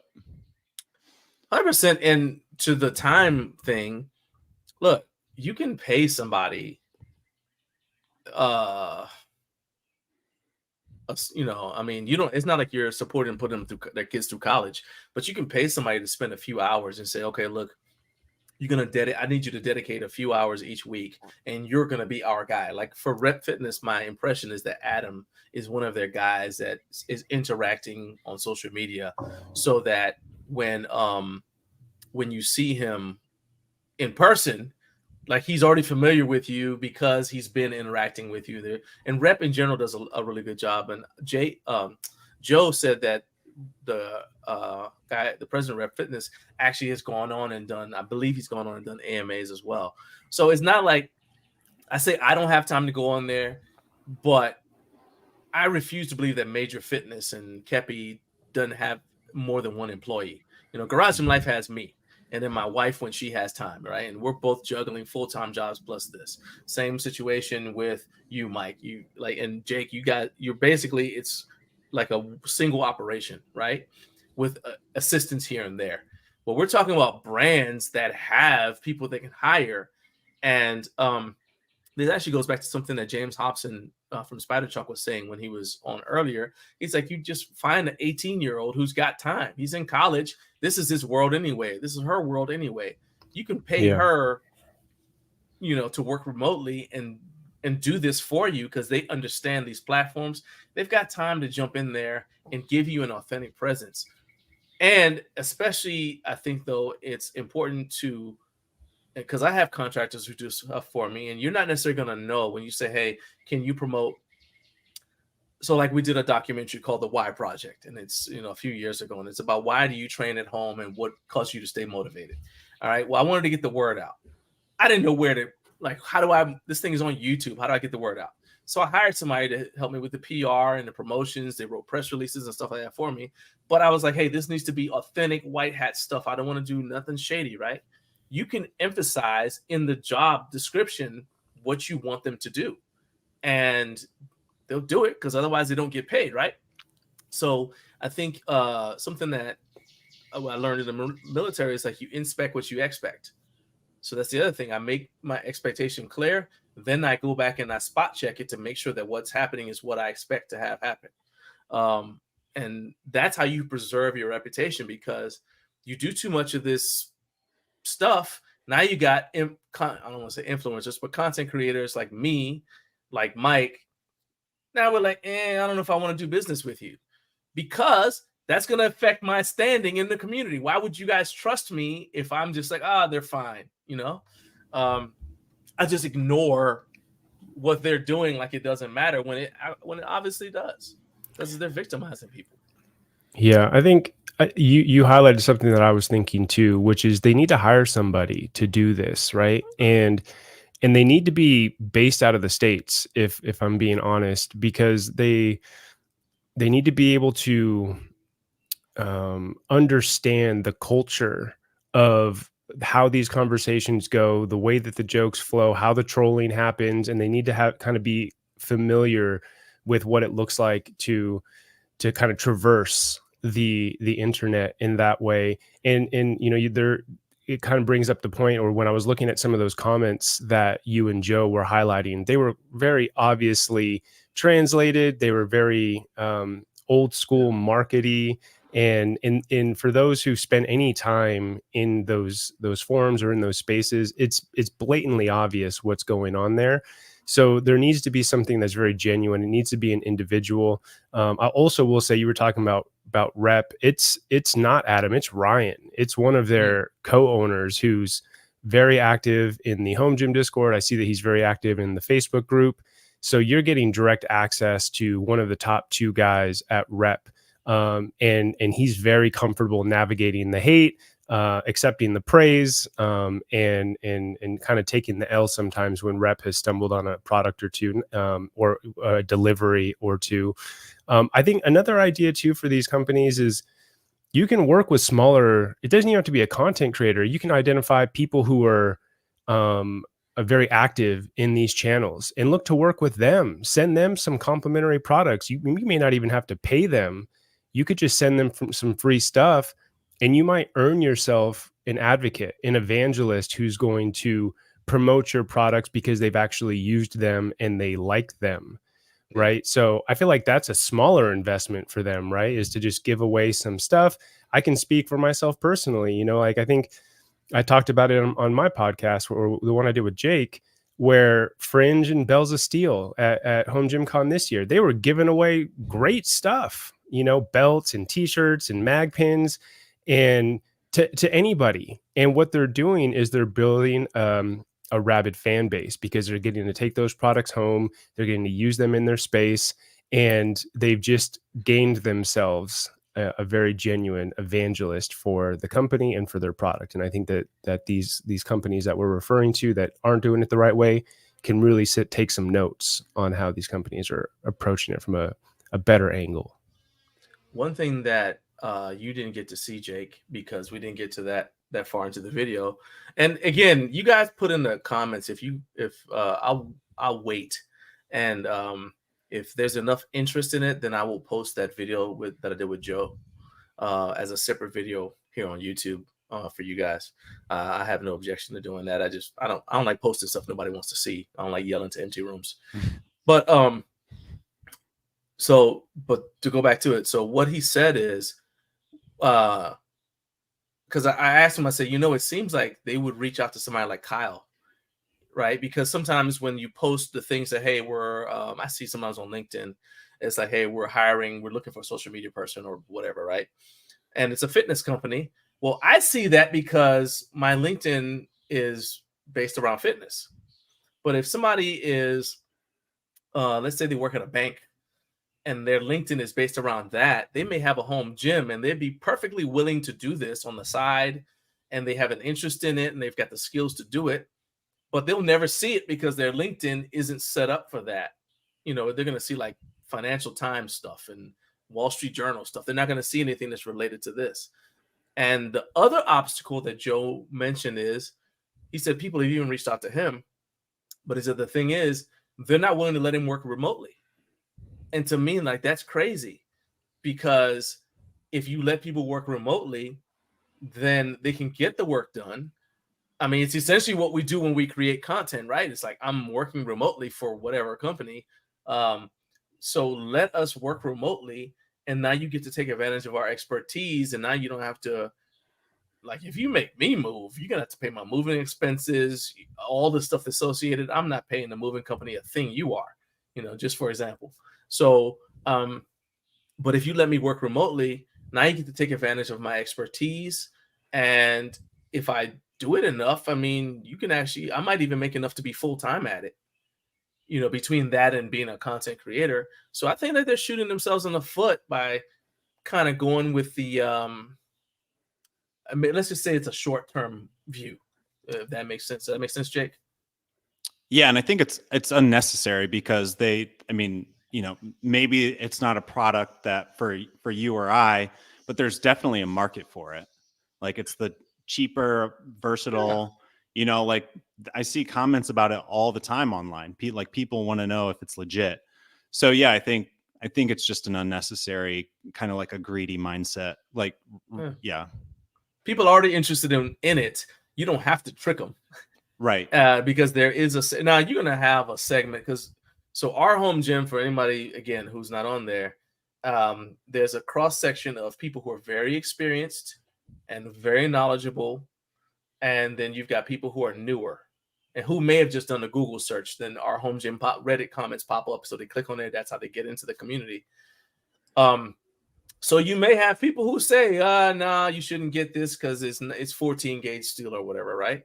But the reality is that you still have the people who are just starting out who may say things like, well, I'm never going to lift more than this, so that's going to work fine for me. And so, yeah, there is tremendous interest in it. I just think it's unnecessary. So I wanted to make sure that we talked about that. Let's round out. We still have a few more comments about the HomeGymCon scheduling thing. So Jameson said, so Carp said he's with the Thursday thing. And Jameson said, I'm with Carp early Thursday just for premium ticket holders, dinner, drinks, hangout, and you get ready for the big event. It'll honor the vendors, give them just 2 days, and then it give people fellowship time. So that's yet another option. So now you have time where you can just hang out Thursday, and Friday can be, Friday and Saturday can be, strictly business like EPMD. What do you guys think about that? Yeah, I think there's potential to get that stuff out of the way on Thursday, and that's also one of the reasons why there's no premium tickets yet, is because we're trying to figure out what the best way to do that is. Gotcha. All right, and I mean that kind of goes with, and Carp said, it'd be cool to have like a meetup spot if it's not a scheduled dinner like they did at the, and that's the plan. And then and then while I'm talking, I also just wanted to point out a few things. Like, a few people mentioned, like, we did the competitions, and it took up a lot of our time that we wanted to be at the event. One thing that I really kind of challenging the competition leaders is to try and figure out a way to figure out how they can get individuals done in less time. So it'd be really nice if you could get your competition done within like a few hour time span. I don't think that's necessarily possible for all of the competitions, but I know, like, if you're doing an Olympic weightlifting meet, you have your warm up and you work in heats. So like you're quicker. So you're spending a couple hours and then you can go do what you want. And then also, like, we're like strongman's probably moving to a 2-day event to help with this. So really the goal, one thing that was learned with the competitions is that, like, they take a while if you do them all together, and then you have less time, especially if you're only there for a day, to check out the rest. And then from my perspective, or just like in general, the convention perspective, like, you want a nice flow. So you don't want too many people in one spot for too long. So, so that, you're going to get me rolling, but like, we also want to set more space and that. So like, but that, I saw a few people comment on that, and so I wanted to touch on that. I thought maybe we'd talk about that next week, but no, we can dive deeper into it. I think that was good though, and that's a good teaser for next week. So now you guys got to be here next week for part 2 of Chronicles of Jake. Jake, you hang out as long as you want, but Mike, now I want to talk about your preacher curl that I discovered here.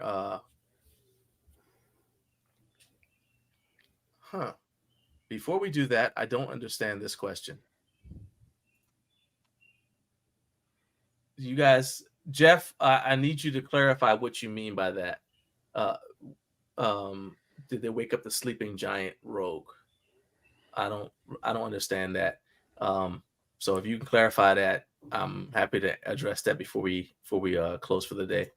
Rory Ellis, I will not comment on the circumstances of your surgery but I'm glad that you're here, man. Thank you for chiming in. Hope the boys are okay. I'll just leave it at that. Good to have you here. All right. So let's talk about your preacher curl, Mike. And let me see this. Let's see if we can do this right here. Look at this guy. So you got your preacher curl there.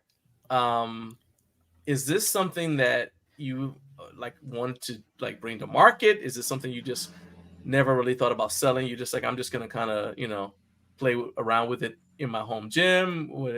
What's up? Is this something that I can see at HomeGymCon 2025 next to the AbMat booth? Maybe. I don't know. Exponent Edge. Maybe. Who knows? Yeah. It's been an interesting thing for me to kind of figure out. That is not my only idea or the only thing that I've created. I have, however, not I think Kyle, Kaizen DIY Gym is the example of what I haven't done, which is he would build something or have an idea and be really open with sharing it out and even showing you how to build it, and Kyle was actually one of my early entry points into the community and kind of becoming a content creator, because in 2020, when you couldn't get gym equipment, I started building my own. I built my own half rack, and I built my dumbbell rack, and I built a bench before I then slowly started replacing it with actual equipment. And it was through those builds that I started to get a little bit of traction on Instagram.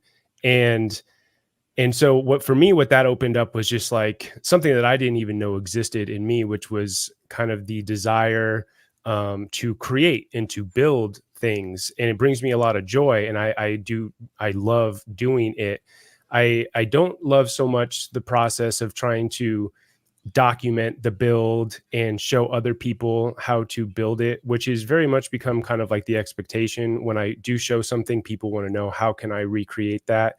And I really haven't dove too deep into that type of stuff. So with the utility bench, that you just showed, which doubles as a lot of things, but what I highlighted in that video was its ability to be both a spider curl and then pivot into a preacher curl, was something that just was an idea. I was trying to build a utility seat for seal rows, and I thought, I have an idea. I think I know how to make this a little bit more versatile. I mean, you can even see there, I very intentionally cropped in so that you can't exactly see how I accomplish that.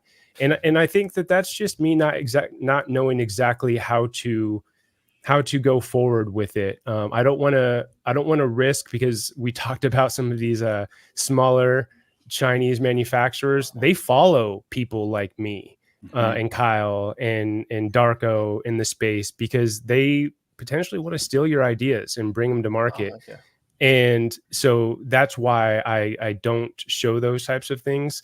But I would love to bring that to market. I kind of shared that as a means of seeing, does this have, I love it, but would other people love it? I can answer that. Bam. Yeah, exactly. Appreciate that. He's in the UK, so is he? You got to figure out shipping. Yeah. Yeah. He's in a shed. Okay. His gym is his home gym is in his shed in the backyard. Gotcha. So that I do. Right there.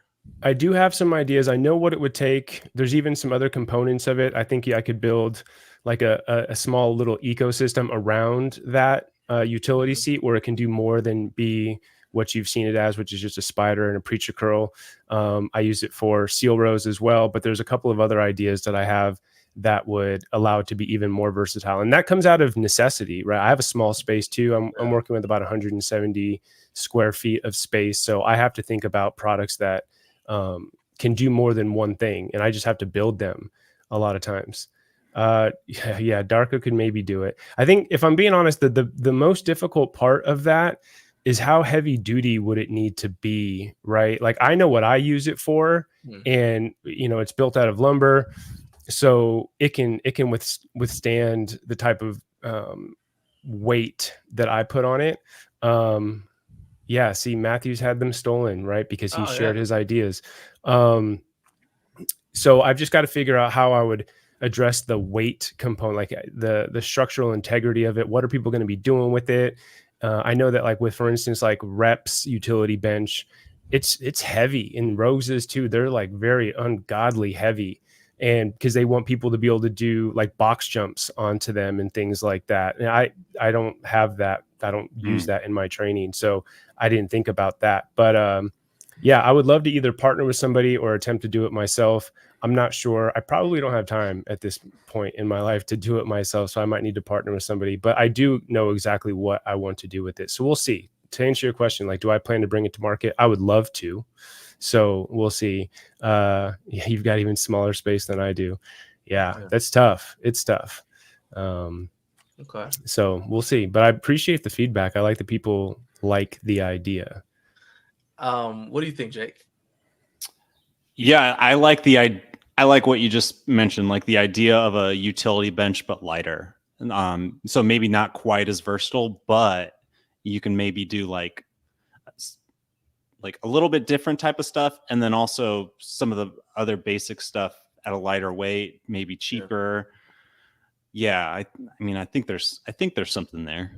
I think too, one of the things that's important to me is I want it to be compatible with the various rack sizes out there. So the 41s, the 42s, and the 43-inch interior width racks, which I'm curious, if I did partner with a company, would they want to make it exclusive to their ecosystem, right? So that it only fit their width versus making it be compatible across the board. Yeah, but if you work with a company like Bells of Steel or Crandall Fitness, they make all of their stuff.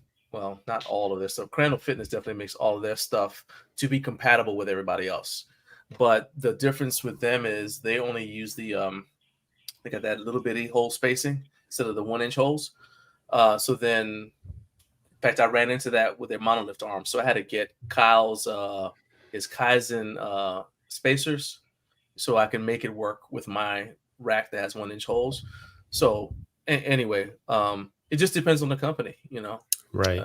And I was just going to say, I think what Kyle's done such a good job because he just kind of started with one. So I would say if you had that mindset, whereas this is just your first entry, like once you do something, it gets the mind rolling, and you're like, you have motivation, you see how it's done, and then you can keep doing it after doing it. So if you have that idea as like, this is a long-term approach as to like, whereas like, this is your one thing that's going to work, that might not do it. So like, if you're thinking like, oh, I don't know if I want to lock myself in with one company, I would just say like, figure something out, get it rolling. And then like, now you got the wheel spinning like Kyle, and Kyle has like tons of different things going with, a few different companies. So yeah, that would be. And the F&F Steel. I didn't even think about that because F&F Steel makes his spacers and things like that. So I'll just tell you like this.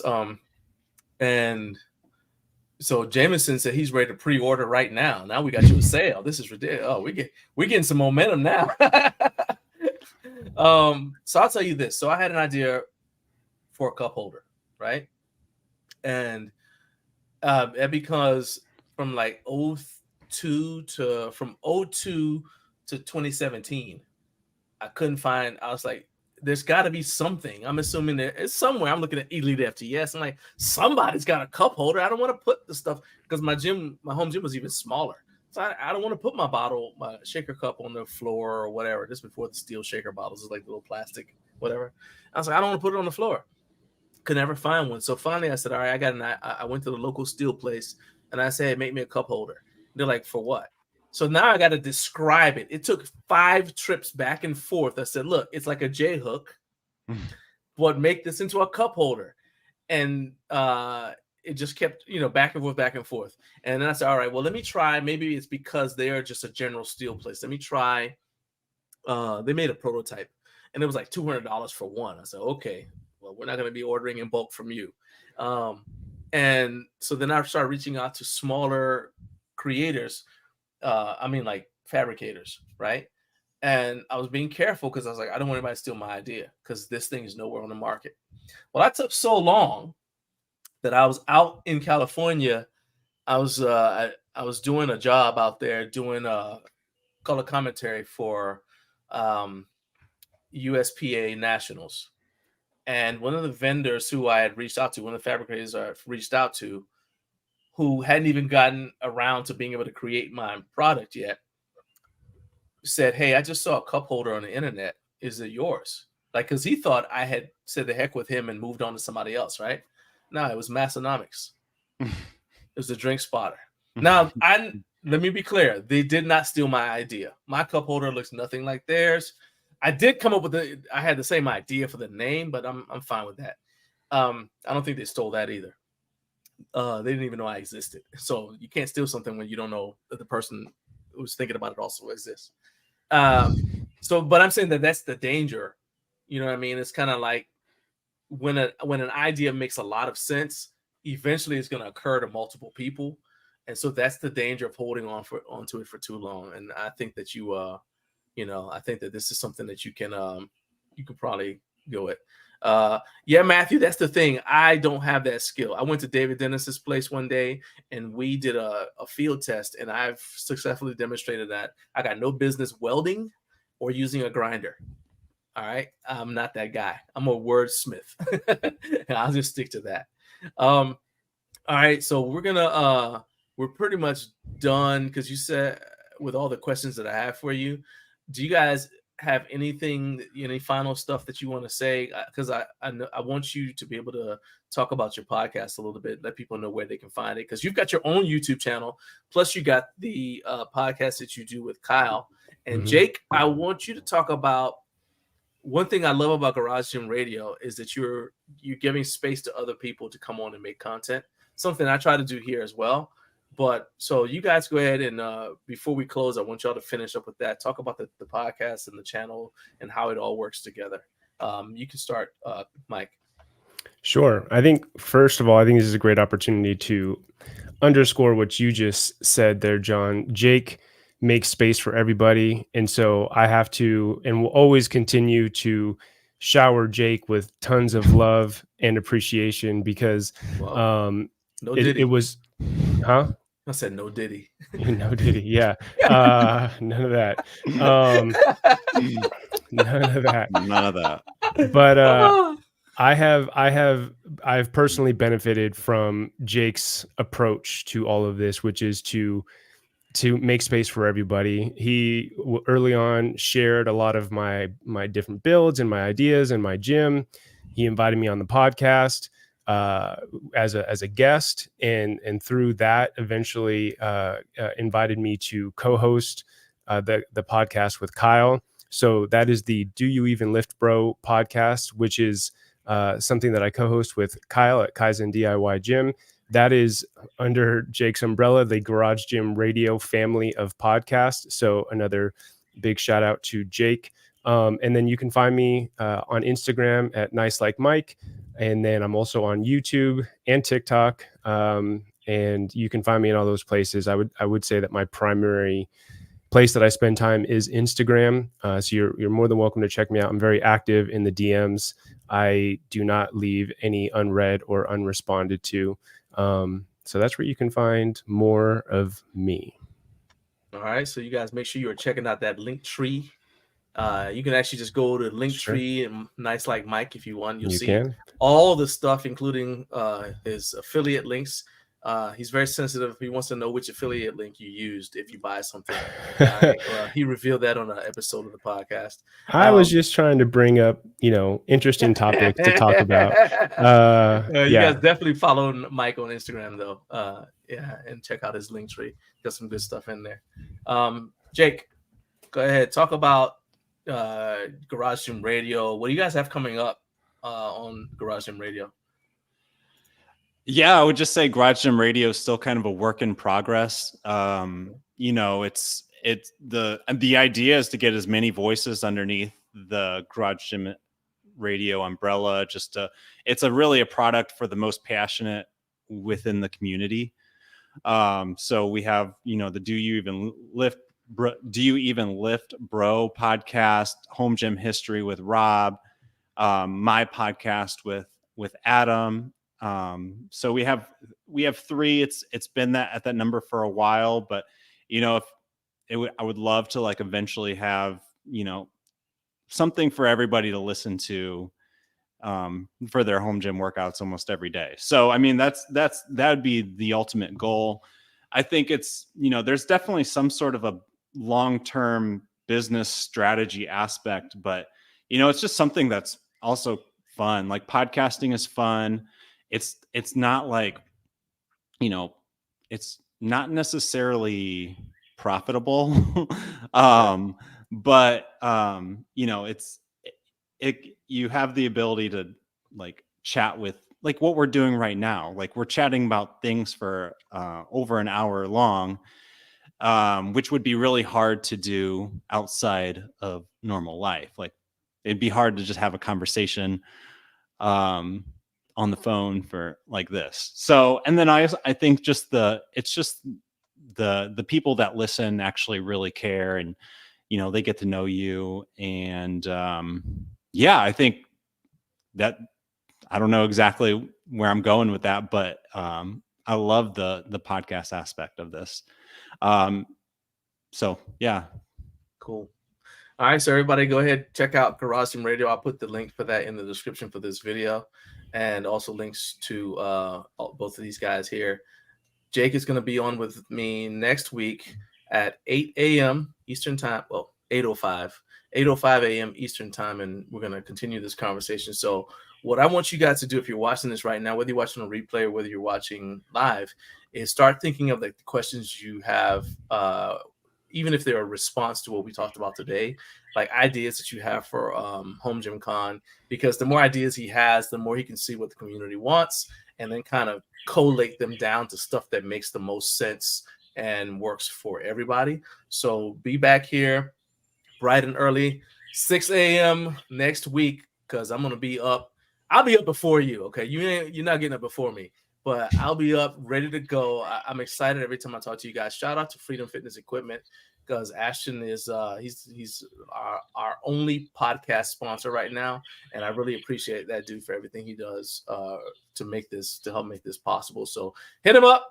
That lunatic told me to give y'all his phone number, 980-216-4860. Hit him up. He'll help you build the best gym in town right there in the comfort of your home. You cannot have my personal phone number because I don't trust all of y'all like that. I know y'all going to be texting me butterfly pictures and all kind of weirdness, and I got enough issues like that with my 8-year-old daughter talking about, she said she can tell whether the ladybug is male or female by whether it's orange or red. I don't need that. Between that and the butterfly people here I can't do it. Coming up next week, we're going to have Ashley Hiromiak, and she's going to be here to answering your questions. And then we also have, let's see here, we're going to also have my guy, Jason Mike from Athletic Over Everything Apparel. And he is going to be talking about what I believe firmly to be the absolute best wrist wraps that I've ever used in my entire life. Those suckers are awesome. They're great for bench pressing. I use them for any kind of pressing movement. I even use them for deadlifts as well. And he's going to talk about why his wraps are better than any wrap you've ever used. And he's not paying me to tell you this, but I actually agree with him. I've tried other brands, and those are perfect. So make sure you guys are here for that. But this is it. I might actually go eat breakfast now. I appreciate all you guys for being here. Let's play that outro music. Who wants to?